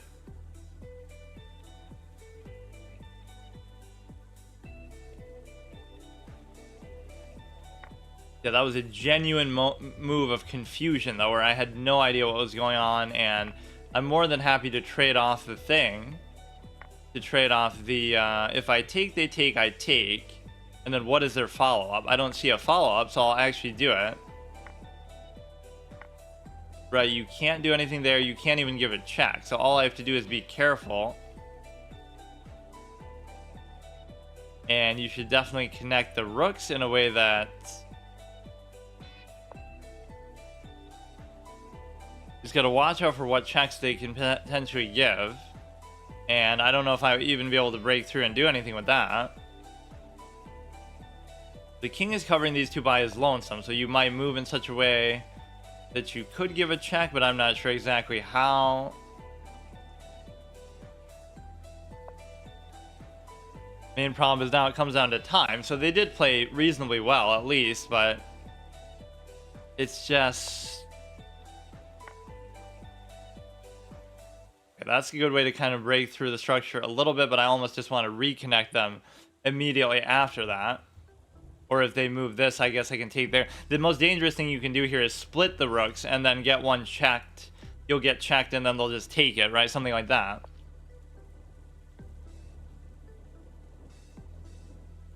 You're attacking there. Yeah, let's just reconnect the rooks. Everything is fine. Now you'll attack this and then that'll pose some problems. You also got to keep still an eye out for the check that you can potentially do here. Right, if you're able. That's a very good move for the same purpose. You can go like this.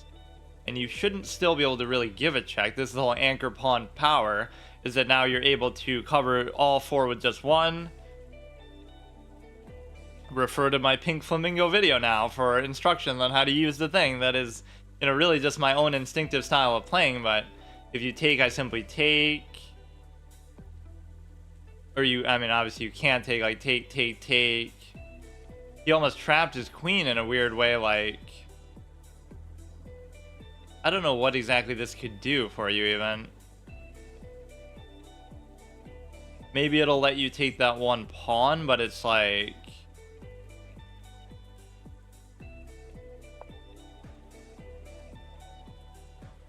Like, you could check and try to take there, but then the best you're doing is gearing up for a threefold repetition, which might be worth it to you. But the reason why it's worth it to me, even if my position's a little better, which it doesn't seem much better, but even if it was a little better... I'm so low on time, as usual. It's funny how that's always the dictating factor. I'm always down on time, but I'm always winning. So doesn't that tell you something? Like, maybe that's why. Maybe if my opponents had the same time discipline and took their time, I'd be perfectly fine. So you could go here. You could go here, and he still can't do anything with that, so...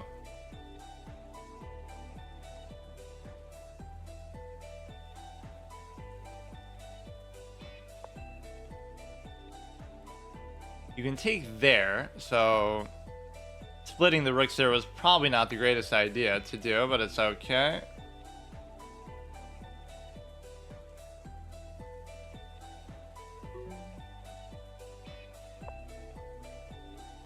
That's always a good idea too. When in doubt, just start giving a bunch of checks, because that'll certainly kill your opponent's clock a bit, right? Especially if they're trying to pre-move. Just give some check and then it might mess up their pre-move, you know, things of that nature. And so basically we just want to get the king out of the way to the point where it doesn't just keep being a fucking total liability, but I guess there really is no way to do that. Now, if you take, I could take, you can't take, so it's not like you can still do anything with that. But no, I was in a generally good position, so if I lose this somehow now, I'd be pretty stunned, but... You know, like I always say too, like I lose on time, but it's not because I'm actually losing on time. It's because of the, oh my god. Because of the amount of pressure that time puts on you with respect to,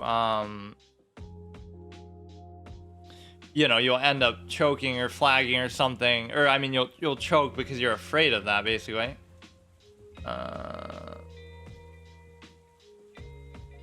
Just go back. I mean, whatever, dude. So you can give me a threefold repetition, but that's the thing. He's not even going to do it. That's the problem.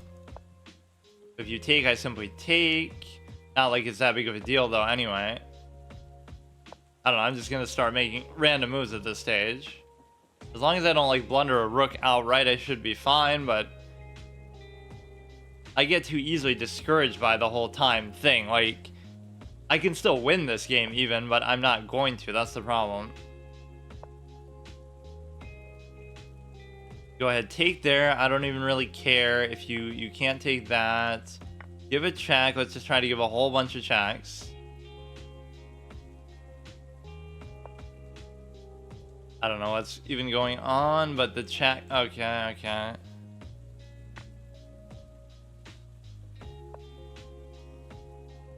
Now you can probably give a check and take something, but I don't know. But I mean, most of what you can do, you can kind of still cover it in the process of doing that. But the one mistake I made in a basic sense is I shouldn't unconnect the rooks at any point for any reason. But see, look how much they're actually starting to... Look at how much they're actually starting to struggle on time too. Like they had like 6 minutes compared to like 1 or 2, and now it's almost equaling itself out. So this is covered by the pawn still, so there's nothing you should really be able to take. But go ahead, give as many annoying checks as you want, because it's perfectly fine if you just give me a threefold repetition or whatever. Doesn't even bother me. You connect them again, you're covering this, but you're not going to be able to really take anything is the problem.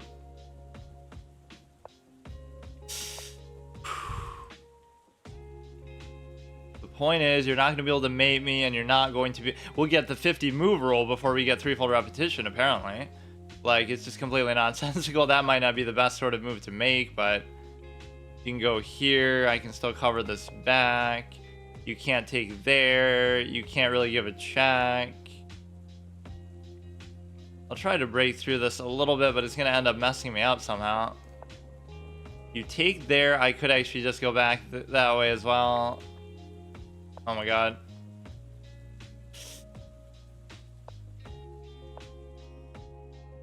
You could potentially mate me here somehow. I don't know exactly, but... What a great game to start with, though. Still, like, just... Always comes down to time.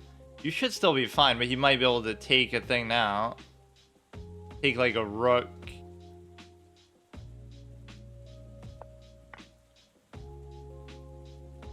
Again, just keep the rooks connected. That's the whole lesson of the game.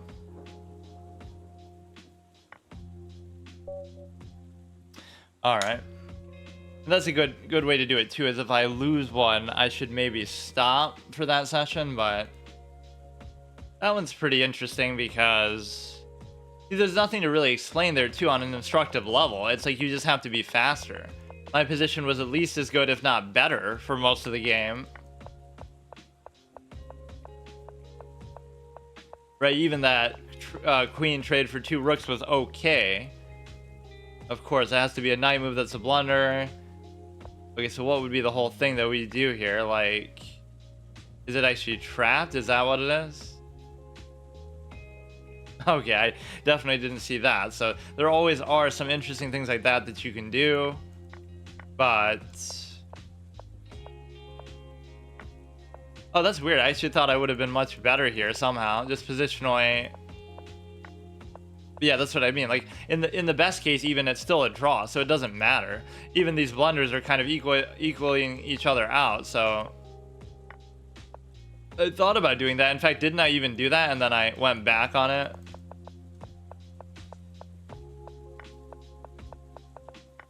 Yeah, I mean, that is mostly purely just a time win. Let me actually do another one anyway, even though I said... I probably should stop after like 1 loss. I'll do like maybe 1 more just for the sake of it here. Hang on. I have to go find my little stupid art to change for the background now. I kind of technically use this one for 2 because, you know, I had the one thing covering it up in the other one. Right, so it technically didn't count, but I was too lazy to change it to. Let's see which number this is. I think this was number 4. Yeah, so there's 1 more on this notepad. Good thing too, because if that was the last one, then I would just not even bother to upload the rest, I guess. To do this one, change the set, change the board, which again, we might be repeating at this point what the board actually is, or somehow it's like the same one. See?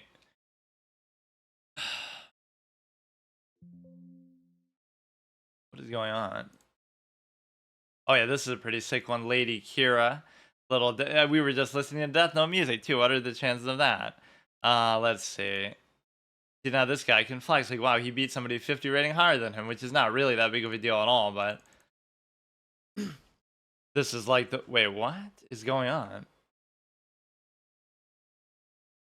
Okay, maybe my images just stopped working now. Hang on. This is a little bit annoying to do because somehow... No, it's showing up here, but it's not working when I actually go to do it. Did they update this part too, and now this won't work either? Like... Oh no, now it is working. So like this one was inspired by obviously the whole Death Note thing, because in both obviously like this is written how when Light says that's right, I am Kira, but it's spelled Kira, because it's obviously like the way that Japanese pronounce like almost killer is like Kira, and so they use that same namesake in Spirit of Justice case 3, like Lady Kira. And so I made this channel art before I finished that case, because I thought, oh, that's what it's going to be, her, right? I wanted it to be her, like the wife of the guy, the wife of like the priest, but it turns out to not be her, and it's actually the guy, like his disciple or something. So the point is, this is what I thought it would be. I don't always make channel arts for a single case of Phoenix Wright, but when I do, it's based on an incorrect prediction that I was so confident it was her and that she would have this kind of breakdown moment, but it actually wasn't. And then even this is a play on the whole Death Note thing too, how like you need their name and face. It almost feels like that case was copying Death Note in some deliberate sense, but how like you need the person's name and face to kill them with the Death Note, you also need something here in order to channel them. You need to know their name and face, which they actually never say that in the rest of the series. They just randomly bring that up later on. Ocean Pieces, which is probably something that even contradicts that later too, but... Or, I mean, earlier in the series. Oh yeah, this is what we really need here, dude. This is really gonna raise my level of play. Okay, we go ahead, go to the board. Why does it seem like I'm always sort of offline with this too, where it says like that keeps like bugging out every time I look at it. It said something there too for a second, but okay, whatever. Let's just do one more just for the sake of it, and I don't know what else to listen to. What the hell even is this? It's just called 2 a.m. Like stuff that you would listen to at 2 a.m. But this almost seems like it's a live stream. People just monetize their channels playing copyright music. Okay, let's just do one more and see what happens.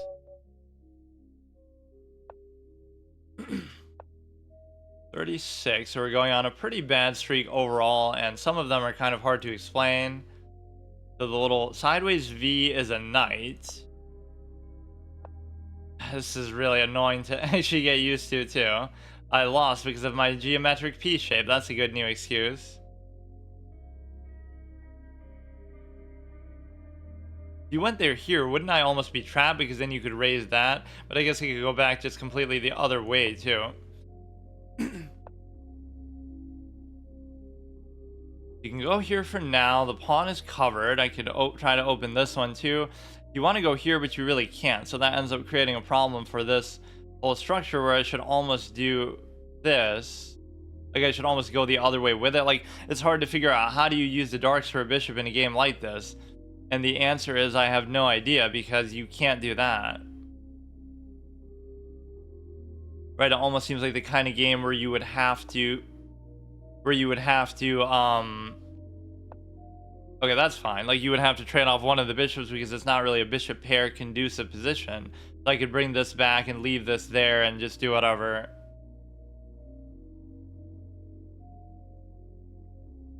You trade for the stupid knight, to which he seems almost shocked, but it's pretty normal play. So what exact structure would I be going for? See, like you can't move this one, because otherwise you'll block the ability of the bishop to go back, or you'll block the ability of you'll get take. You'd almost have to put this here first and then do it. I don't even mind how they look. It's just kind of confusing in the course of the game. Like, or now I guess I can do it, but question is, do I even want to do it? So I can't do the whole complete V-shaped structure because you're not going to have necessarily an anchor for all of these. I don't know why I just feel compelled to do this, but then I'll lose my knight. I mean, I guess you can effectively still do this. Like, there's nothing really wrong with it. Let's go here just in case the pin happens, even though it doesn't seem like the kind of game where that would happen. Do this to acquiesce to the stupid ass knight. So unless he closes off the light square structure, but I don't think he can really do that. If you go there, I take, so you would need another cover as well. That one's perfectly fine. I don't know, somehow I just feel compelled to do this. Now this is pinned down to there as well, so that could be a mistake. If you take, I take, but then this one's going to become a nightmare to try to cover. In fact, it'll be virtually impossible.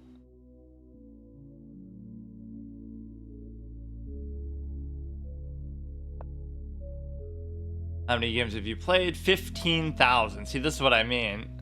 This is what I mean, dude. There's no threat immediately posed by that. You could take with that, and then you're double attacking into a pin, so that makes it a terrible idea to do that. Almost like there's some correlation to bad moves on the knight, where it's like...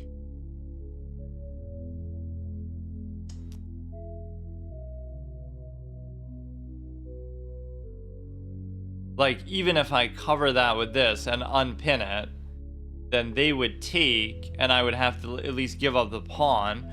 And the reason why is because I give up the pawn, because if I don't, then you're double attacking that anyway, right? If I take back, but they didn't do any of the above.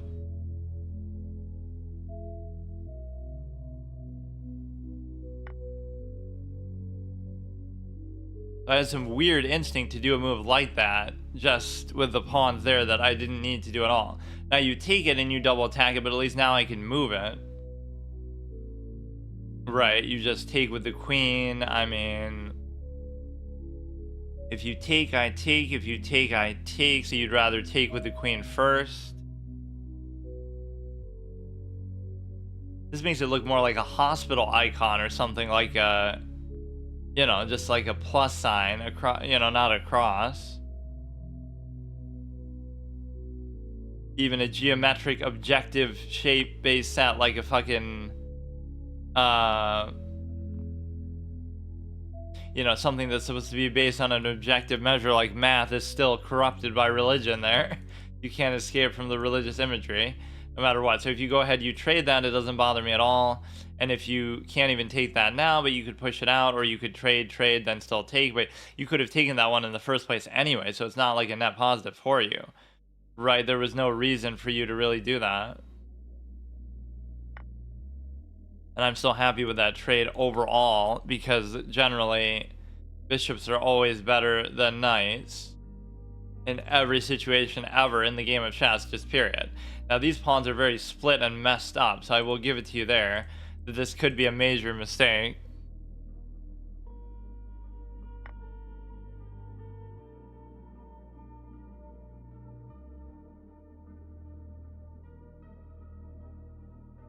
So let's see, you're targeting this one. I mean, I knew these pawns would become very difficult to cover, but I didn't know exactly in what way. And so...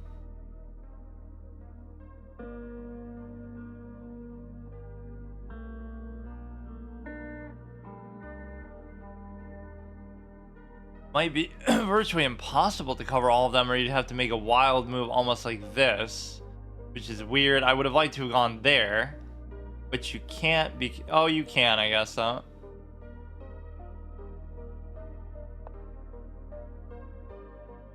You go ahead, you're double stacked. It's not an open file yet. You do have the open file here. You have a half open file there. You go ahead, you could take with that, you could take with this. I'm not exactly sure still what I'm doing with it, though. If I take with the rook, this seems to make more sense, because now you get to maybe do this, but you can't. You're already covering that, so then you would need a cover for there. At least it's consistent with the structure of the thing. Of the,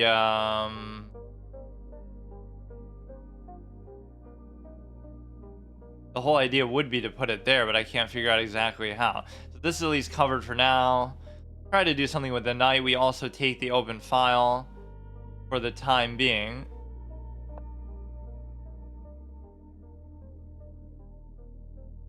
Now if I put this here, but there's no real reason to do that. So the pawns are definitely very split and messed up. If it wasn't for that, this position would be actually perfectly fine.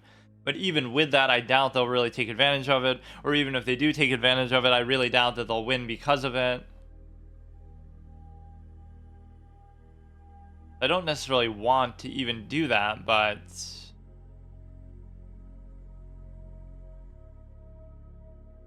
I just can't make this move. That's the problem. I guess I'll just do it anyway, but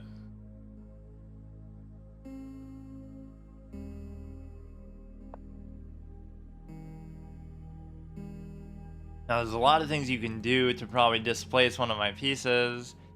The knight isn't really doing a whole lot, but it stops the thing from coming in at least. And sometimes you want to move. See, rather than make that move even, you should almost just move the king there. Because then that's, well, not in this case, but like it stops the rook from coming in.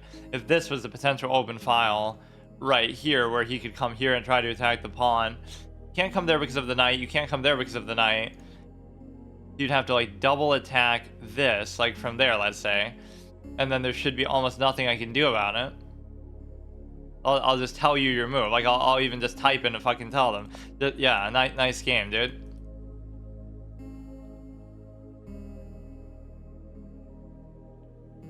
And it still doesn't matter that much, but like, I knew this structure was fucked up from the beginning.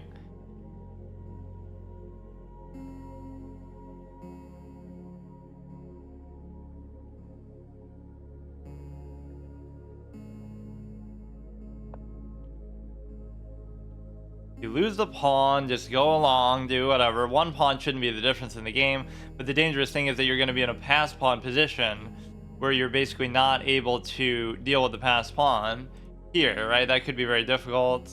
You could perch the little bishop onto there, and that's covered. But like, I knew that structure was sort of doomed from the start. That was kind of smart, actually.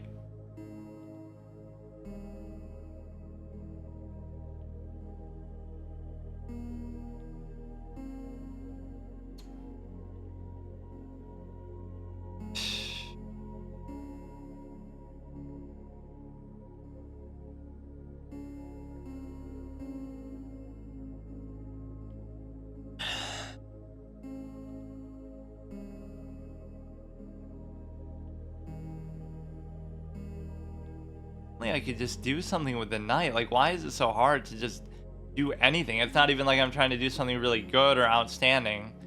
Just anything. It's actually doing enough maybe just to keep the rook out of there.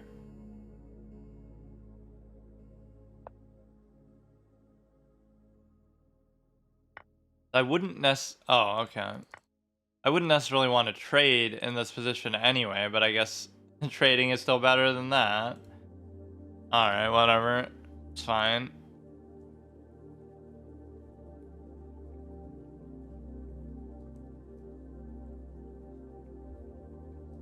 The knight kind of represents one of those things about the game, though, too, because it's like, it's one of those things that's not intuitive at all. And so anybody who even defends the knight would be like doing it from a hindsight perspective. Whatever it is that you're always trying to do with it is so unclear and so,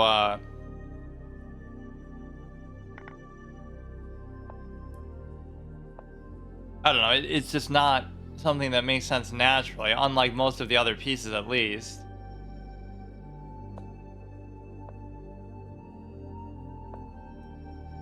I don't know why I'm even bothering to do this. Like I said, I should have studied like a long fucking time ago, but I just don't enjoy doing it, and I just don't want to do it. And I don't really have to do it. I guess that's why I'm not doing it. If I really felt like, oh, okay, I'm playing my best consistently, and then I'm still losing, then I don't mind doing it, but that just doesn't happen.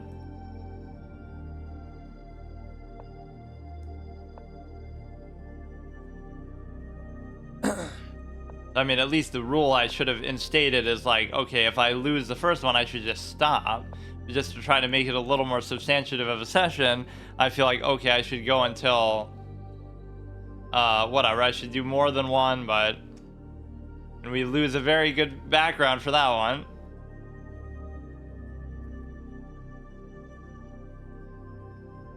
Damn, man, I keep going on these up and down streaks, right? If you look at the last several, like, what was the thing? How many of these were actually 3 in a row? So that was obviously yesterday. So this one was what? I think I got beat sort of out of the opening a little bit, or it was just kind of generally a bad game. Like, there's a lot of back and forth too, where you say, oh, you should have lost the game, like right there, but it's always the knight moves though. Isn't that amazing? Like, I always make an unnecessary, unforced knight move. So you're supposed to go here, and then it just forces a trade and stuff like that.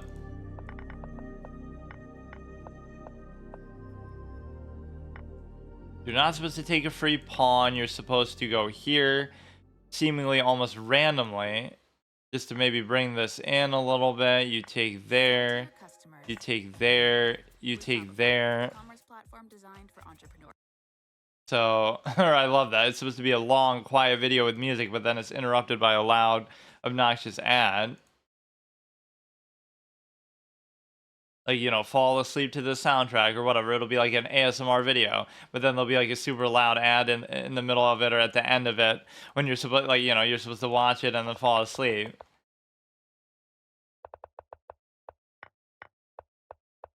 This one was purely based on time. And so I don't know what exactly I can do to rectify that much. Which that's the most disingenuous reason to study too. It's not even that, oh, I need to learn how to play differently. It's that, oh, you play more than adequately enough to win or to draw, or you'll be fine. So what you're doing is actually not wrong at all. You just have to do it faster. So like, what kind of a bullshit basis for a turn-based game is that as a criteria? Like, I have to do it in real time? Like, I'm supposed to... Oh my goodness, like, I'm not good enough at chess to beat these people because my reaction times aren't good enough. Like, what is this, fucking Counter-Strike or Smash Brothers? Like, if you want to play a real-time game, this is a sport. This is a physical athletic sport where I have to be faster on my movements. That's the dictating factor. Like, are you fucking stupid? That shows you right there, even at a low level, how stupid of a game chess actually is, because that should not be the reason why it's coming down to that. Like, beat me because, okay, wow, you're so much better and you're doing things that I couldn't possibly figure out.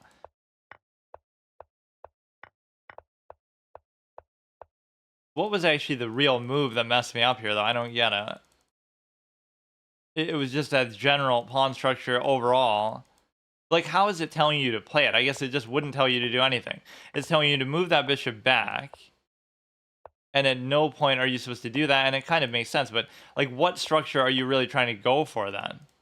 Like, let's say you do what it says. Like, what are we trying to make it look like? This just seems like an ugly structure, but I guess for the most part, you would just ignore it. Like, I sometimes try to preempt it.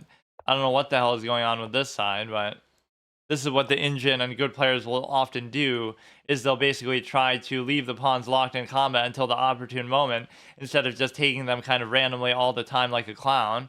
Like, I often am very trigger happy with that. Okay, see you later.